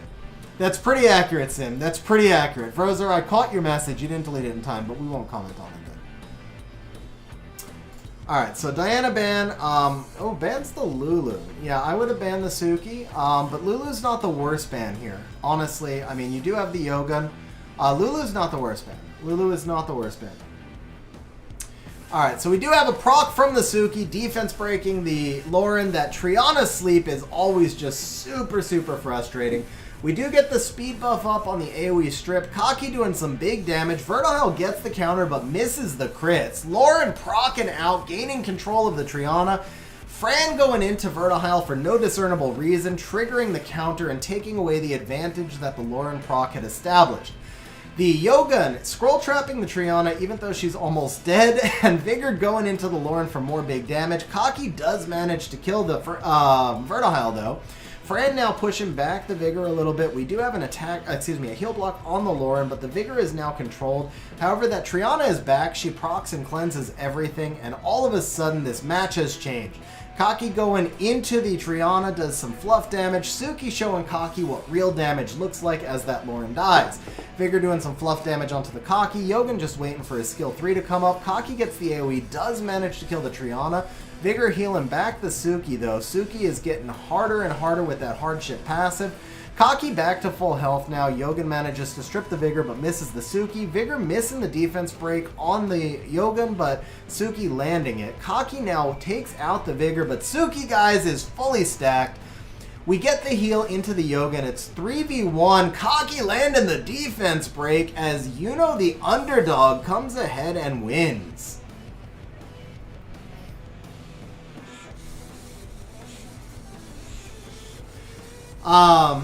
So yeah, honestly, you know, that scroll trap on the Triana, I don't have Yogan, so to me personally, that was a bad play, because you had Triana almost dead, and then you changed targets. I won't say it's a bad play. I'd say it's not the best play. I get why you did it, but you run the risk of exactly what happened, where Triana comes out at the right time, and then is able to cleanse. I would rather have dealt with the Triana and scroll trap like the Suki so that the Suki would stop stacking, or scroll trap the Vertihile so that he can't turn cycle on you because you both have speed buffs. But the biggest thing is the Fran skill 1 into Vertihile, man. You already had seen the Vertihile counter, so you knew for sure there was at least one revenge set, which usually means 2. So the Fran skill 1 into the Vertihile was just kind of not good. Other than that, though, you played the match well. I mean, those were the 2 plays that stood out to me. One, I know you were soft playing. I didn't really see anything you did wrong. I think you just got RNG'd a little bit there, as far as like Kaki landing the defense break and missing the defense break with the Vigor was huge. Like, and that's not guaranteed because it was activation. He didn't resist. He just didn't activate. But if the Vigor defense breaks, then the Suki gets the kill and the entire match is different. And then Kaki landing a skill 1, the first hit defense break on your Vigor was the end of it. Yeah. Yeah, I understand you were going for attack break, but Suki does a lot more damage than Vertihile anyway. So attack breaking the Suki is the correct play, even if Vertihile's not on revenge. But then the fact that Vertihile is on revenge means that you just want to not touch that Vertihile whenever you can avoid it until you're ready to kill it. Okay, last replay for now, guys, because we do have people waiting to do RTA. I'll do some more replays before I finish up. I will do some more replays before I finish up. But Frozar already paid, so we're going to do one last one with Frozar. So, that is not Frozar. Okay. That's you know. Frozar, did you not share? Oh, here it is. Okay, my bad.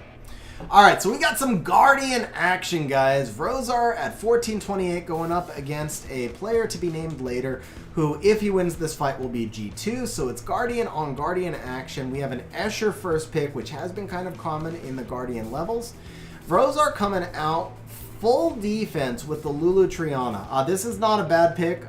Completely fine with it. I think the Triana is not going to be contested against an Escher team, so I don't think you have to rush the Escher out. I think maybe Lulu Kaki here, because the Kaki is more likely to be contested, gives you a very minor advantage in the draft, but I have nothing wrong. And the other thing is, now you've already drafted 2 supports, so you can't draft any more supports. At this point, the only additional sustain unit you could really draft is Vigor, who is going to be more contested in an Escher comp anyway. So I would have liked to see the probably the Kaki over the Triana, but it's a very, very small difference that usually doesn't matter. So I think the Lulu Triana is fine. Okay, so the opponent coming out with Yogan and Lauren.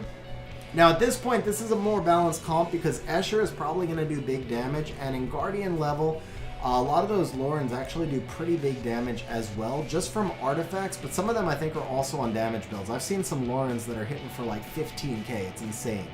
So with the Yogan attack buff and double speed buffs, he's actually got a very aggressive team right here. Now Vrozar coming out with the Ethna and the Kaki. So we do have 1 leader skill at this point. You're well balanced there. The Ethna is a really nice counter to a heavy buff team. And I think the only thing I don't really love here is that the Ethna doesn't have any water units to play with. But at the same time, the Ethna does prevent him from bringing out the Vigor. And the Vigor is going to be one of the strongest counters to the Kaki. So there is some really good balance to that. Overall, you've got a good balanced sustain versus damage team. No attack buff, so you are going to need to make sure this fight lasts a little bit longer. But yeah, pretty balanced overall team right here. So the opponent comes out with the Vertihile and the Hathor. Now the Hathor pick really doesn't make a lot of sense here because you already have double immunity. But the Vertihile turn cycling with the Hathor, and he's got the strip on the Yoga, makes it a very dangerous team. He does have the single target control with the Lauren. He's probably got pretty big damage off the Escher as well. So the interesting thing here is the Hathor is not the force ban. He's playing the Hathor because he thinks you're going to let it through. At least that's how I read it. Because you already have double immunity units. So you're either just going to draft another immunity unit like a Veligul right here, at which point you still have fair damage. As long as the Veligul speed tune behind the Kaki, you have snipe potential. So the Hathor, you're going to let through and potentially ban, draft a Veligul. You might let the Hathor through anyway and just ban the Yogan because he doesn't have AoE strip. He has double single target strip, but he doesn't have AoE strip. Or you could also play something with a Nemesis trap here. So there's a lot of ways to counter the Hathor, which means he wants this Hathor to get through. And I would assume you let the Hathor through even if you hadn't told me that it was a revenge thing. So Vrozar goes ahead with the Diana, which tells me he's leaning more towards letting this Yogan through, which makes sense because he wants the bust for the Ethna. And he's going to ban probably either the Escher or the Lauren. Most likely the Lauren in this comp is the ban, which does leave him vulnerable to the Hathor AoE sleep, but again, double immunity over here. So I would expect that we're going to have the Diana. Actually, no. No, we have the Lulu. It should be a Lulu ban. It's going to be a Lulu and a Lauren ban would be my guess.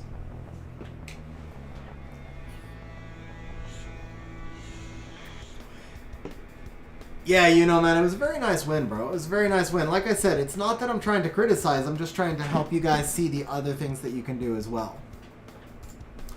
Okay, so it's actually a Yogan Diana ban. What do I know? Alright, so we have Escher taking turn 1 with the speed buff. Lauren pushing back the Lulu. And the Triana not in Will Runes means the Hathor goes with skill 3 lands, 2 sleeps, and now we begin to target this Ethna. Lauren cycles back in front of the Ethna, Hathor landing the sleep. Kaki's about to do something though, I feel it. Kaki with the proc, drops the Lauren, and changes everything, guys. It was a 4v1 situation, but Kaki was the biggest on the field. Kaki going into the Vertihile. Vertihile now forced to skill 1 to try and heal up a little bit. Escher with the skill 2 as well. Ethna going back to sleep. Vertihile going into that really strong Kaki, not taking any damage whatsoever. Hathor got back to her skill 3, takes away all the attack bars. We continue to work on the Ethna. That's going to be a dead Ethna. No, it's not. Ethna survives. Does she go skill 2? No, she goes straight into the Vertihile for the stun. Good play right there. Escher then doing a little bit more healing. This is going to be a dead Ethna now, but most of the team is back out of sleep. Escher not able to really do much damage to this Kaki without a defense break. Lulu getting the cleanse on the Triana. Kaki now has immunity. Vertihile with a toxic proc, allowing the Hathor to get 1 extra turn and get a little bit closer, but that is a dead Vertihile. The opponent knows it's over, and Vrozar with the win. Very nice, man. Very nice draft, man. I will say the bans really surprised me. I don't think Diana was really going to do much against that team. I don't know why he banned her. Definitely worked in your favor. And that right at the end where Lulu got the immunity up, that's why I said this is a Lulu ban. Like, he had total control over that Diana. Lauren strip into defense break. Escher absolutely wrecks the Diana, and then the Hathor puts it to sleep. So the Diana wasn't really a threat there. On your side, obviously the Yogan ban worked out well. And I don't blame you for Yogan. Sometimes you can just default to whatever it is, ban the dangerous monster.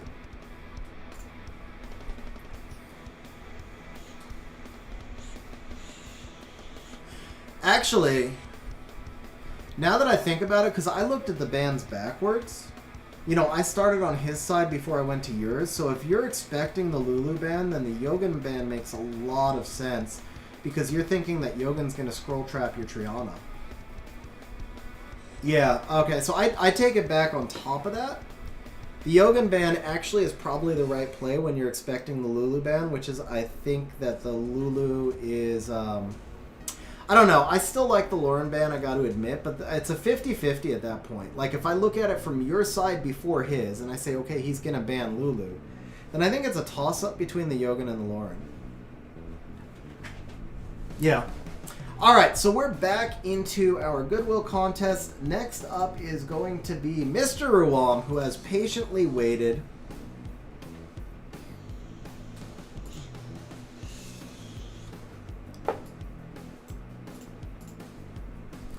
Currently sitting at C2. Let's see what kind of comp he's running.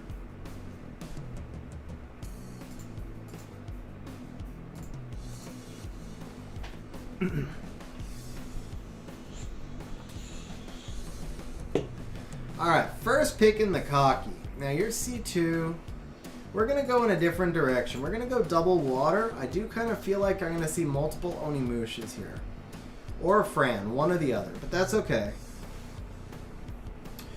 Predator should be coming in 2.5 hours now, Rosar. 2.5 hours. Interesting. You asked it exactly 2 hours ago, because I remember before I said it would come. It was coming in 4.5 hours. So yeah. Should be here in 2.5 hours now. Okay, Mr. Ruam deciding what to do against the Molong. Oh, we're going turn cycle here. Okay, okay. We can play turn cycle. We can definitely play turn cycle. Juno doesn't have enough value here. You're going to pull a Praha anyway. You're going to pull a Praha. Why else would you set up the turn cycle here unless you wanted to pull Praha?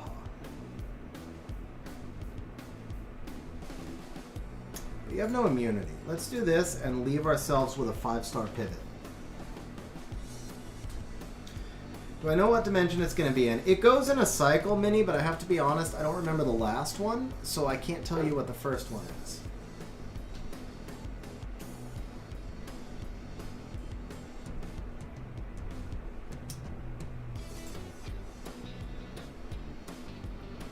If I ban out the Diana...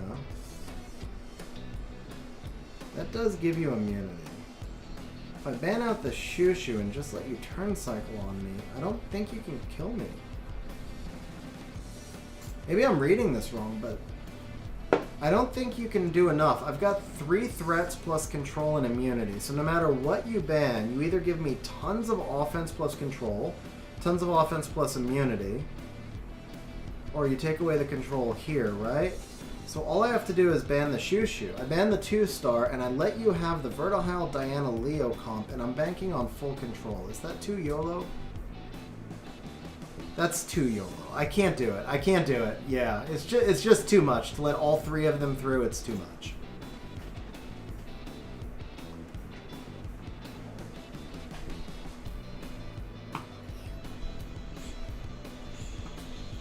Especially because it's probably a Violent Verd. I mean, this was a design comp, so it had to be a Violent Verge. You would have run laps and laps and laps around me.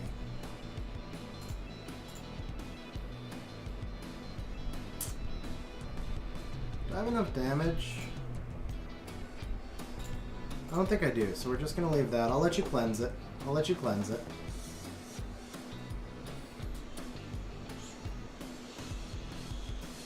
That works too. Okay. Now, you don't get an AoE cleanse with him, right? It's AoE immunity or single target cleanse, but there you go. I'll just miss the sleep so that way you can just... You don't have to decide now. Now there's no decision making. You can just cleanse whatever you like. But if I do this... There we go. And then... Kaki is behind Ciara, so I can actually just do this.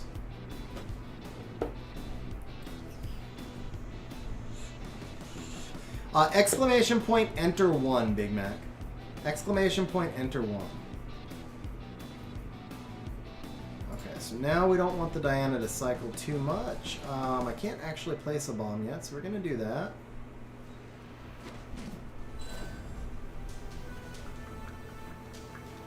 Is there any point in me... There's not really, right? Yeah, so let's just do this.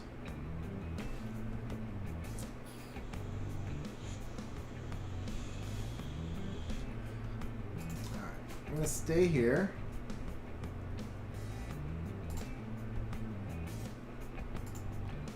Definitely can't leave that up. I'm going to skill 1 that.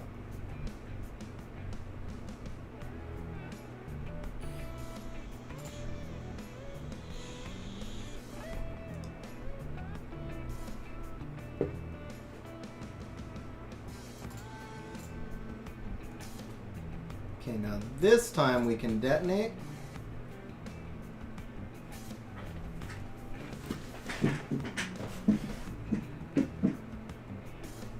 And who's in front?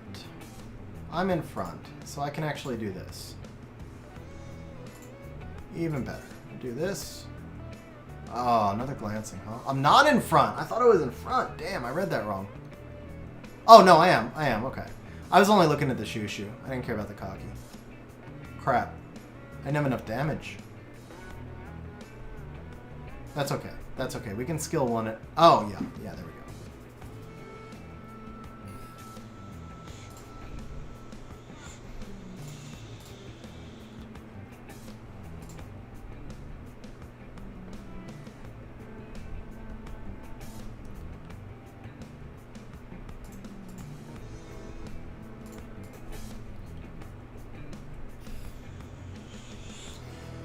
My CR is actually double Revenge Will one, and yeah, I do like it better. In the current game meta, I like the double, because I don't play around Ciara. Like, she's not a core part of my unit. If she was a core part of my team, and if I was playing turn 2, if I was playing turn 1, or if I was playing faster Vio, then I would definitely prefer, my Ciara on Violent Will.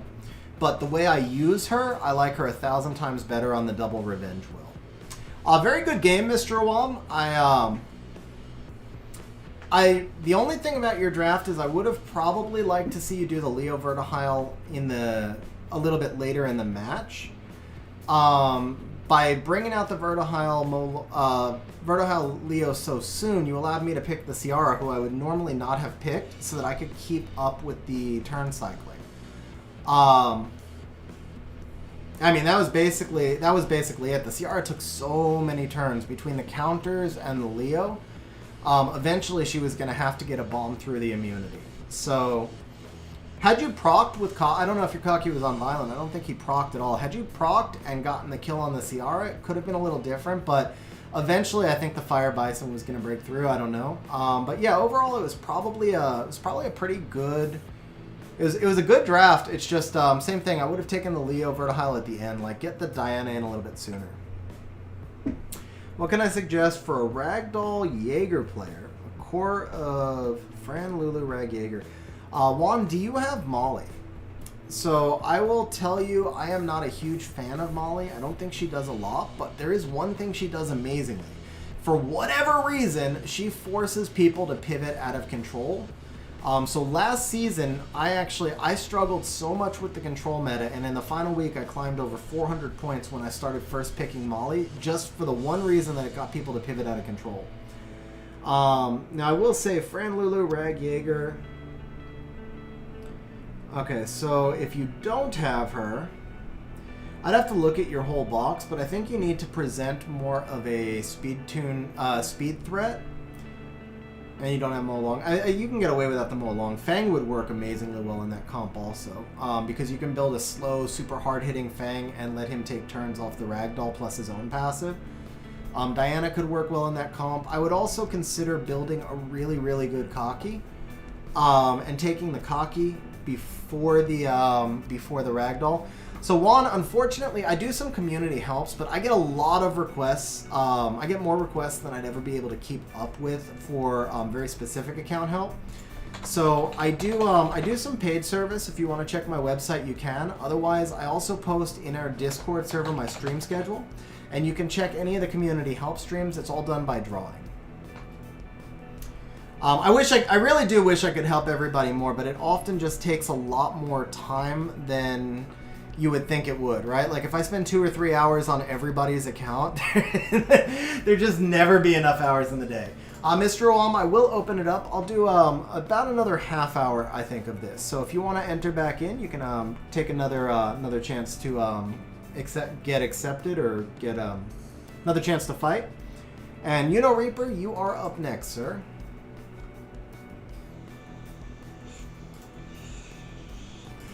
Oh, bro, if you have Yogun, that's it. That's all you had to say. So first pick Yogun always, and you're an Insta-Guardian player.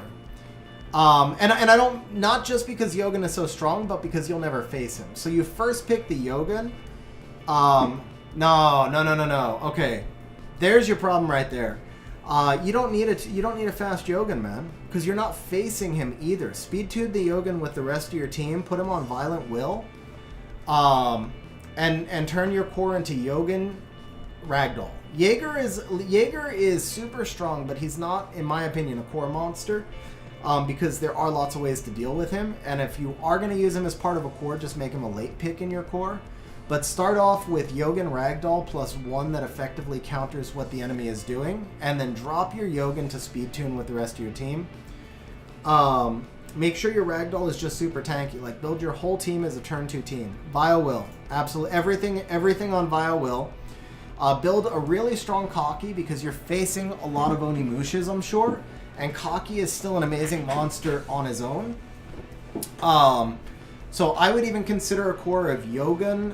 Like, make Yogun Kaki your first 2 picks and people will think you're cleaving.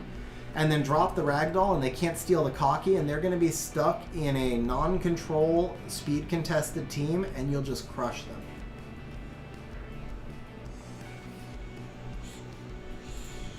Okay, so you did not accept my challenge. I don't know if you're still here, so we're going to move to the next one. I'll give you a chance if you come back.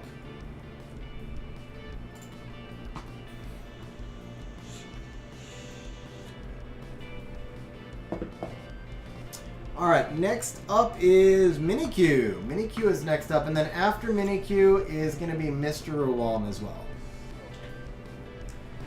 I mean, keep in mind, Juan, this is all theory craft. So if it doesn't work, then adjust. But if I had your box, from what I know of the little bit I know of your box, yeah, so Tian Lang, man, it sucks because Tian Lang counters Ragdoll, right? But that's even better because if you go first pick Yogun and Kaki, right? You start off showing aggressive cleave. You've got attack buff on the Kaki with the Yogun.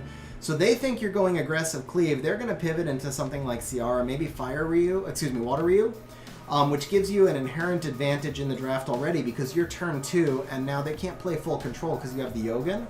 From there, you can choose whether or not you'd prefer to use Tian Lang or Ragdoll and not be forced into using both in the same fight when the Tian Lang nerfs your own Ragdoll.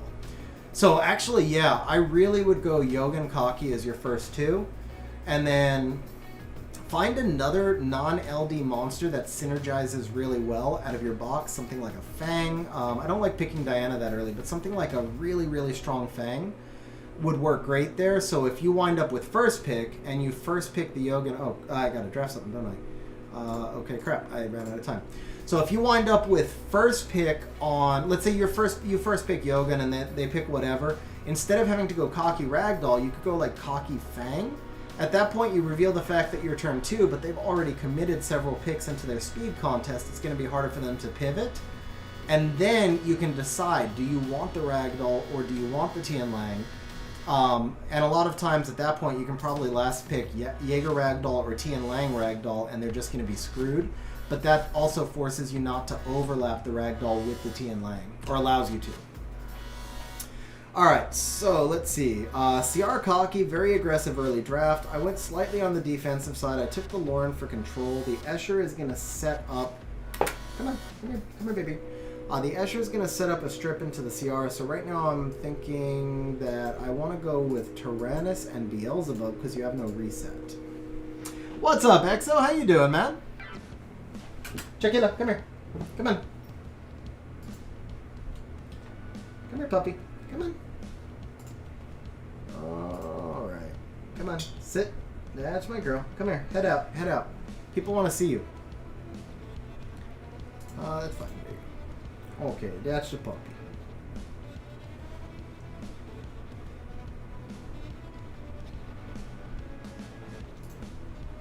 Let's take the attack off.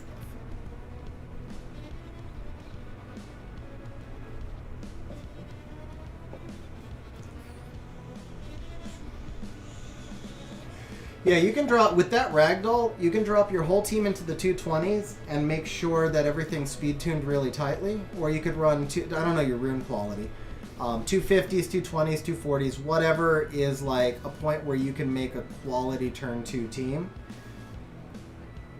Oh man, this is just straight up RNG, bro. This is like, this isn't even cool. This was just an RNG fight. Like, you can't even really tell what would have happened here with all the resistance and stuff. I think you had a solid draft, by the way. I do think you had a solid draft.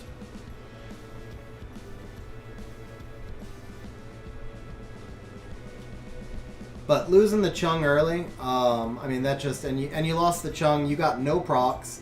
I had some resistance, so it's like not even really, like you can't really tell what would have happened in this fight because there was so much RNG in it.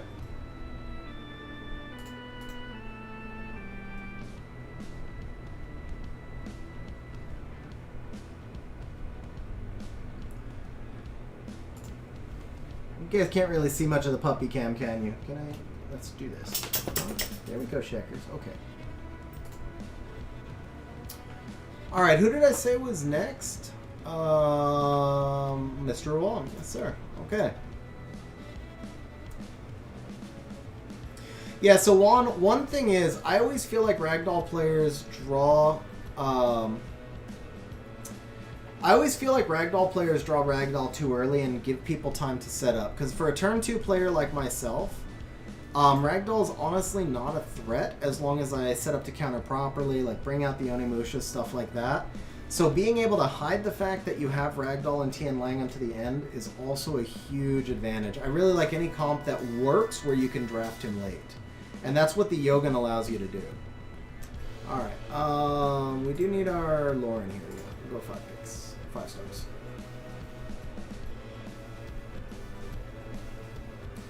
Yeah, the problem with going Lulu Fran is that you're just destroyed by control. Because you're giving them all of their control units, and you really, at that point, you're just like throwing up a prayer for resistance. You have no speed lead. You've made it very... The biggest thing is you've made it very clear what you're doing. Lulu Fran says, I'm getting run over by control. I'm going to try not to get controlled, which just encourages your opponents to go with control. Yogan conceals that a lot more. So does Yogan Kaki because of his base speed. And so the biggest part of the drafting is trying to conceal what you're... Or is concealing what you're trying to accomplish, basically.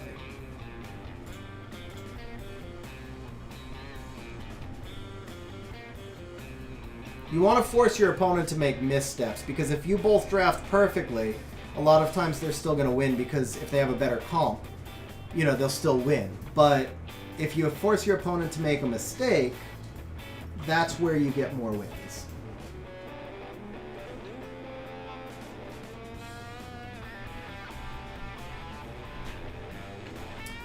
So he brings Vigor into Ethna. Right here, I really wish I had a Suki rune. I think Suki would take over here, but I think Annabelle could also do good work. I could just... You know what? Yeah, so if I go Annabelle... Or I could just do Fuki, right? No, Mo Long's the play. Or Fang. Fang is the play, right? Yeah, Fang is the play. Fang doesn't care about your Molly. He does care about your Cocky. So I think we gotta ditch the Cocky. We let you turn cycle a little. You're gonna struggle to set up a full snipe, I think. And if you ban the Triana, then you're giving me control no matter what. And if you don't ban the Triana, you're forced into her. So, yeah.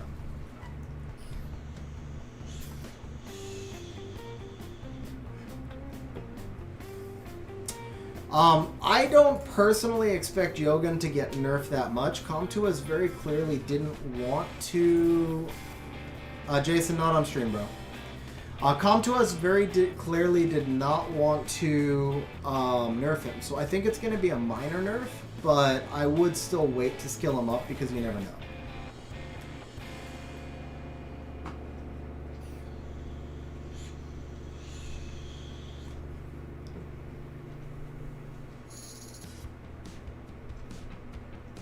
What's up, Player One? How you doing, man? Right, let's just do this. Oh, that counter might have cost me. It's always the risk, though. I mean, it's not like I didn't know there was a risk to that.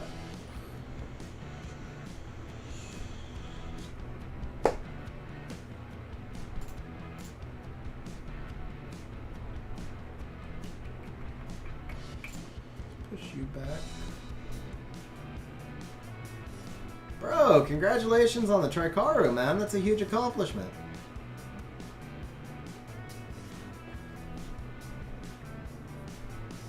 Alright, now we can do this.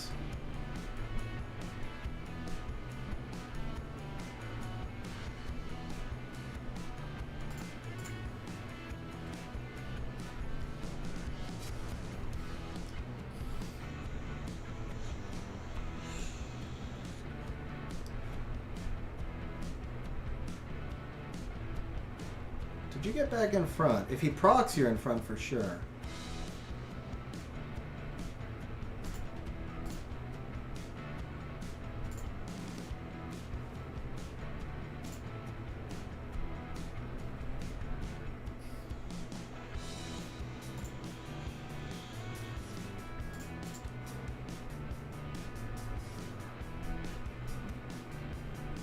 Got the counter, but missed the crits.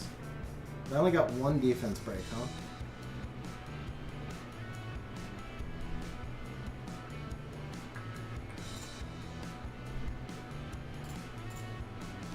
Ooh, that was a really unfortunate proc.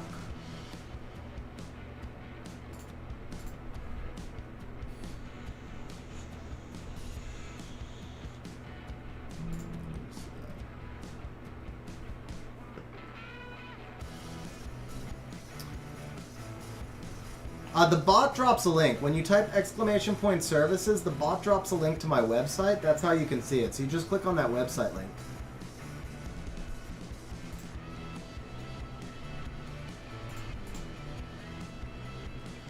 Come on, Verd! What's that? It's a 7 revenge set Verdahile here or something? Now the Ethna's gone, right? Yeah, no, you can't get the Ethna. And the Triana's still healthy, okay. Oh, that's close. I think the Triana's gone, actually. Yeah, oh, now the Triana's definitely gone. Okay.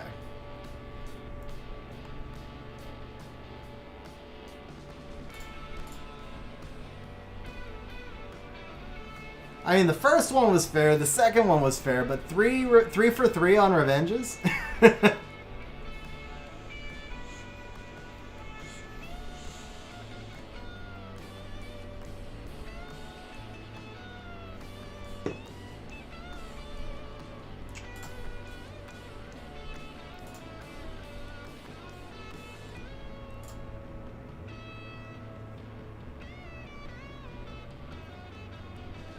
Does she live? Nope, that... Oh, wow, that was close. She's still dead, though. It's not enough healing.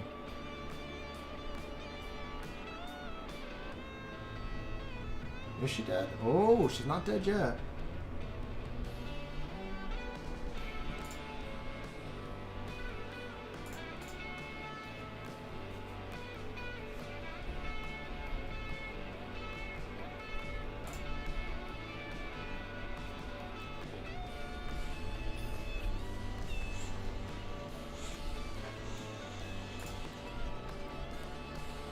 Oh, that was just as dirty as the procs, man.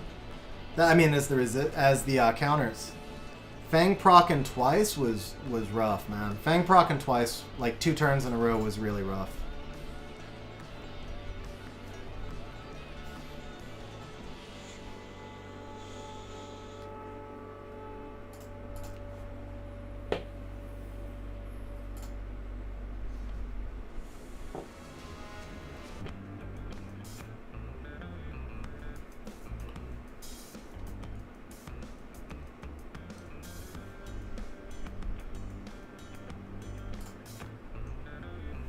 Dude, good game, man. That was like, if I don't get those procs, you've got me, man. If I don't get those procs, you've got me. Really good game.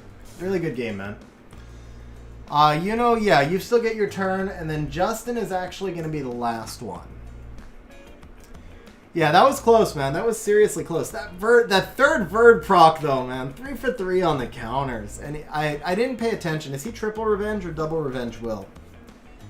If he's triple revenge, I guess it's more fair. I've gotten used to it just being double revenge will. Yeah, I'll show you my Fang, Juan. By the way, Juan, if you want to just message me in Discord, there's nothing to hide. All the rates are on the site, so I charge $40 an hour. And the main service I do is called a roadmap, where I actually built a spreadsheet where we can just map out all of your monsters and create a global speed tuning. I can do reruning as well. That usually takes longer. So what I like to do is, you know, more of like creating a roadmap for where you can go. So you're, you know, handling the runes and the speed tune. I can do it either way, but just to save you money, you know.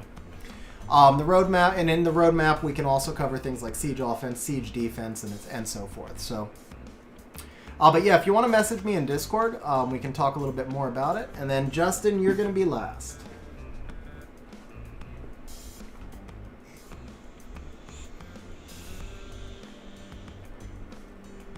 So Solacuna, I have a problem with the website where Justin, Itachi, are you Big D, Justin? Are you Big D?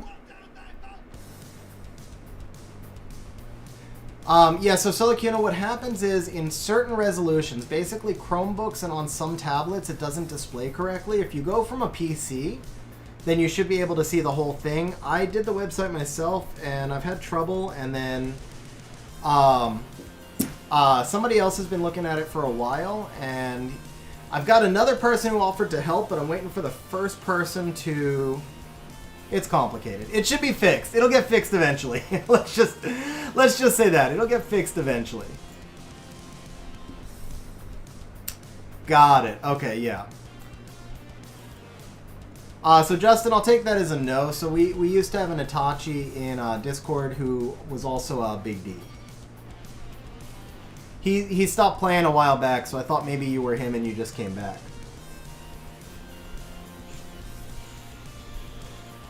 Okay, so you know, the Lauren Fang is not a bad open. I still would rather maybe see some sustain with Fang, but I think the Lauren Fang is the best. The Lauren Molong I think is the best open you've done.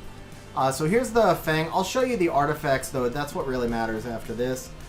Okay, so we can do this and then just Antares if I can find Antares. You know what? Screw it. Big Mac, are you still here? Are you still here, Big Mac? We're gonna rock the Helena, guys. We are gonna rock the Helena. Alright, we just dropped Lauren here, right? Yeah, I give you one snipe. Alright, guys, first time I have ever used Helena. Right here. This is the first time I have ever used Helena. What do you want to bet you know, Banzer? Oh, no, he let the Helena through. Okay. Alright, so you know, looking at your draft, I like the Molong Lauren as your best open. The Harmonia fits here well. Diana I would have saved as a last pick. I think Vigor might have been a better pick earlier on. Again, the Diana allowed me to pick the Antares if I wanted to. In this case, I went with the Helena for content.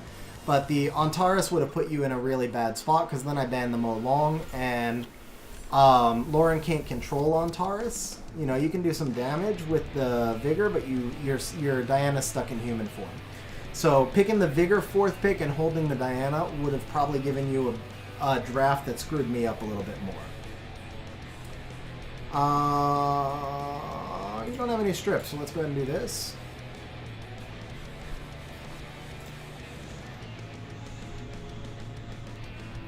Okay, now, do I want to let you Diana me? Actually, I'm not afraid of your Diana, so we're just going to put some damage in. I'll let you do your Harmonia snipe. You're probably going to kill the, oh. Actually, don't know that I would have healed there, honestly. Alright, so we'll start with a shield then, because you didn't do an unwanted harmony. We'll go into your Diana.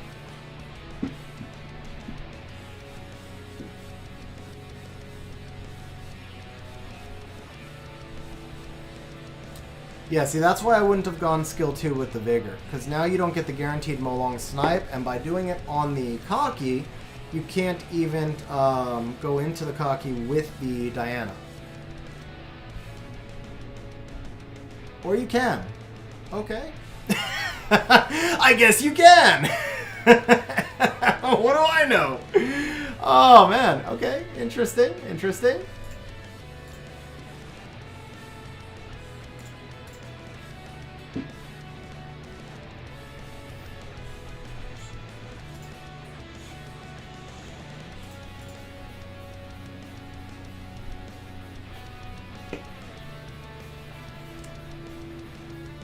That was why I did it, Big Mac. I was like, okay, here's a chance where I can use her. Alright, guys, my first usage of the Helena. What can she do? Not much. Not much.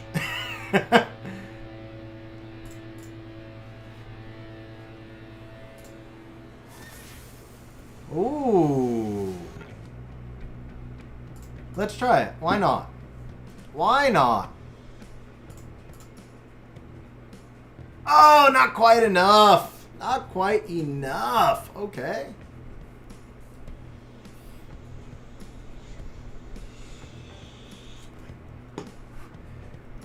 Not gonna lie, Hazel, it was. It really was. Ooh.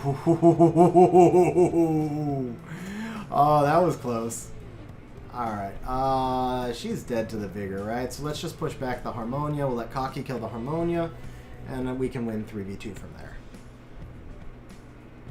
Okay, she's not dead to the Vigor.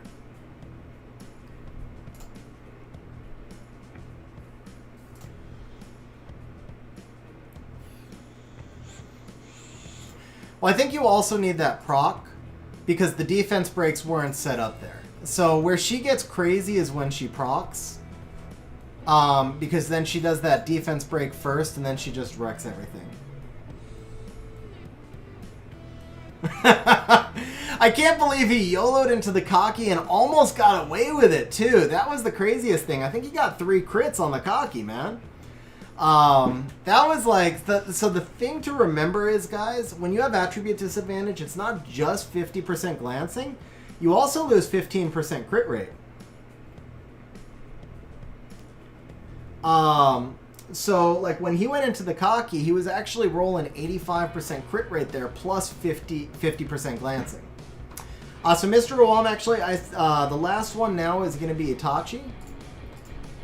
I have been streaming for 4.5 hours. I'm probably just going to go, like, do a level of TOA Hell or something a little bit more chill to wrap up stream from here. Plus, Shaki is telling me she needs dinner. She's like, it's late, I'm hungry, that's why I'm here. Alright, let's, I don't have any strippers ruined. I was going to try and do a first pick Helena, but that wouldn't be fair anyway. That wouldn't be fair anyway. We'll do a real fight. I'm a vicious Rottweiler. I'm a vicious Rottweiler. Okay. Okay.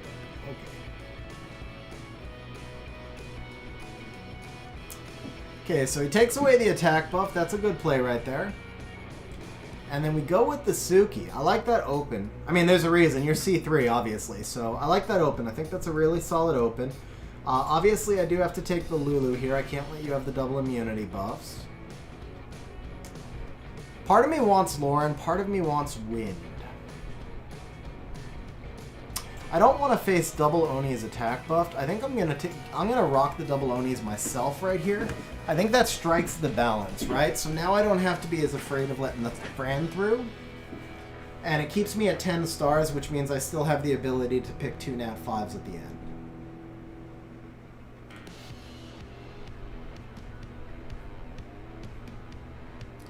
Oh. Yeah, my Windoni is skilled. He's not ruined as well as the fire one, but he's skilled. Okay, you cannot pick a Ciara because you're at 16 stars. So that is huge right there. If I do this and this, am I guaranteed to win? Do I have enough damage? I do. What can you pick that's 4-star that beats me? Nothing, I think, right? I've got Sustain. The Gianna's hard countered. At this point, you have to ban the Tetra, right? You have to ban the Tetra. Because you can run Gianna. You can run Gianna's bombs. You lose the Gianna strip if you let the Heigang through, but you lose the Gianna bombs if you let the Tetra through. There's the wind one. Here's the fire one.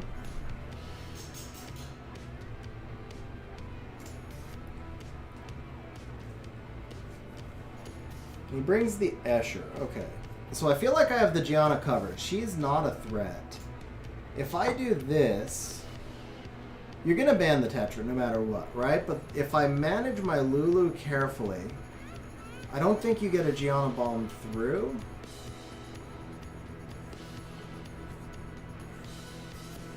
Could you ban the Cocky and just try to outdamage me? You could. That would be a good ban. I think the Cocky is your ban, right? Ooh, leaves me with the Tetra. Okay. Interesting. So I actually just changed mine over to attack artifacts. He was on HP artifacts, and he just wasn't doing enough damage for me. So I just changed him like a couple fights ago. I got to admit, the Lulu was the one ban I did not anticipate. I thought Lulu was like the 5th place ban. Really interesting.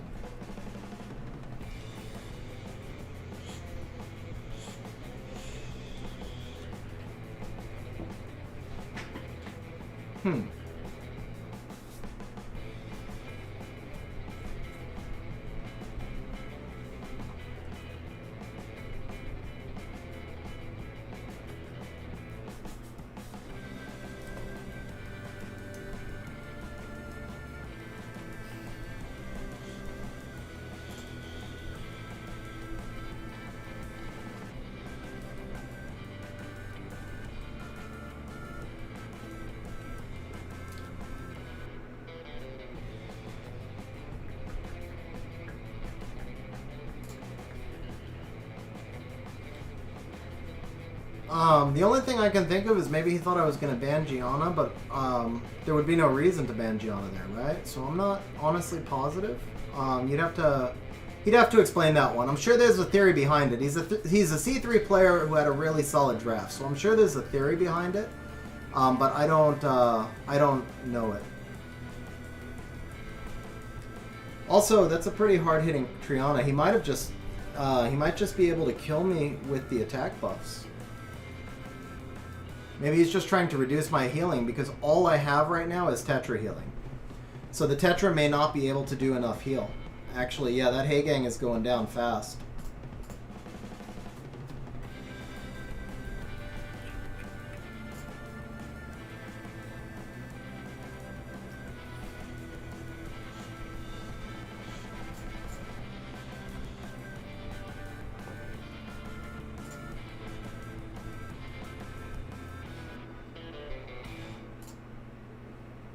Oh, just short on damage.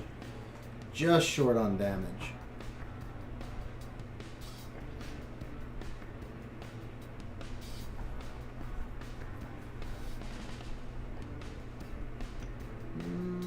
Let's just do this. We just try for the stun. Ooh, there we go. Then we can do this.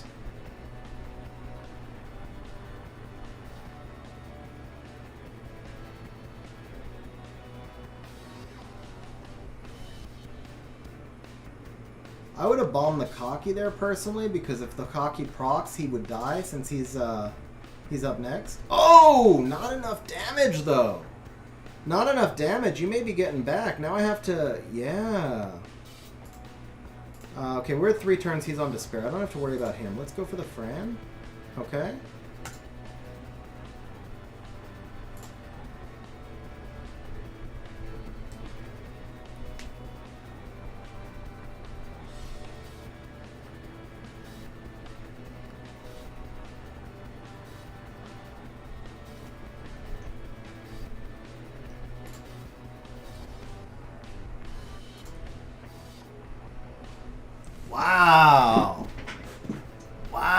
might be in trouble now.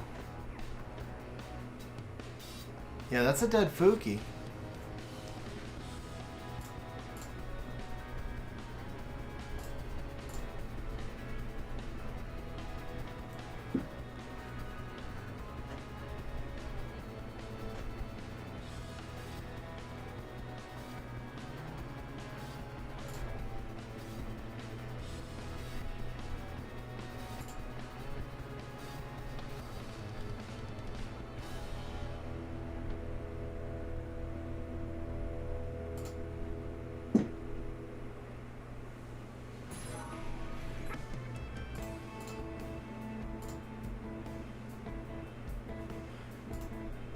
Hey Ladris, thanks for hanging out on stream, man. I appreciate it. Hope you had a good night. Hope you had a good time and have a good night, bro. Good game, man. Good game. That could have gone either way there for a little bit. That really could have gone either way there for a little bit. Very good game, bro. Nice Gianna also. Obviously, OP Gianna. But I think a lot of us want to know why you banned the Lulu. Obviously, you have your Lulu, so I mean, you have your Gianna, so you know why you banned it. I know you're C3, so I'm sure there was logic behind it, but the only thing I could think of is you were just hoping to out-sustain me and maybe skill 1 me with Gianna damage?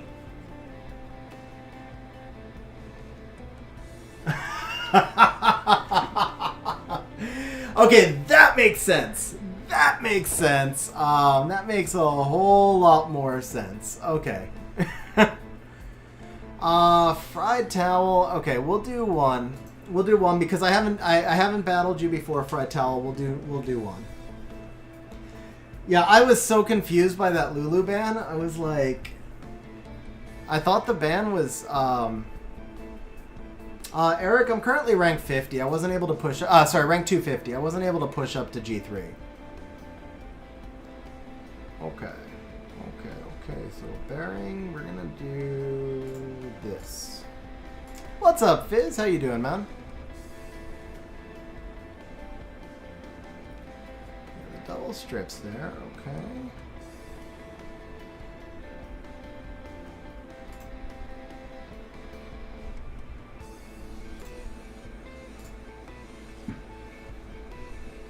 Nice, Fizz. How fast now?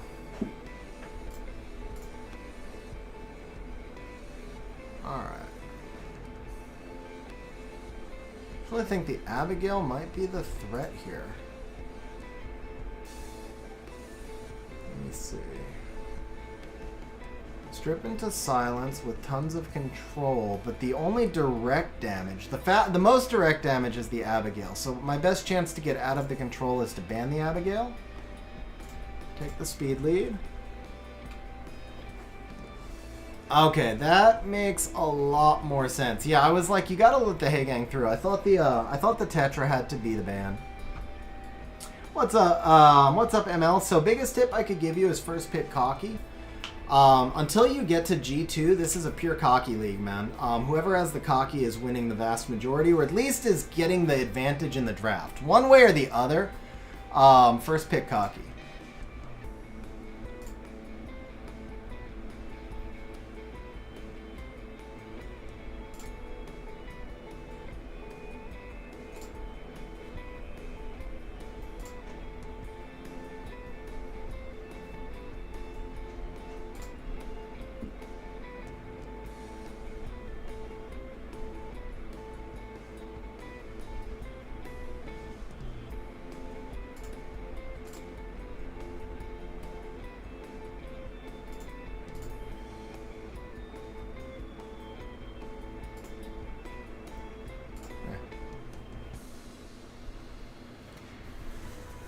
Yeah, Sim, that was that past the past silence was pretty dirty. It was a good comp, man.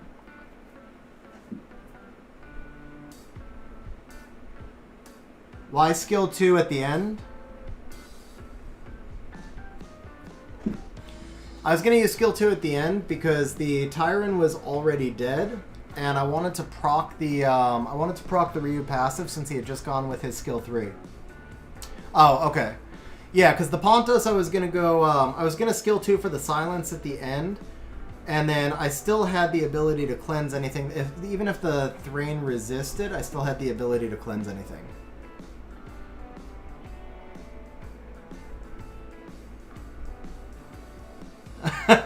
Yeah, it's like Jay. So it's like how all of us learn the hard way when Oki passes back a bomb. It's the same thing. All right, we're gonna do a little bit of TOA hell to wrap up stream. If I can, I need 5 more stars for the LD scroll, so I'd like to wrap up stream with the. It should be, yeah. So if I can just get a quick 5 stars, we'll wrap up stream with me getting a 3-star LD. Okay, that's fine. And immune to cooldown increasing effects from attacks. I think I can handle that, right? I think I can handle that. Let's switch over to this, and we should be okay.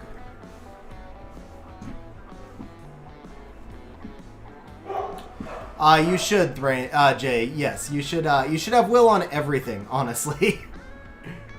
Now that's not entirely true, because I mean, realistically, like you're playing a turn 1 team, so you may need to be on a broken set or whatever. So I won't say you should have will on everything, but anything that's slow. So part of it is the Pontos was a Nemesis trap. Plus 227 Fizz? Bro, that's insane. That is insane. So Sim, I don't think I'm going to need it because I'm just not going to kill the allies.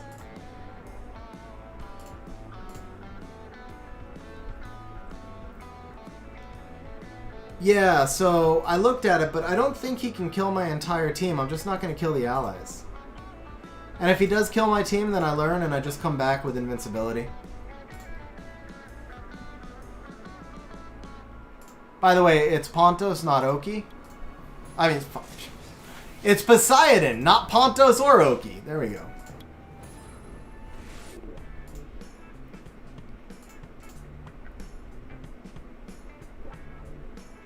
Dude, Fizz, how do you get a 220 plus 227 Bastet? I'm still trying to figure that out. So you get, like, every rune is way over 30 then. Like, you're rocking like a 32, 33 speed average or something like that? So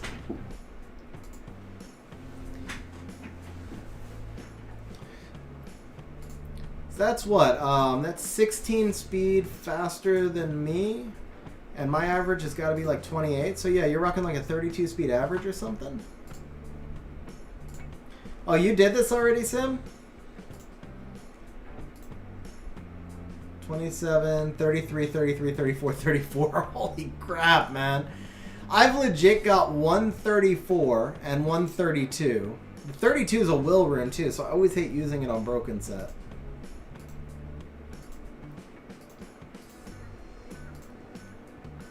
Other than that, I've got nothing. I think I have 1 or 2 30s, and then everything else is high 20s.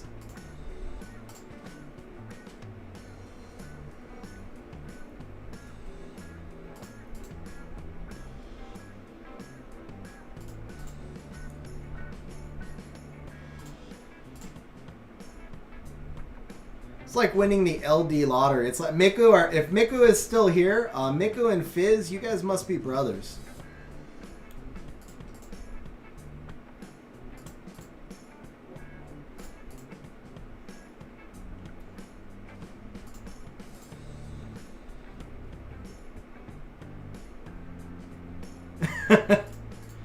I won't say I hate it, but it's time consuming. It's very time consuming. Oh, this, you know what? I don't know that I've ever done this stage before. I just realized I have to kill the water demons at about the same time, don't I? Because they'll come back with no debuffs. Now, if you could just combine your souls, imagine if you had like a plus, that would be like a plus 4 million Wunsa or something stupid. Like,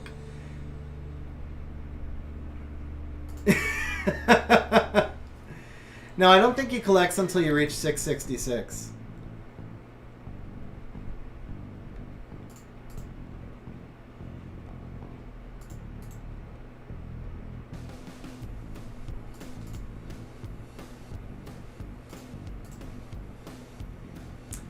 I should probably give Tyron like some artifact damage or something to speed this up.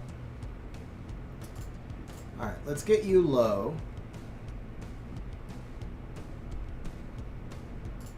Let's give you brand. Should kill the one. No, we didn't kill her yet, but that's okay. Alright, now let's kill you.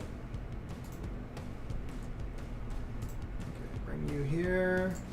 Here. Yeah, we're good. We're good. Right? This should kill. I mean, I'm treating it like Predator. I didn't need to kill them at exactly the same time. I had 12 turns anyway, but. Alright, let's take some attack bar. Oh, you can't stun fire monkeys? I didn't know there'd be fire monkeys here. That's, I'm kind of screwed, aren't I? I don't have enough control. Those fire monkeys are going to wreck me. They're going to stack so hard. Yeah, this is going to be a fail.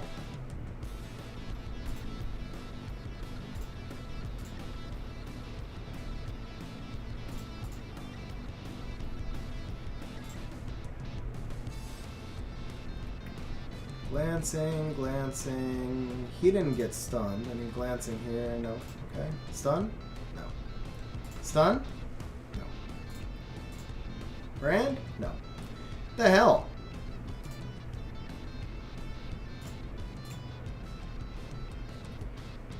Did somebody give Samantha resistance lead and not tell me?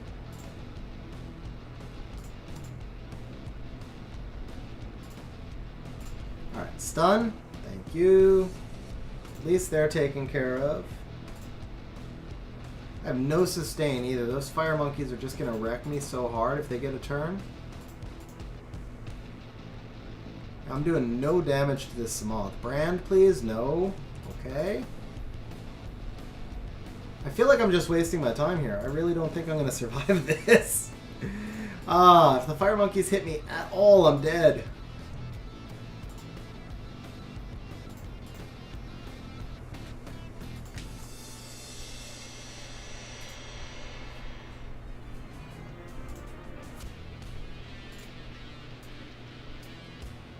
Samoth? Where? Oh.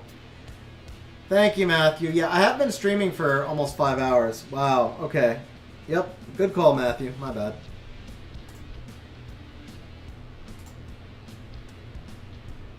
Now, see, the problem, Kang, is if I let those minions die, his damage goes up. This is probably the last AoE I can do. From here, I have to start taking the fire monkey hits because he gains 40% damage with every one of the side minions that die. So this is it. Can't let anything else. I can't let anything die. And that's a problem because that means I can't control attack bar.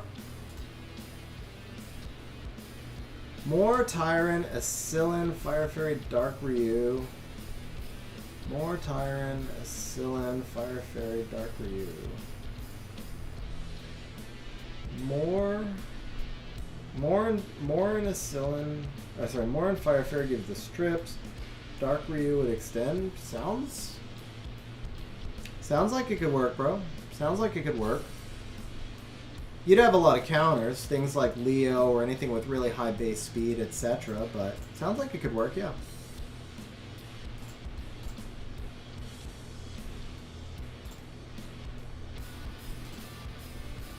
Oh, the water one. That could work too, sure. Let's just do this. I don't have enough damage, man. I'm just doing nothing to this guy.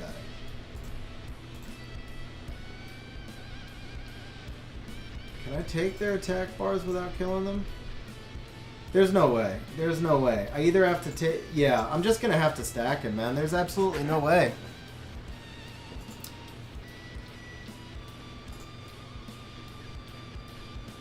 And I still don't have the defense break, so let's do this. He might have actually already been up, but it didn't matter. Can you land this time? Oh! We finally got the defense break. Okay. We have a chance, actually. We do have a chance.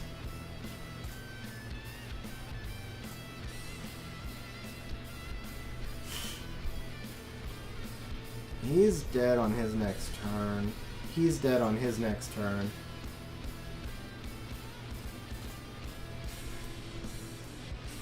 But that's okay. I don't need the Belinus anymore. What I need is... Yes, I don't need Belinus anymore. I got the defense break.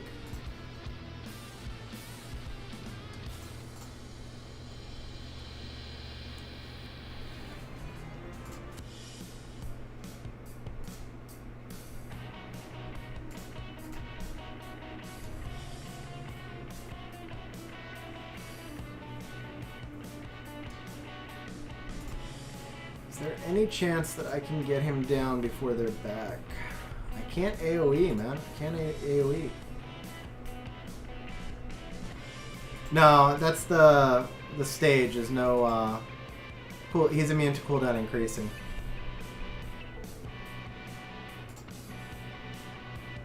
No, I was so close. Oh, I was so close. Do I live? No. Okay. Yeah, we're gonna have to come back with Pontos and do it slower.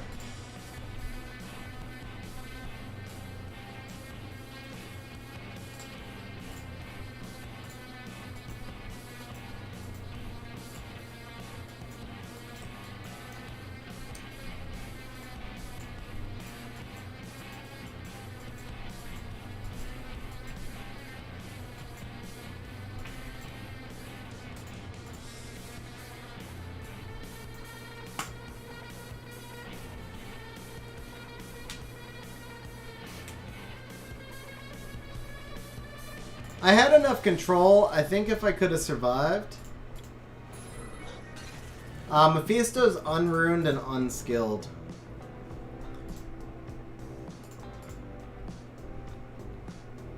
Mephisto would work here, though. Makes a lot of sense. Prevent the resurrect. Honestly, Rocky could work here. Anything that prevents Avarice. Avarice could work here. He's ruined and skilled. Rocky's not skilled. But I think the Pontos will be fine. I just have to time it out. Rocky would be the best, though. Rocky actually would be the best because it gives me a lot more damage.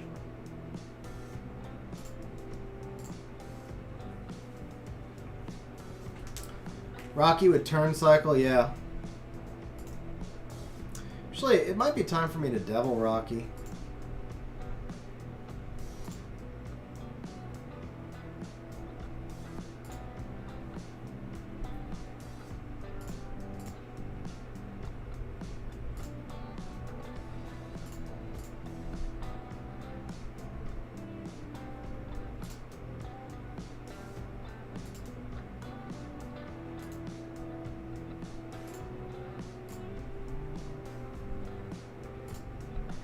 Okay, he does not need a ventilate. I don't think he does either, so we can just skill 1 this stuff now.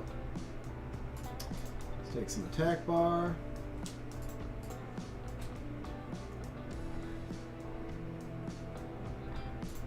I have no idea, Diego.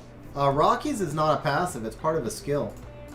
Mephisto is a passive, but Rocky's skill 3 actually says it prevents the enemy from reviving. I don't recall there being anything in it that says except on bosses. I'd have to take a look at it, but I think the Rocky one would work for sure. And I'm assuming if Jay said to use Mephisto that it's probably something that's known. And I also don't remember Mephisto saying except bosses, so... But Rocky for sure, I think would work. Avarice also, I think would work, same skill.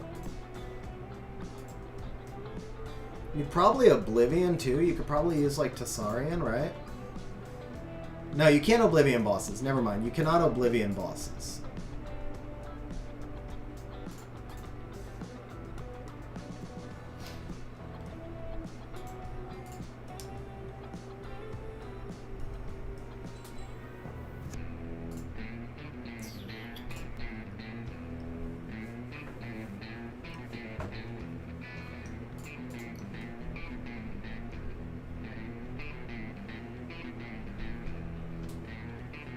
There we go.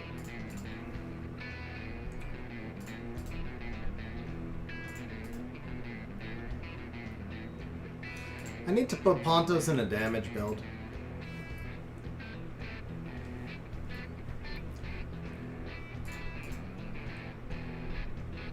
Yeah, I mean, in theory, Surtur does the same thing as Rocky, and he would actually have some utility here as well. So, like, if you don't have Rocky, you could probably use the Surtur also.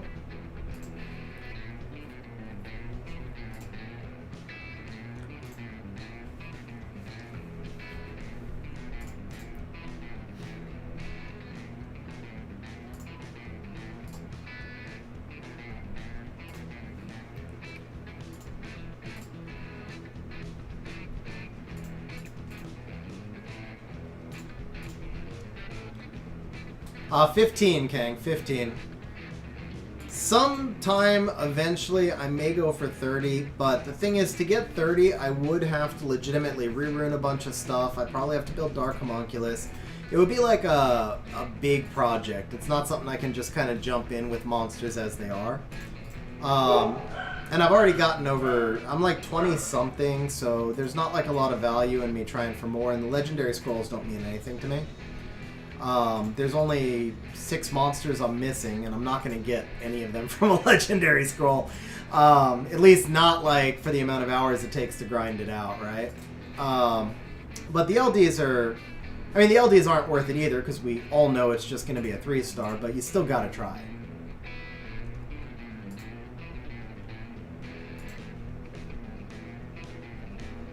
Yeah, I just want to put in the damage, actually. I just want... Because the Ganny S3 hits hard, so...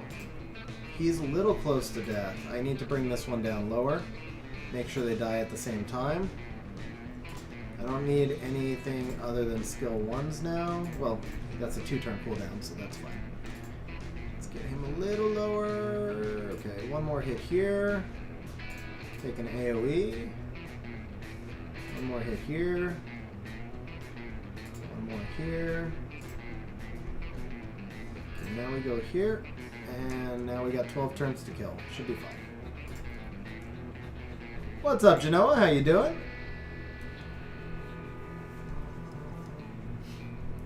Alrighty. Now we've got a lot more opportunity here.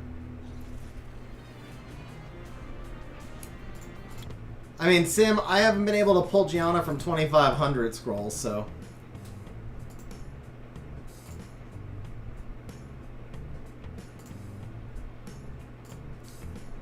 Oh, we got the defense break right away this time, too.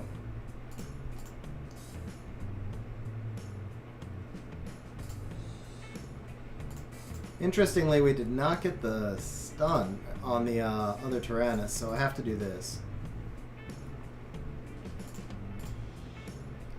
Oh, I still missed the stun. What?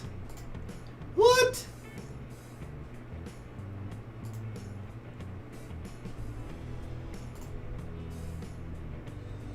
Dude, that's scary.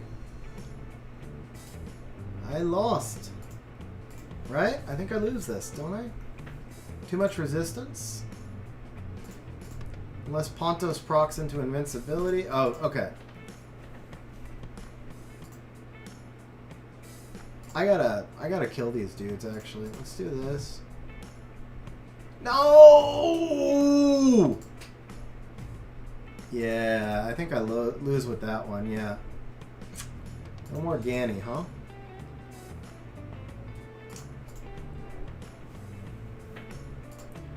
I mean, it's fair if the fire monkeys resist because they have max resistance, but that's 3 times now this Tyrannus has resisted, bro. That is 3 times this Tyrannus has resisted.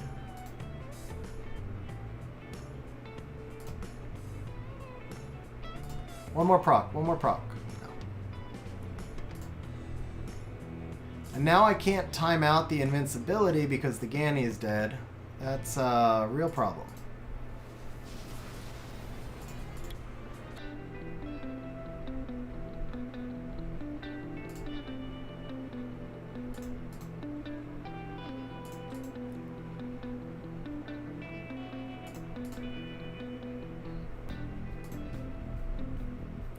Okay, he has enough dots.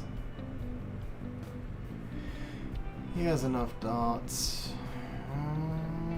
We never did... Oh, yeah, we did land the brand. Okay, let's just push him back then.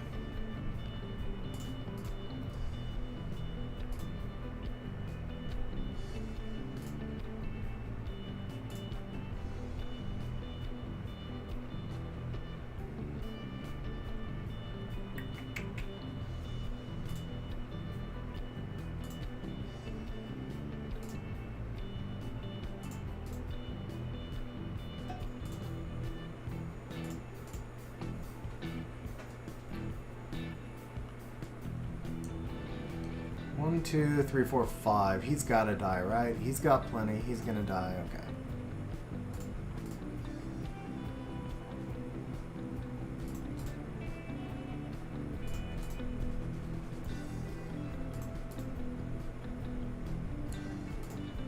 many turns left on my cooldown? How many turns left on the Pontos cooldown?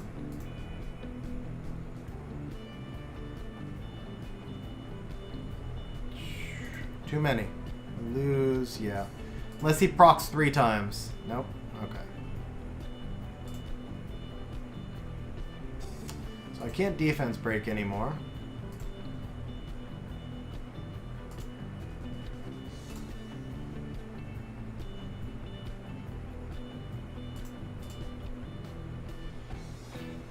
It's too early. Can't use it now. I don't see how I win this, but we will give it a shot. Alright, I can do a little damage in here. Skill 1. Okay, good. Now we skill 1 here. We do this, and we look for a miracle.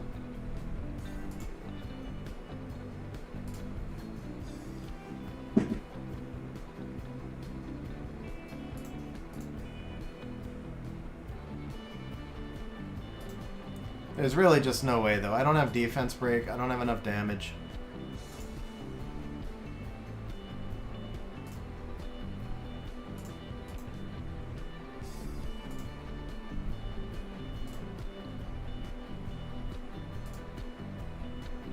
Losing Ganny damage, too. I mean, it's an extra damage dealer that's lost also. Hey, nice stun, though. That was a nice stun.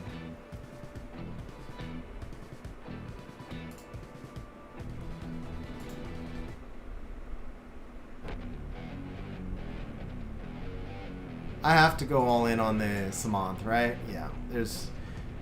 like, part of me wants to gain control of that Tyrannus, but I just have to go all in on the Samanth, yeah.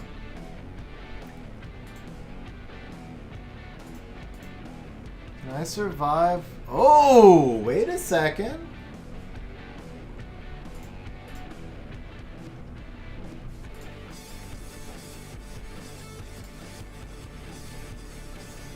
Because he already used his thing, his resurrect.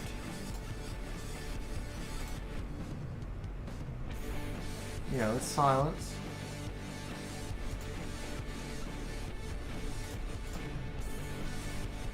Could we get the miracle here? Miracle on 6th Tower Street. It's gonna be close. The Samanth... what is the cooldown on Samanth's Rageful Return? Like, I don't even know the cooldown on it. Oh! Damn, that hurt! Bro, that was some damage!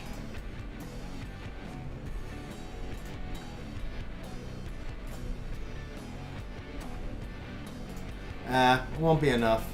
Pontos can't kill. He has no damage at all. Yeah. Alright, I actually want to try the Rocky thing.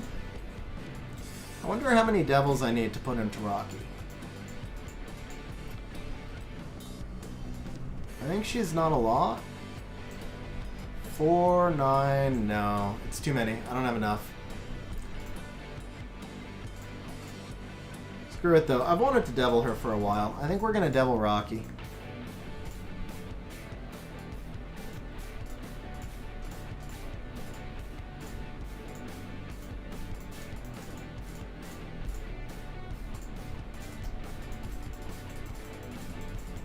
Really? You're just gonna stick them all into skill 1.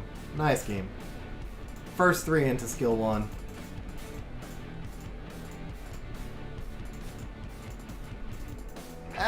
Max skill 1. Nice. Hey, we got the Soul Crusher though. That's what really matters. No, that's not. It's skill 2 that matters for the turn cycling. That's kind of the main reason I'm doing this sim. I'm just honestly really curious if it'll work, and I have wanted to devil Rocky in the past, so I was like, all right, let's try her. That's not a bad rune.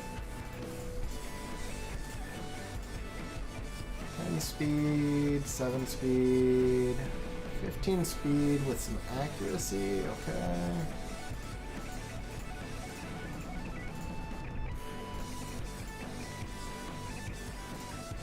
You know what, let's do this, because this rune has been in my inventory forever and I can't find a use for it, so we're gonna go Violent. No. Okay, this one's not bad. This one's not bad.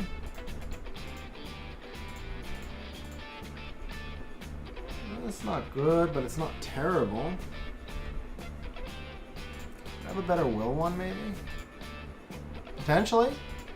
Alright, well this plus 12s, I have to go grab a different e-cig. This thing's been out for like 15, or like probably like 30 minutes. I'll be right back, guys. Right back.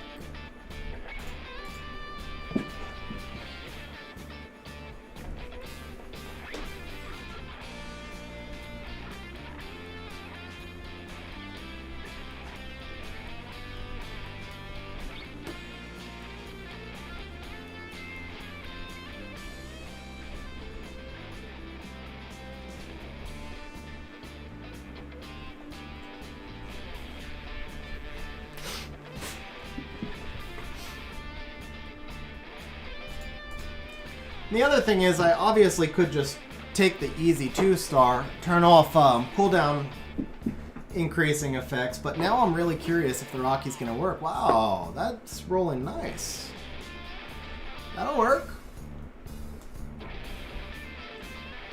No, I don't need her on Will for this, Diego, but I want her on Will so that I can use her outside of this. I didn't just spend 10 devils to use her for like one time and never use her again. I want her to be able to be used in PvP.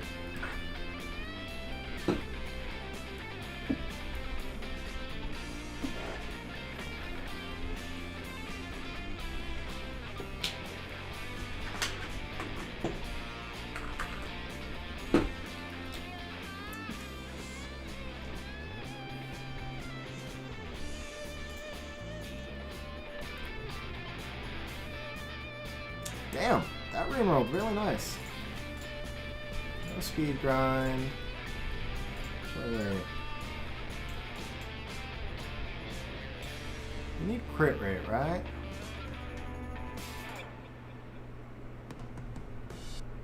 Yeah. Yeah.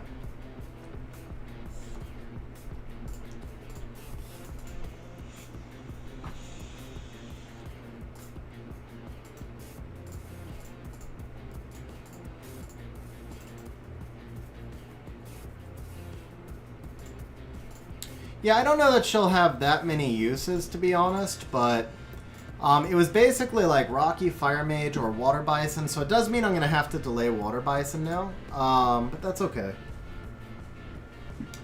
Trying a new Special League team, let's see, Chiwu, Dark Chun-Li, Ashubel, Xian, and Earthsha. I don't think the Ashubel really fits in there, man. I mean, I'd have to see how it goes, but... What's up, Dragon, by the way? How you doing, man? So Chiwu is going to be very counterable with Water Ryu. And yeah, I'm not sure I see how the Ashubel fits in there. I guess if the speed tuning is correct, but I mean, you've got like 2 AoE damage dealers that will counter the Ashubel sleeps. I think Tyron would be a better fit there. Like Chiwu, Dark Chun-Li, Tyron, Xian, Ursha.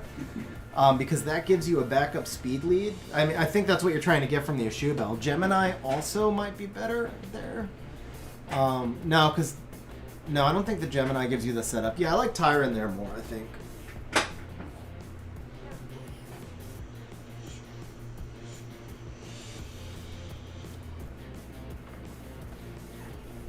Obviously, keep in mind, like just trying to think on stream, you're probably going to want to test it out and stuff, but that was just, you know, first thoughts for me. How fast are we at here? We're still kind of slow, right?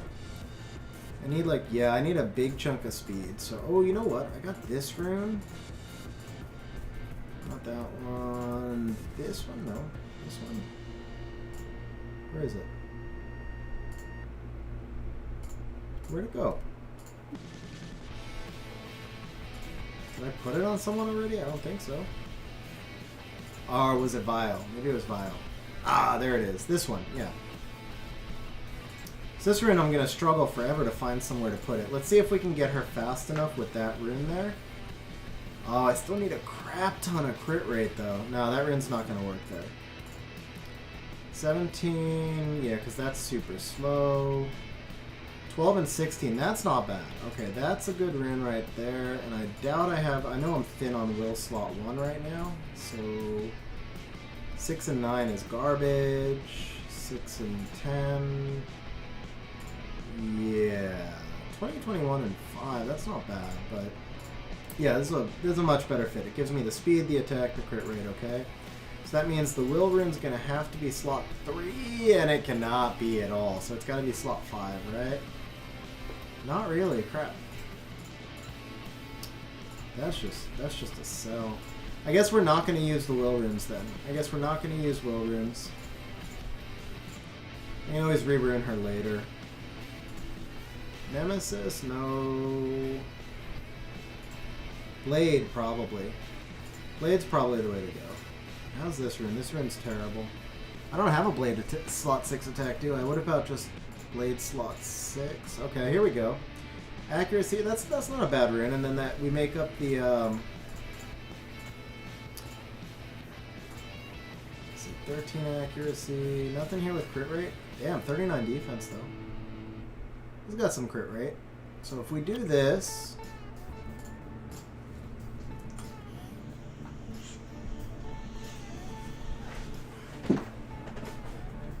because I'm thin on rage runes and I didn't want to break anything for this, basically. I'll run her again through the optimizer later. Oh, you know what? That's actually pretty good.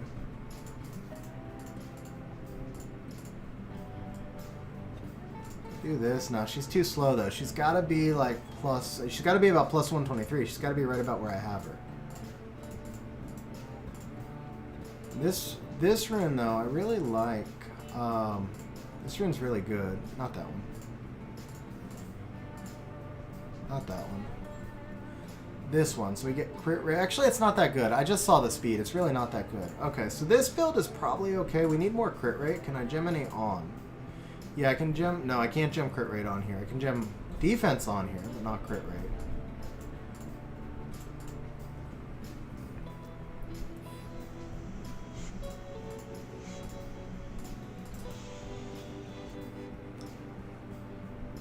This will actually fix, yeah, this will fix some of the speed tuning issues, though, once I grind the speed, right? Yeah.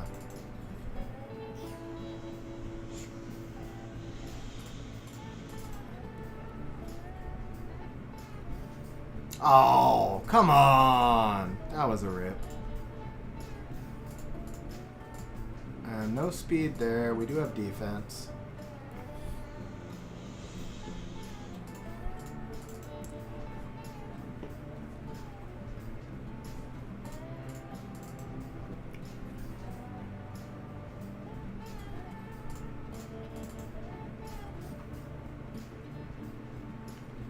Okay.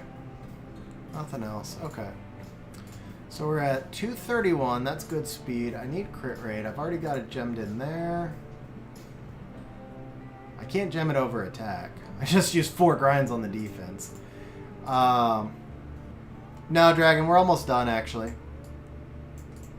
Did I put it over the defense? It's only going to be like a 4. It's going to hit for 4. I know it is. Here. I can put crit rate here. I don't need the accuracy. Crit rate gem, crit rate gem. Yes, we got 4 of them. Perfect. Oh, first try. Okay. So 84 crit rate. I mean, that's actually not a terrible build. I think we got to give her a couple of HP artifacts. We want just probably like single target crit damage. And obviously skill 3 crit damage. Single target, attack increasing, and single target, additional, single target, yeah, that's, okay. Whoops. No, yeah, it has to be HP, okay. How about here? Skill, okay, I'd rather have skill 3 crit damage then.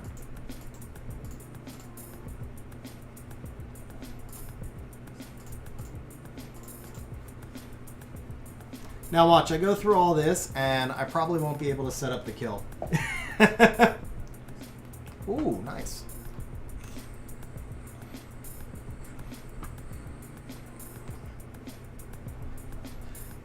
But But yeah, I think I answered the question, Frank. I just didn't have Violent Runes available to make a good enough set. But also, she's not fully skilled. She's missing 1 turn cooldown on the skill 2, so the Violent will help. And technically, I'm just building her for PvE right now. So the Violent works for now.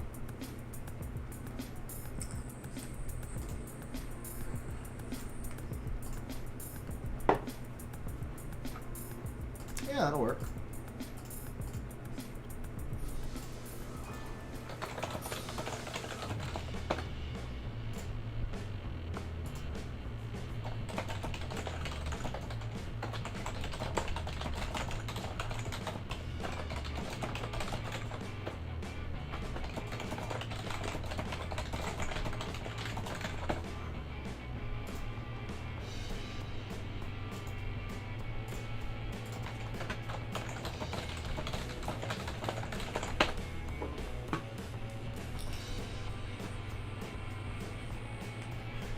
I can't even remember if my tableau's ruined, to be honest. I've never used them.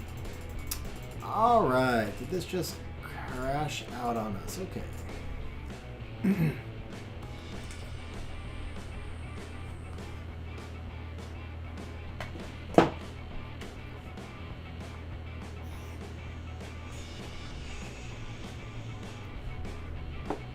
Exo, are your runes grinded, man? You're losing all your speed from grinds, probably. Most of the time, you have to remember that if you grind 5 runes with 4 speed each, that's another 20 speed.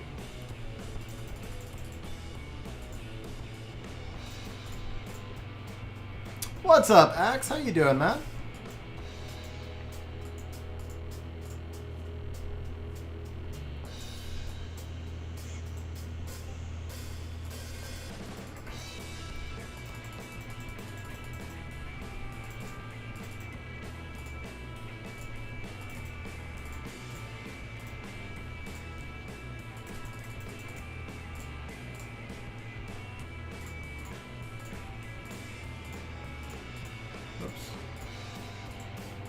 Wow. Did it just like... Did I not apply the artifacts or did it... Oh, I didn't apply the artifacts. Okay.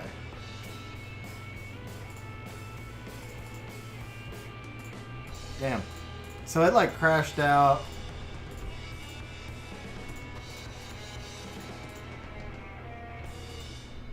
Which one was +9? Is it on this time? Yeah, it's on this side.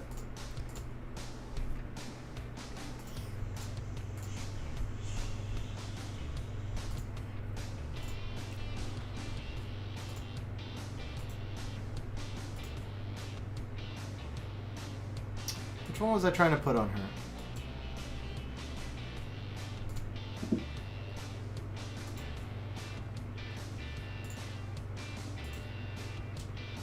Maybe this one.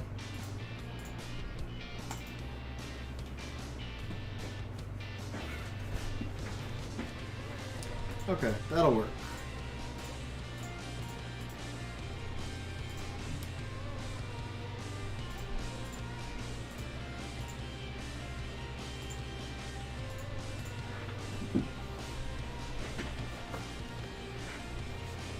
I mean, I was running a 346 Spectra in Special League, and Fizz's Bastet would outspeed me. Oh, man.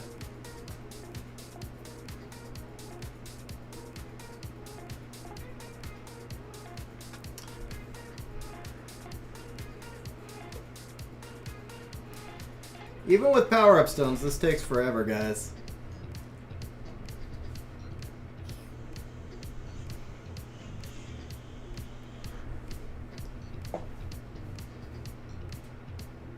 I'm not gonna do the 3 and 5 on stream.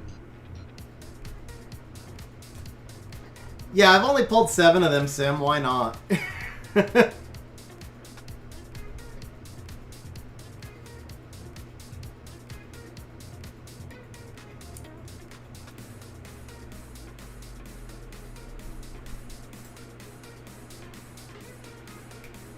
Alright, eventually this rune will plus 15. I'm really tempted to just go 2-star that stage, just because I'm not in the mood to wait for this stuff to plus 15. You know what? Screw it. Okay, I'm not gonna sit here and wait for this to plus 15. We'll roll with what we've got, and I really just want to see if it'll work. So either it will work, or we'll just switch it down and remove the cooldown increasing.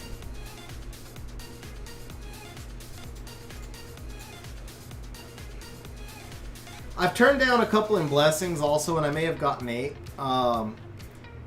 It's at least 7, probably more. But you know what? I don't really need Belinus here anymore, do I? Because now Rocky's giving me the defense break, but it's too late now. What could I use in place of Belinus, though?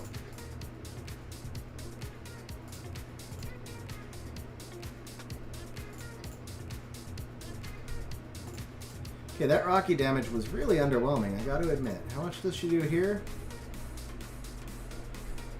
22. Okay. I'm gonna have to have that Samant like right at 0 to set this up too.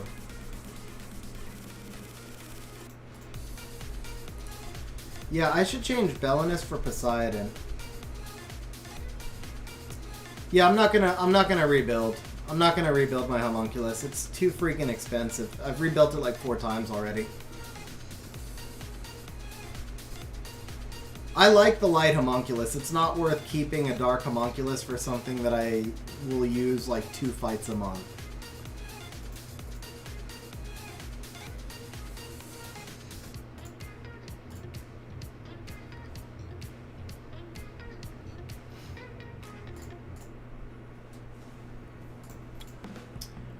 But I think more CC would actually be better in the place of the Belinus because Rocky handles the defense breaks now, so Poseidon would work.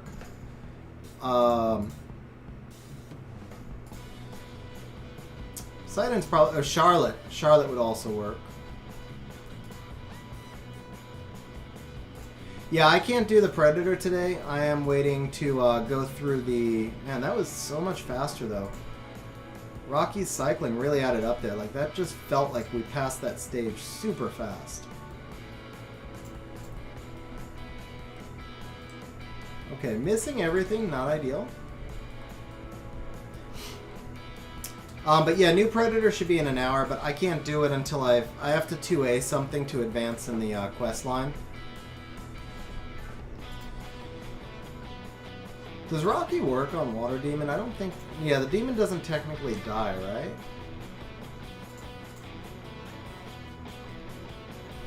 Kind of curious, actually.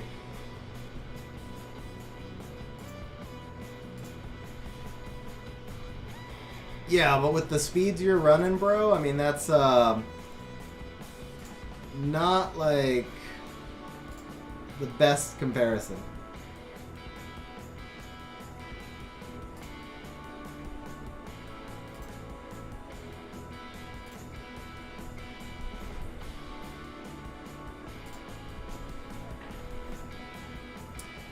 Well, there's one way to find out.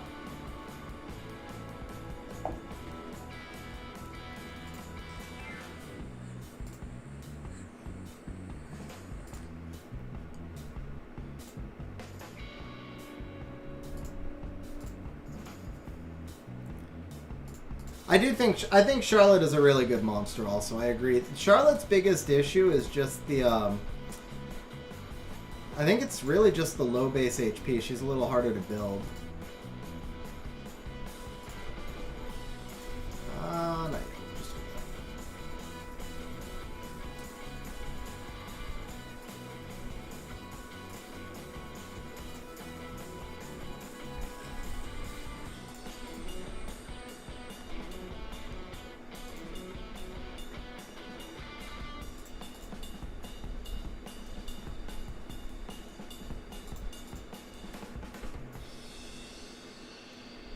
I think the question isn't, though, how fast is your Bastet. The question is, how fast is your 5th fastest monster?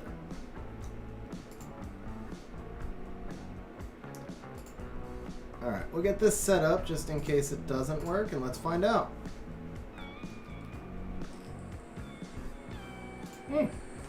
It does indeed work. Something new, guys. Learn something new.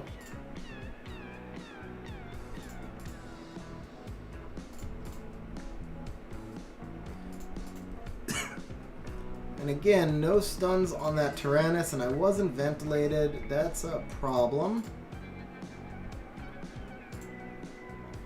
Well, now there's no point in ventilating him, is there? It's just glancing. I mean, just for fun. Let's see how much damage she does. Okay, almost nothing. Good to know. Almost nothing.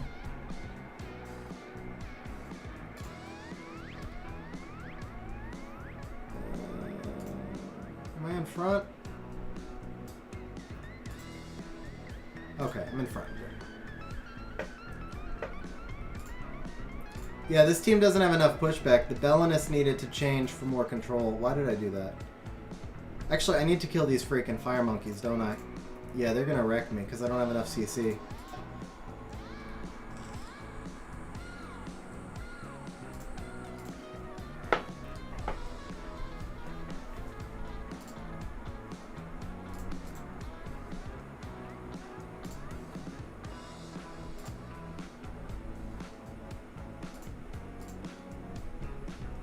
Well, that was a waste of time. Now I'm really curious if the Rocky will work, too. That's the worst part. I'm curious if Rocky's gonna work. Alright, let's get rid of the Tyrannus just for fun.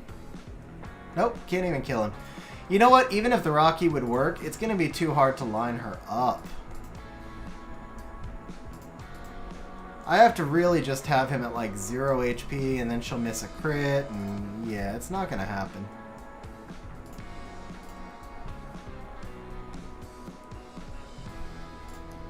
Missed all my pushbacks there too. What's his name? The Van Cliff is max accuracy too. So it's not like those resists were. Yeah, okay, let's just turn off cooldown increasing effects because that was way too much time wasted.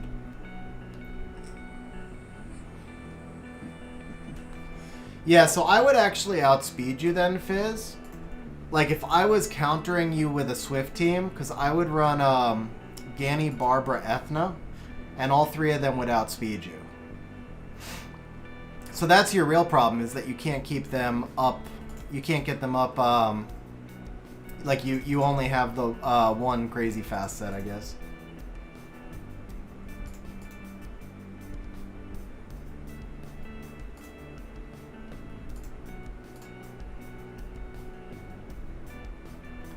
I guess I can look when I go back, Sim. But yeah, I mean, the replacement there should have been Poseidon anyway. There just wasn't enough CC. I wasn't going to have a chance. And I really didn't feel like going back through it again. I've done this stage too many times.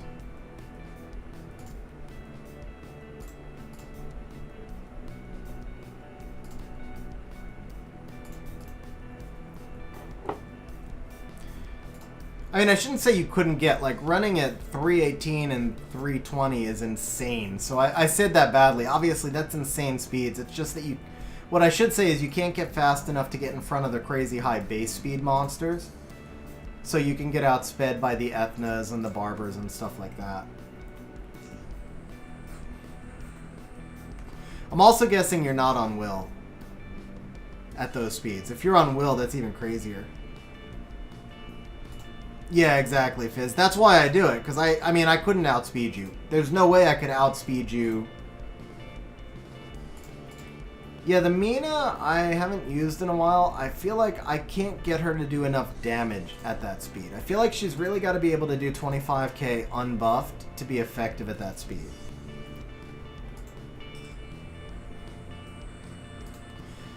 Because the Rageful Return would still just kill me right through the Samant.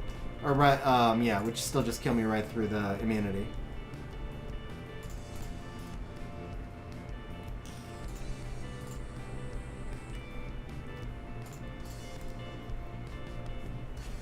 Yeah, Brownie, 20 minutes, baby. Hmm?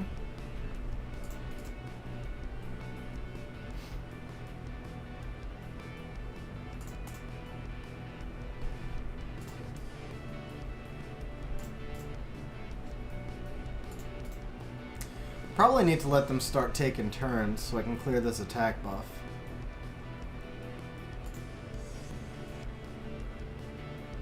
Alright, so we're going to go into the Belial so I don't push back attack bar. I'm going to let them start taking turns.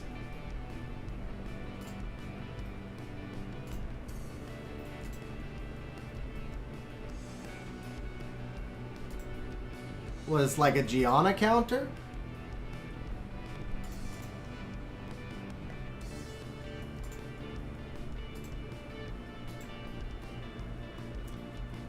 It's different though, because you play primarily a turn 1. Like for me, I have everything on will, but that's because I don't contest turn 1. So I have no chance. I mean, I really don't have much chance if they are on will. But yeah, I have no chance if they're off will.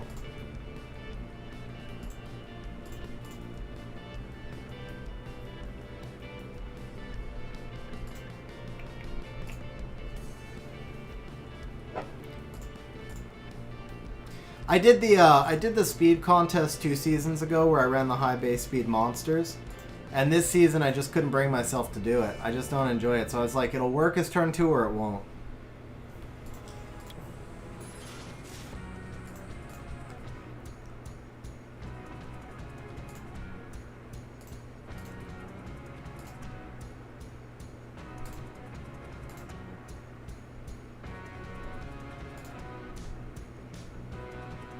Oh, crap. That was a mistake. Wow. I wasn't paying attention. Okay. If I fail on this stage, guys, we're done, because I've been streaming too long. I'm tired. Alright. Can we get the kill in time? I don't think so. 5, 4, maybe? Maybe?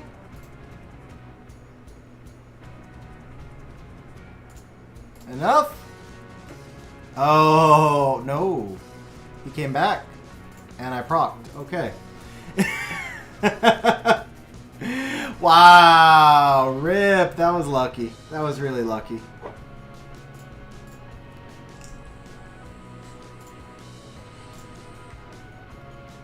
Hey, Fizz, good luck in Special League also, man. Where are you ranked, by the way?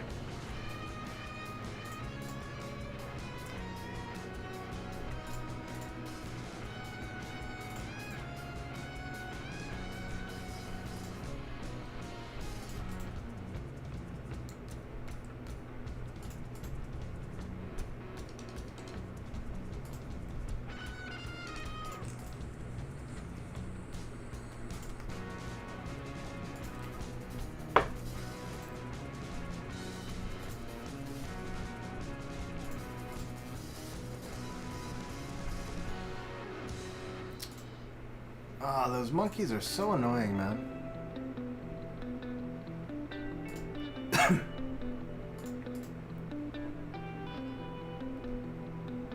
Yeah, Mr. Rom, they were good matches, bro. They were very good matches. I gotta just push him back.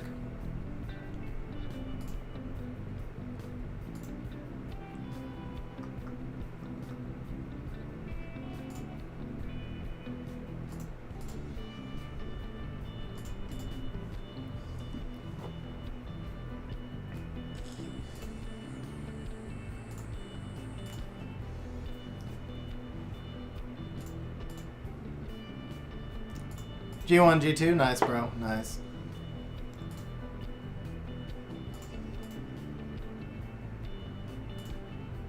I think I need to bring Tasarian for this stage.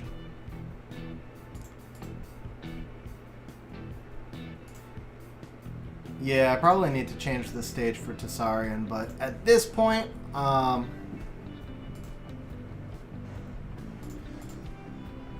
because I don't run the Dark Homunculus, she mostly works with the Dark Homie. Mine is on Swift also. She's not... the way mine is built, she's not very effective for TOA health.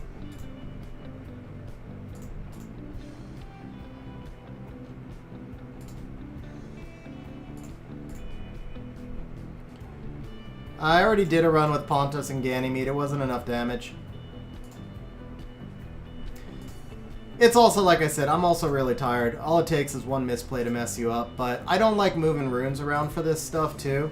A lot of that stuff winds up having to be re-runed, and it's just more work than it's worth. Like, I wouldn't even be doing this if we weren't on stream. I got the devil already, and for me, that's usually enough. I just figured I would finish the stream with, like, one LD summon, because I thought I could get there quickly, but I'm not getting there quickly. Yeah, we gotta push you back. this. Okay, reset. And ventilate the Poseidon now.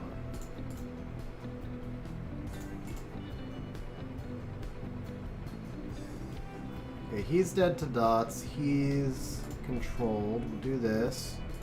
Brand.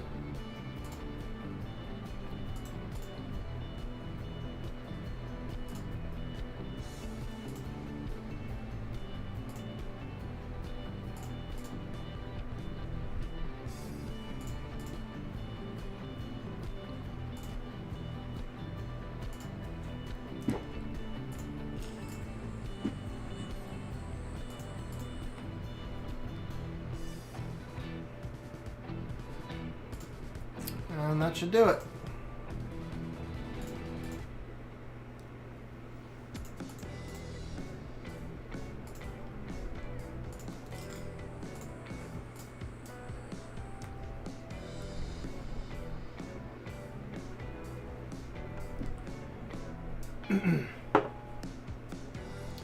Have I thought of doing water Chassoon to extend buffs? Oh, I missed your message before that. So I want to say I tested that once, and it just wasn't enough because you have to take everything off violent to time it out right. Otherwise, you still wind up proccing out of buffs, and it creates holes. So you have to move everything to like Swift or Despair, so it goes back to reruning a bunch of stuff again. All right, Frank, have a good night, man. We'll see you tomorrow. Hey, big boy, what's going on, man?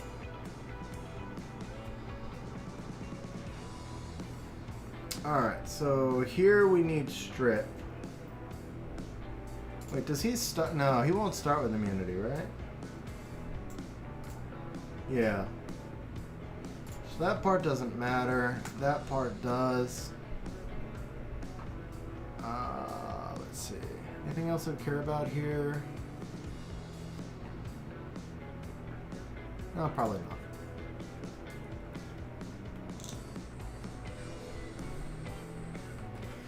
Shaman's useful. Whoa. Off of auto. Shaman's really useful to kill the end stage faster, but he is,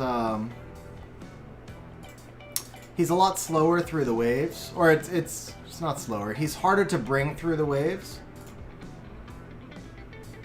And keep alive and all that. Depending on the stage, obviously. And I don't know what this stage is, so...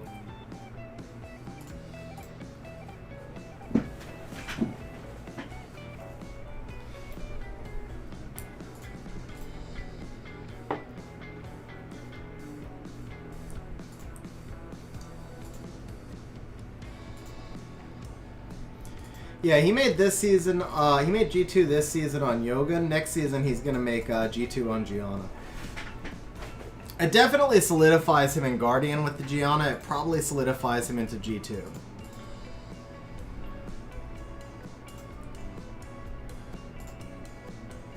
But he should definitely be consistent G1 now.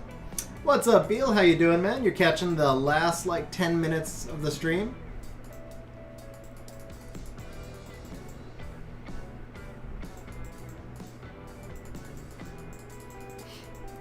2 seasons ago. Gianna got nerfed 2 seasons ago.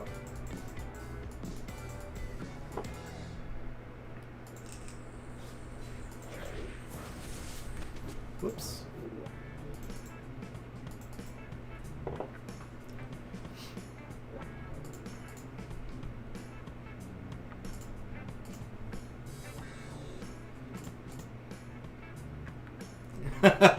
Yeah, I've been streaming for almost 6 hours actually. I'm definitely getting tired. It's showing too.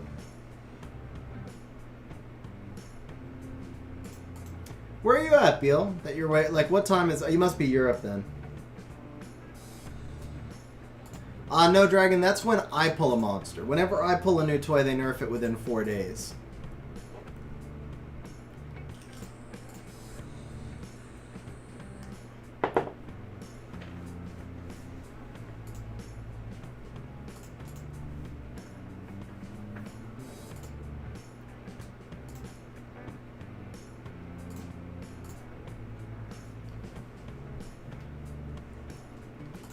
I actually, when I pulled Molly, I even said it. Like, when I pulled Molly, I told everybody, I apologize, your Molly just got nerfed. And she got nerfed, like, within 2 days.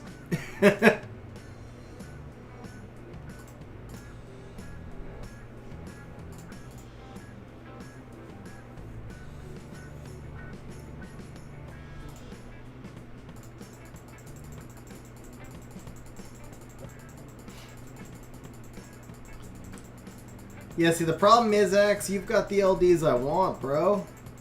Like, I have control over that. Don't worry, I'm not going to be pulling any LDs. I could show you guys what my storage looks like. And you'd be like, how does this dude not have good LDs? I've got just hundreds and hundreds of 3-stars, and that's only since, like, Monster Storage came in, and I've probably fed 50 more. Probably fed a way more than 50 more.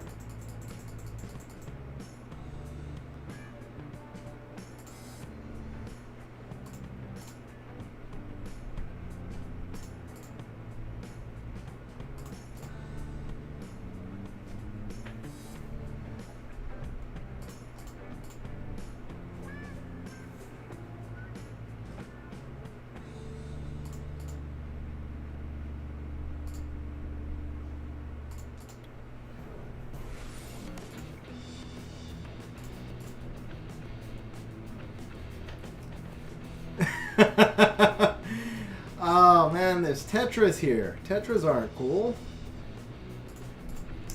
We gotta push you back. Okay, that's game. I lose now, don't I? I lose. I got resisted on every... Oh, I didn't get resisted. I'm an idiot, man. I told you guys, I'm tired. Yeah, I think we gotta be done here. Okay, first of all, we gotta reset you. Yeah, there was no... obviously, I couldn't push them back if I didn't do that first. What was I thinking? Alright, so we gotta put you down for starters.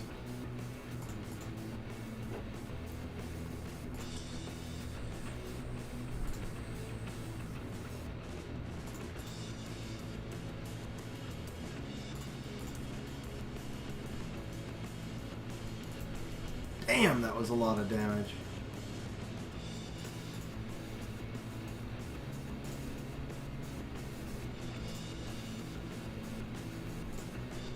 Alright, Bellinus, you gotta give me a defense break before you die, bro. You gotta give me one defense break here before you die. Let me do that. Land it. Okay, there we go. Now extend it. Push those Tetras back.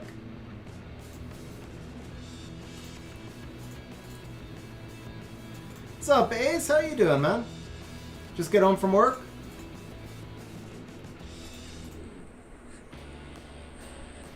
I did not make G3, bro. I could not make G3.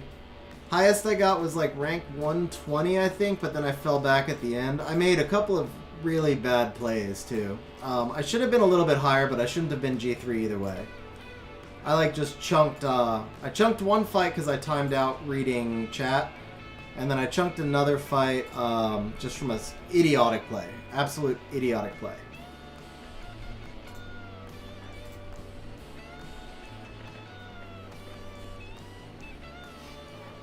Alright, so one more star, we can summon an LD and call it a night. You can have that anyway, I don't care. Ooh, Camilla. So now I actually do need Tessarian. Probably want to keep the... Actually, you know what? I think we can just drop the Ganny here and bring in Tessarian. You know what? I always use Tessarian because of the passive, but wouldn't the Wind Anubis be better if he's fast enough? He'd do a lot more damage, probably. I mean, Isis would be better. Oh, we'll just use Tessarian. That's fine. Actually, I don't want to drop the Ganny. I want to drop the Bellinus. Keep the Ganny. Yeah, we drop the Bellinus. It's just slower kills, but there we go. Actually, so it's Special League. You decay after 3 days in Special League and 7 days in RTA. But yeah, you decay after 3 days in Special League.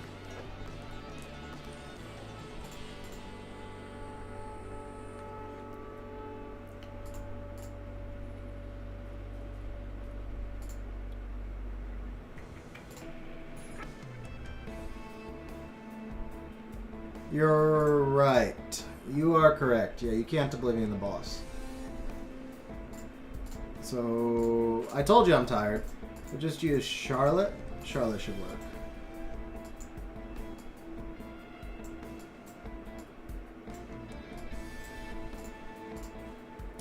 Pushback, pushback, pushback, all with correct element. Pushback and pushback. That should work.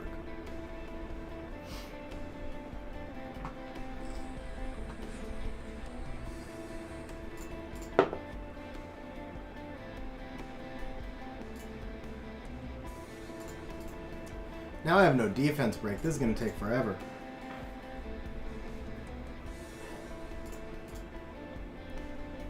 No defense break and no dots. Oh, this is really going to take forever.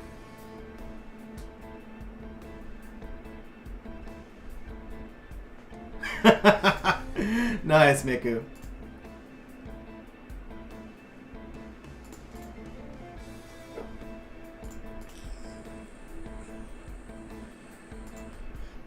You guys all are going to watch me work for 2 hours to pull a freaking light shark.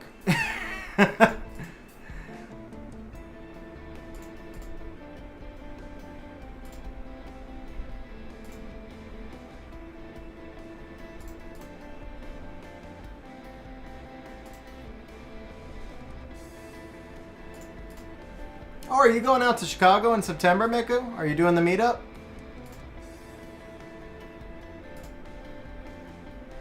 So let's just auto this for a minute. This is going to take a while, and we'll reset skills at the end.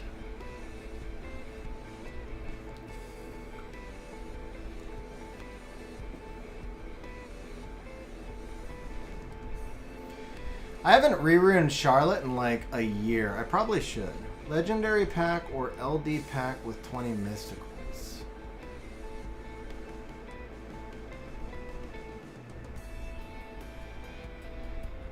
I'm not sure what you mean on the LD pack. But Axe, do me a favor. Before you buy it, message me in Discord. After stream, I'll answer. Do me a favor. Send me pictures of each, but just wait to buy it until after stream. Because we're done after this stage.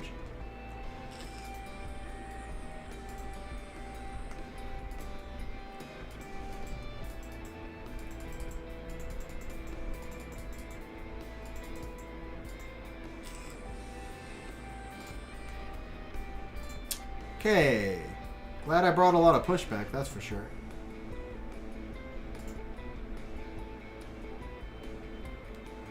Man, this is going to take forever, bro. 3 light monkeys, and they're all going to be max res. This is going to take so long.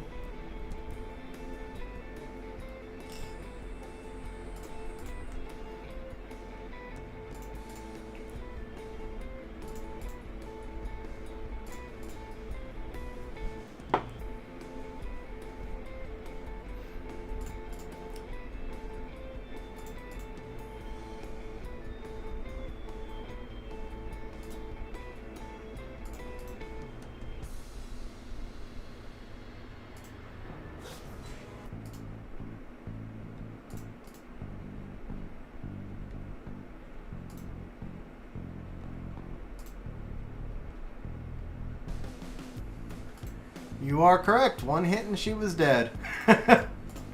I should have brought Tessarian.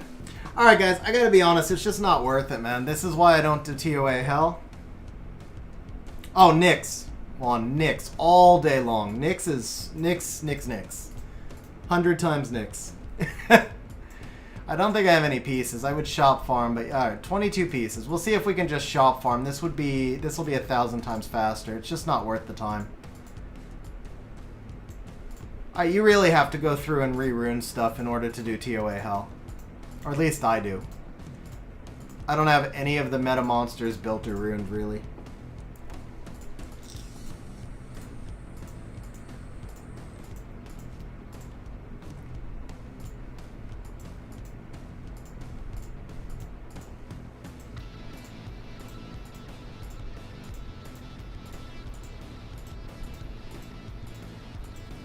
Well, I have them all built. I don't have them built for the stage, that is.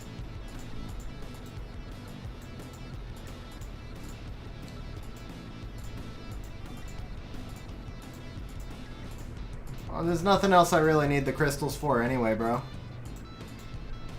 At this point, there's barely any value in me rune farming. I can't really improve my runes. The only thing I can do is raid farm.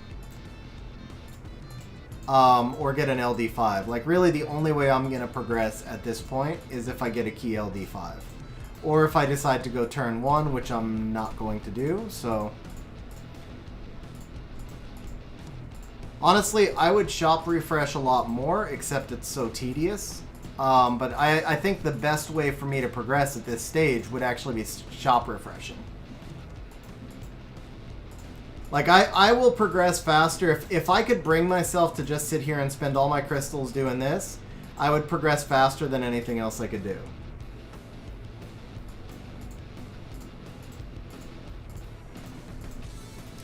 Because at the end of the day, like I said, the only thing that's really going to progress me here is just getting a key LD5.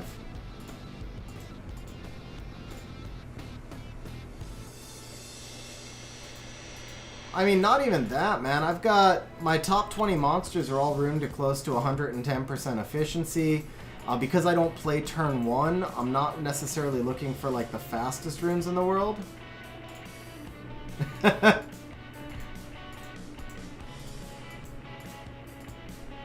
I mean, obviously it's nice to get speed runes, but... I mean, hell, I've only got a few quad rolls, and I've only got 2 that are over 30 on my account anyway. I probably have G2 speed runes, Pussyfoot, and I probably have G2 runes. So I could progress, but I mean, I used to farm 14 hours a day. No, Dragon, obviously not. I will probably never go turn 1. I just don't enjoy it. It wouldn't make sense for me. Have a good night, Papa Panda. Thanks for hanging out. Yeah, I mean, I could drop 630 speed runes tomorrow, and I think I still wouldn't go turn 1. I mean, you guys saw I had a 28 speed crit damage rune chilling in inventory because I couldn't find anywhere to use it because it was too fast. I have other 27 and 28 speed runes that are just chilling in inventory because I can't find anywhere to use them because they're too fast and I can't speed tune with them. Like, I bet you if I sort my inventory right now, I probably have 20 or more runes that are 25 speed or faster that are not being used.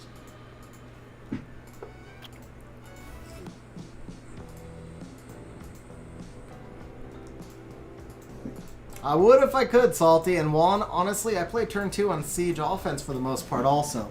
I have a Mirror cleave and a Bastet cleave, but I don't like contesting speed because you don't know what the other speed is. If the game told me, okay, this Clara is 312 speed, I'd be all about, okay, fine, I'll bring in something that's 314, right? But without knowing how fast that Clara is, I don't like YOLO.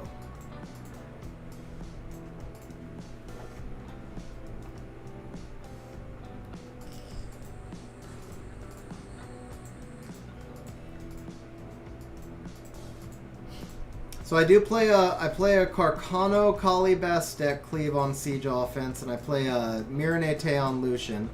The Miranete only goes in against turn 2 teams because she's only like 290 anyway.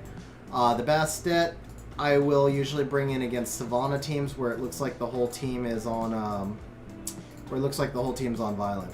Okay, we still have not gotten a single LD piece, and I am already bored, so... if there's no LD pieces in the next 2 refreshes, I think we're done. Well, some of those mysticals I got instead. Okay, yeah.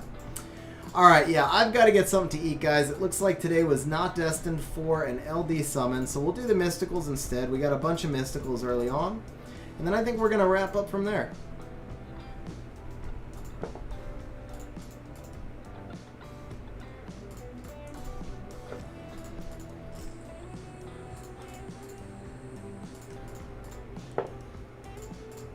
And that's exactly what would have happened with the LD.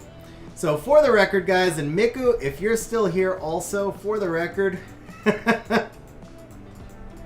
let's just take a look at what my LD... And keep in mind, this is only since the monster storage came in, and I guarantee you I've probably fed at least 50 LDs since then, right? I'm not even going to bother trying to count. I'll just let you guys look. So we do have a few 4 stars. I think 1 or 2 of these were HOH. All of these are dupes. Some of them are older as well. Like, this was all at HOH, right? This was from HOH, I believe. The rest may be summons. Now, let's see. 2, 5, 7, 6, 10, 6, 5, 6, 5, 7, 5, 9, 7, 7. 12 Shrens. Come down here. The Dark Chun-Li, obviously, is old. We've got... This was HOH. This was HOH. These are both summons. Dragon? No, I mean, ultimately I'd probably just... It's the same thing. You lose one fight to a C3 and you'll be in the same spot. So here you go, guys. Oh, well, that's HOH, yeah. So 4, 4, 7, 11, 7, 11, 5, 4, 6, 6. Like, my spark rates are so bad. I've gone like 40 plus without a single spark so many times I can't even count. 11, 12, here you go, 12 Joltons. If Astro were on stream right now, he would probably burn his entire house down. 12 Joltons, just chilling. I've actually built 2 and I've fed at least a dozen more. But yeah, I don't really have a whole lot of hope of pulling any kind of decent LD5. Anyway, guys, on that note, thank you guys for hanging out on stream. Hope you all have a great night. And